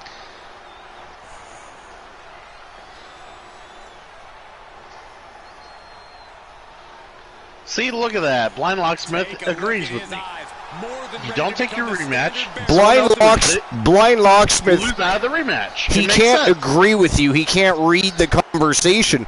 He's probably got some second-rate, third-world voice-to-text going on there, and he doesn't even know what's going on. You've deceived him, misguided him, misinformed him all night long. He does not know what he's responding to. See, therefore, you cannot take anything the Blind Locksmith is with anything more than a grain of a grain of salt. Grain of a grain. Grain of a grain. Grain of a grain. Grain of a grain. Grain of a grain. Grain of a grain of salt. Ha ha. Is that how you counteract fucking arguments? You just say random shit like that? Grain of a grain. And here he comes. He is the WCW TNT champion, the American Nightmare, Cody Rhodes, and this is going to be a big challenge for him, I would say. That was such a fucking Canadian thing. How dare you? I'm just wondering who redeemed the silly cool on Archer. On Archer? Well, that's silly. Too silly. I think Glenola's full of jokes here. Well, Archer. You were basically fulfilling a silly cool. So. Wow. I was wondering who redeemed it. Wow. See, the abuse I take on my own show.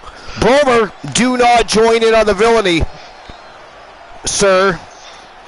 Do not be sour because you lost your titles tonight. How dare you? I mean, get back to the gym, back to the drawing board. Take your lady there, by the way, that said BRB. Take your lady. Form a new game plan. And next time, bring your A game. It's not my fault. I mean, Team Fred Lawless and Team Asia Invasion brought their A games tonight. The chosen one, Fred Lawless. Fred Shang, if you will. Wow. And the Asian Nightmare, Ashley Shang. They were shining stars tonight. Unfortunately, I do have to lay down, so you all have an amazing time. All right, Glenola, we're sorry that you can't lay down and talk at the same time. It's a lot like walking and chewing bubblegum, I suppose. But, no, I'm just kidding. Have a great night. Appreciate you being here. As always, enjoy watching the matchup. We will talk tomorrow. And, of course, after tonight, our next broadcast will be Thursday night, 10:30 p.m. Eastern Standard Time. Oh, yeah. And opening match is a fatal four-way for the Heritage title. Ghastly. Elimination. And now, by the way, not only are you forcing Archer in a matchup he doesn't want to be a part of, you're now forcing the new Heritage champion, Kevin San Martino, right back into a terrible situation to put any champion in. That is, you're not putting any thought process. That was the original match. San Martino was the title holder at that time. He did not ask for that match. Archer most certainly did not ask. As a matter of fact, Archer was supposed to be getting a one-on-one matchup for the Heritage Championship. And what happened was he got leapfrogged by Marty McFly, whose trip, by the way, in the DeLorean was unsuccessful. He was dethroned by Big Money, who then turned around and lost that same championship like a hot potato. A hot potato to Kevin Sammartino. Cut the cord. Who cut the fucking cords? Who cut the Glenola? You son of a... Son of a... It's the last match of the night, Glenola. You just left everybody in the hands of Christian Cool. He's going to fondle everybody. People have chesticles and no-no squares. That is not the right thing to do, Glenola. He will talk about it all. Way to go, sir.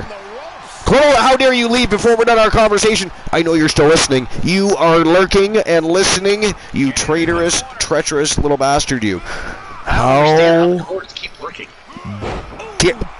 That is not funny, Cool. Not funny. Fine. Do all the commentating and play-by-play all by your lonesome, sir. Goodbye. Oh, why did he leave? He's being that mean. Anyways, we got Cody Rhodes doing his thing because, you know, Cody Rhodes is Archer's new favorite pet when it comes to wrestling, so.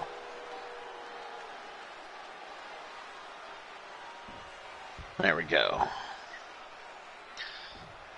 Are those guys gonna do something? They're just gonna stare at each other. They're probably just gonna stare at each other.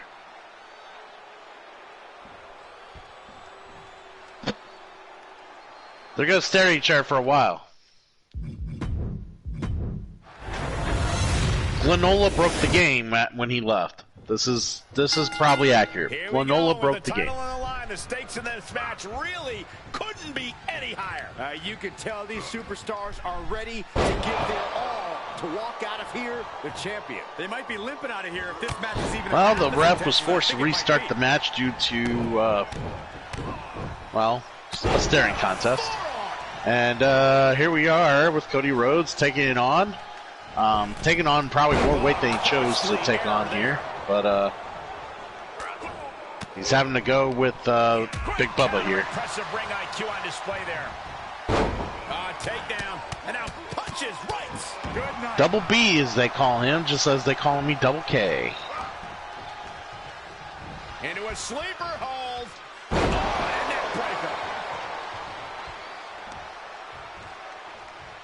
Uh-oh.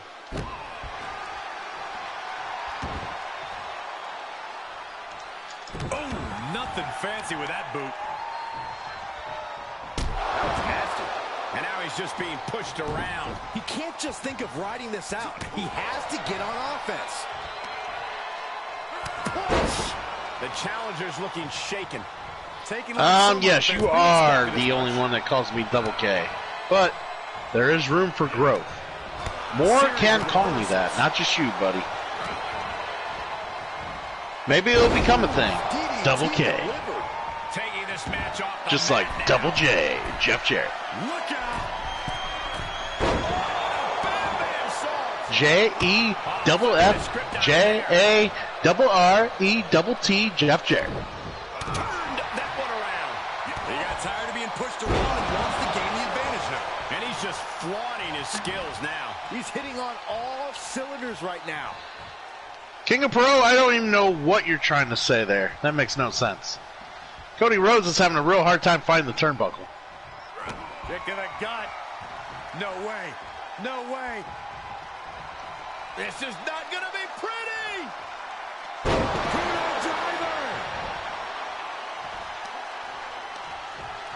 Yay, I'm there.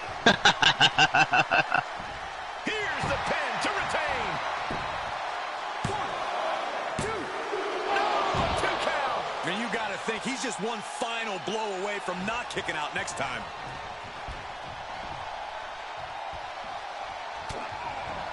He's turning the tables. He could be turning his foot. I am very surprised at how well Cody Rhodes is taking on the challenge here. Power in play. Paying it right back with a reversal. And another counter. reciprocating the initial reversal. What elevation. That was a nice, beautiful drop kick. Feet, but he might not know where he is. Going airborne. Misses. He was elusive there. Set up in the corner. I went for the cutter and missed. That's terrible. Trampling the opposition. Can someone time out King of Pro for at least 60 seconds for claiming he's Vinny K? That's a terrible assessment. Why would you want to be Vinny K? Powerless position to be in right now. Right to the throat. I'm surprised he doesn't have all the hernias after pulling off that backpack driver. Oh, I'm sure he has a few. After that kick out. You got to work through the pain, Locksmith. You work through the pain in the business. Thank you. I like to see that happen. Thank you. And he's able to counter.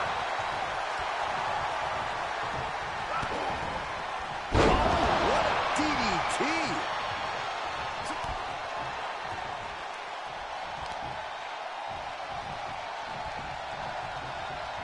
Big time power slam.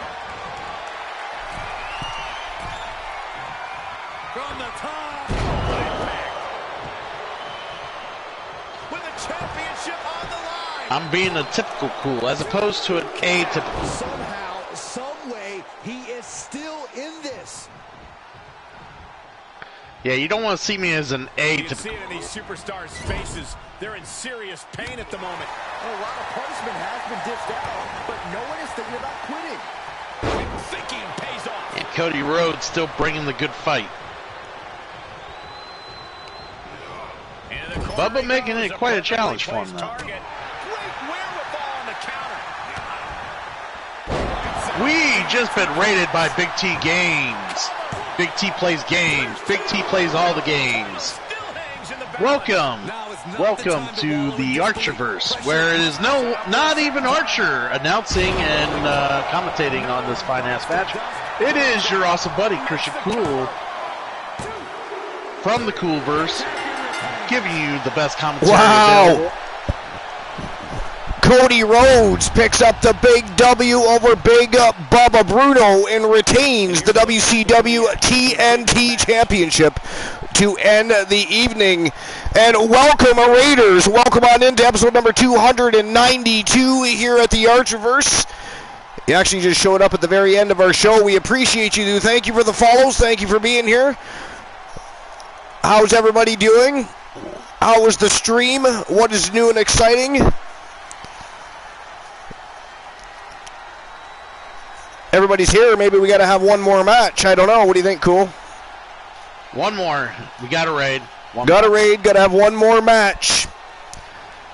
Here is your winner. What is everybody up to? WCW. Welcome to the Archerverse TV.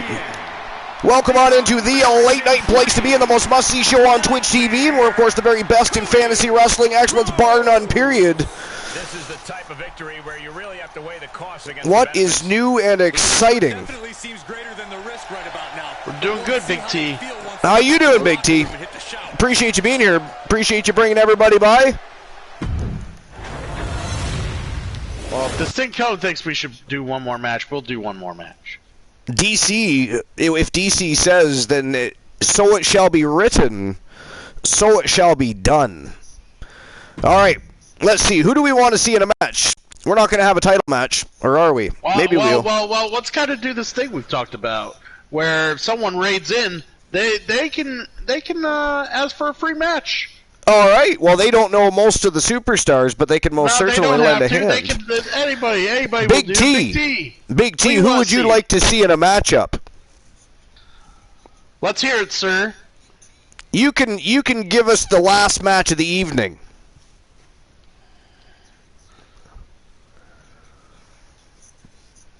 We call you out on the spot, Big T, and you Come don't on, know. Big T. Don't you dare invade the Archerverse compound and not be able to participate in the most must-see show on Twitch TV. You just recognized everyone as all the cool kids. Oh, that is ghastly. Fuck your army. That is ghastly. The Coolverse has taken Tables. The blind locksmith wants tables, so let's have at least tables in a match. How about this blind locksmith? We're gonna let Big T pick your opponent. We'll go ahead and put tables in a match. Big T, pick an opponent. Anybody, doesn't matter who it is, to go up against tables. Whoa. Archer versus Cool. All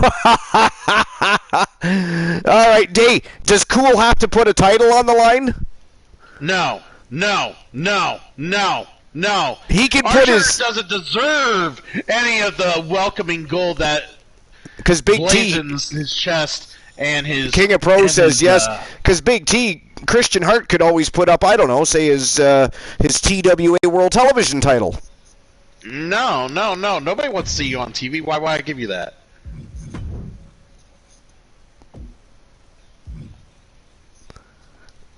This is a legit question. Answers follow.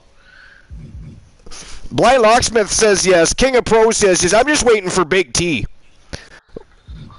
He already chose the match. Now he's got to decide. Does Christian Hart put up a title? Big T, I thought we were cool. Just. What do you think, Big T? Yes, title match. Oh, yeah, baby. All right, it's going to be the one Elijah Archer versus the undisputed king of the Archerverse, the Iceman, Christian Hart from Team Christian Cool.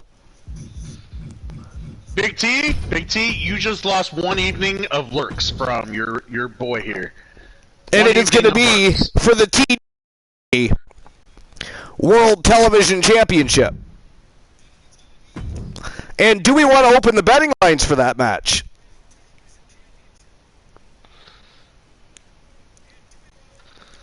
I think we do.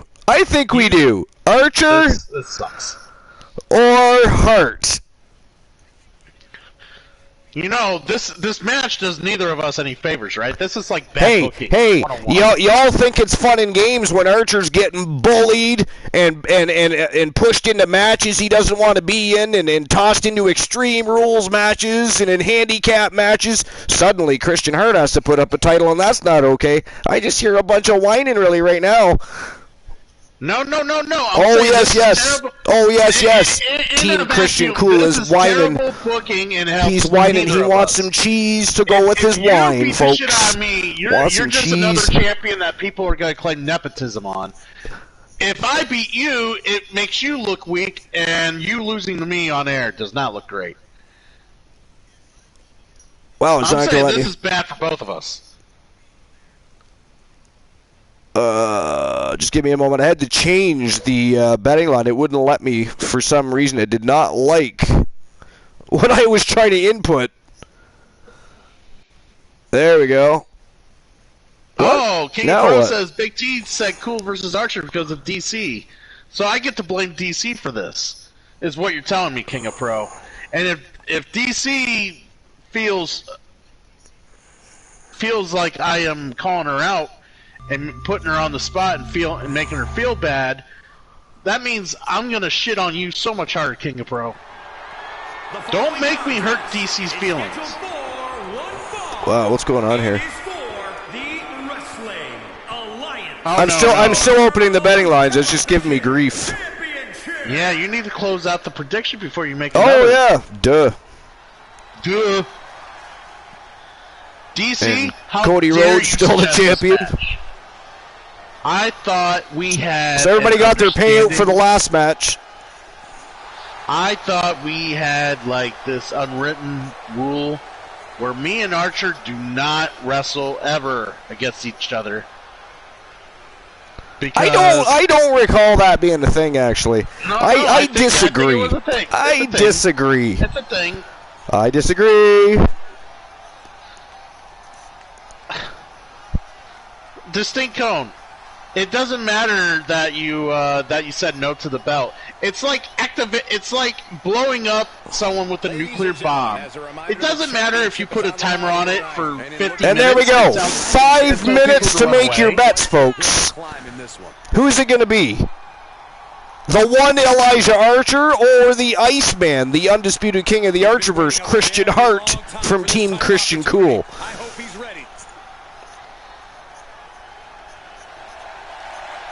Either way, the point I was making before I got so rudely interrupted is that you plant the seeds. How rude. DC. I'll remember this. I had no part in this. I am just an innocent bystander here. It's fine, cool. You're just nice anyways. Bromer wants to bet count out draw. Wow.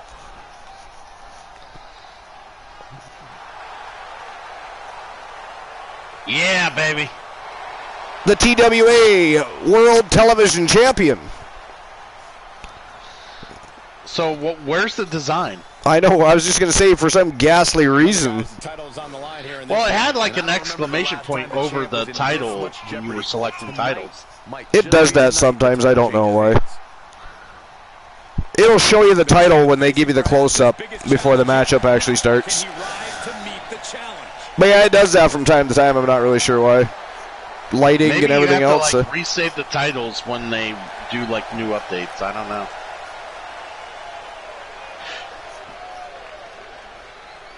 Yeah, I know, King of Pro, my title looks ugly. No, it doesn't even update there either. Wow, I'm going to have to fix that, I guess. Look how ugly that is. Introducing the challenger from Windsor. Yeah, I think what it is I think the links to the images that you use. Yeah, I think I have to do it again, yeah. Yeah, you just relink them. That's okay, we have no show till Thursday night, 10:30 p.m. Eastern Standard Time. So I have time to do that, and of course I'll have to update Discord with the new champions. And weighing in at 261 pounds, he is the at this point, I almost want Hart to hand you the belt. Oh, don't be sour that you might lose. Did you give me ice eyes?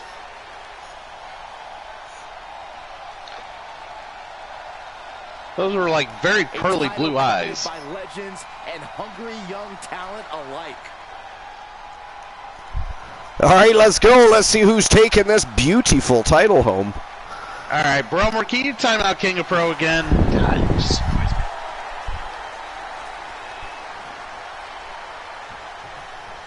None of the other championships were affected tonight. It's weird that that one is. I'm thinking it's just a glitch. Yeah, there was a couple of them on that list that were like that had the warning sign on it. Yeah, that happens all the time though. That never usually affects anything. Unless it's just because I went through it too fast. In which case you'd be right in that sense. But let's not distract and discuss the glitched title at the moment. Let's talk about the match at hand, of course. Of course, where Christian Hart is showing his dominance. Christian Hart is getting DDT'd. DDT'd. Oof. Springboard headbutt. Vicious. Whoa! Big body splash. Beautiful. Beautiful. Just getting started. Look at this brutality. This is how you torture your opponent. Oh, that just looks uncomfortable. I don't know. It's... You're just making sure I'm limber. That's all. Just soften those. I mean, if the arms are weak, the crossface chicken wing doesn't become as much of a threat. You see. Oh, I see how. He's just thinking ahead. He's just thinking ahead. Animals don't think ahead. Why, he is a very intelligent animal. I don't. Oh, STO. Uh-oh. See, that's Archer, the one. Underground. I'm funny. Did you hear that? That is not funny. It was funny. It is not funny. That is funny. Now that was funny. And that was funny. I find that amusing. I don't understand the Canadian sense of humor. I really don't. Well, I mean, we just like to see a good fist fight. In this sense, you know, It's not my fault. It happens to be Christian Hurt that he's slapping around. It's just, you know. King of Pros, like, am I the only one that voted for Archer? You probably are. Everybody else voted against Archer. How dare all of you? I should end the broadcast right now. Ban all of you. If Glenola didn't leave, he would have voted for Ghastly. Archer. He's such a kiss-ass. The disrespect to Elijah Archer is absolutely ridiculous, nonsensical. How dare all of you? Whoa, dude, you just flew across the ring. I think you're done. You need to be done talking.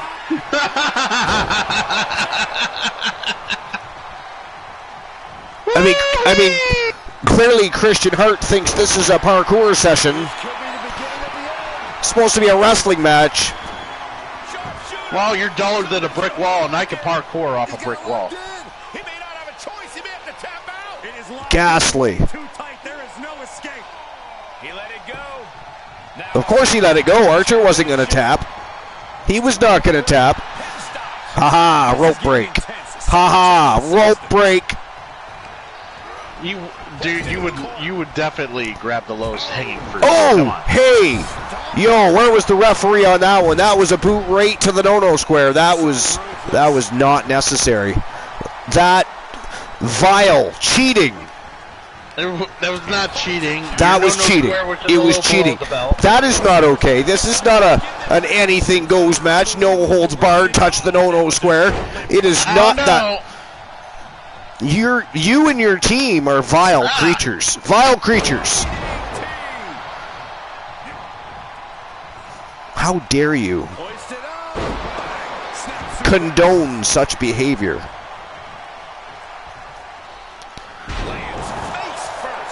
See? Karma. Uh-oh. A-K-O. Oh, I mean, that was a 3 count. That was not 2. That was not 3. It was 3. Easily it 2. was, no.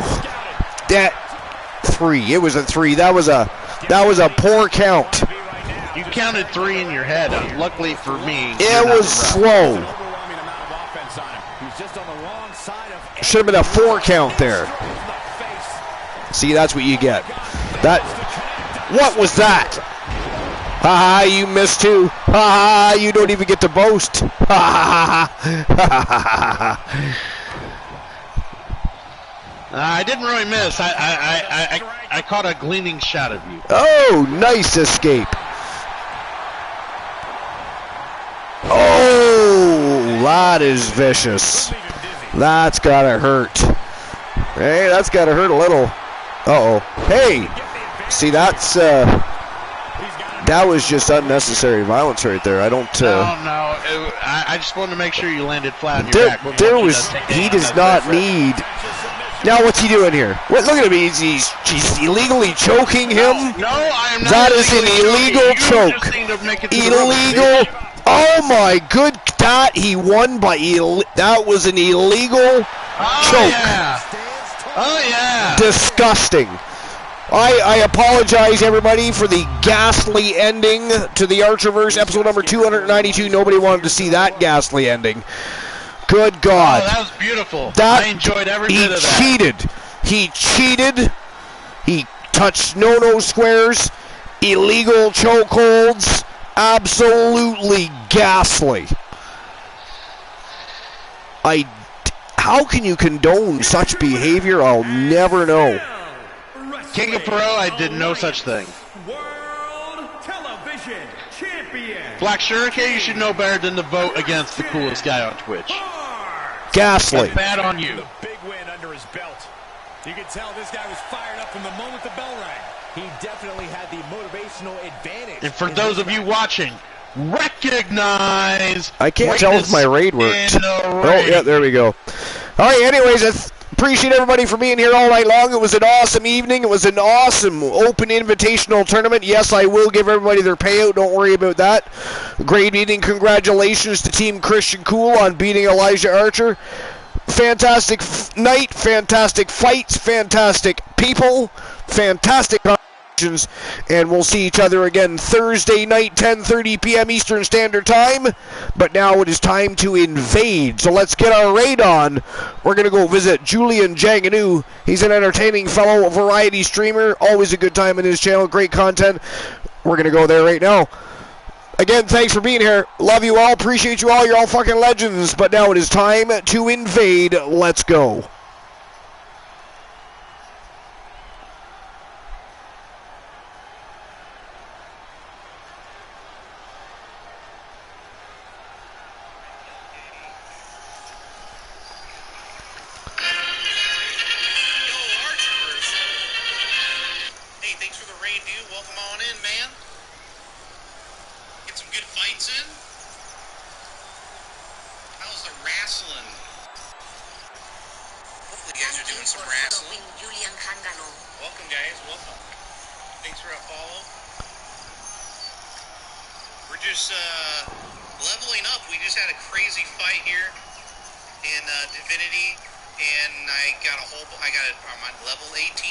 Oh, somebody already got to the payout before I did. Oh, nice. That's hilarious. What a rush might be good. Get an extra hat.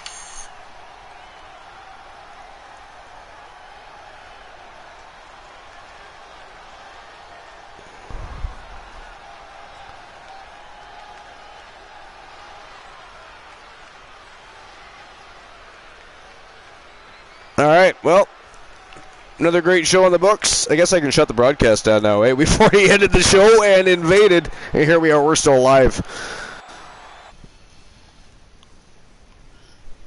Good Lord.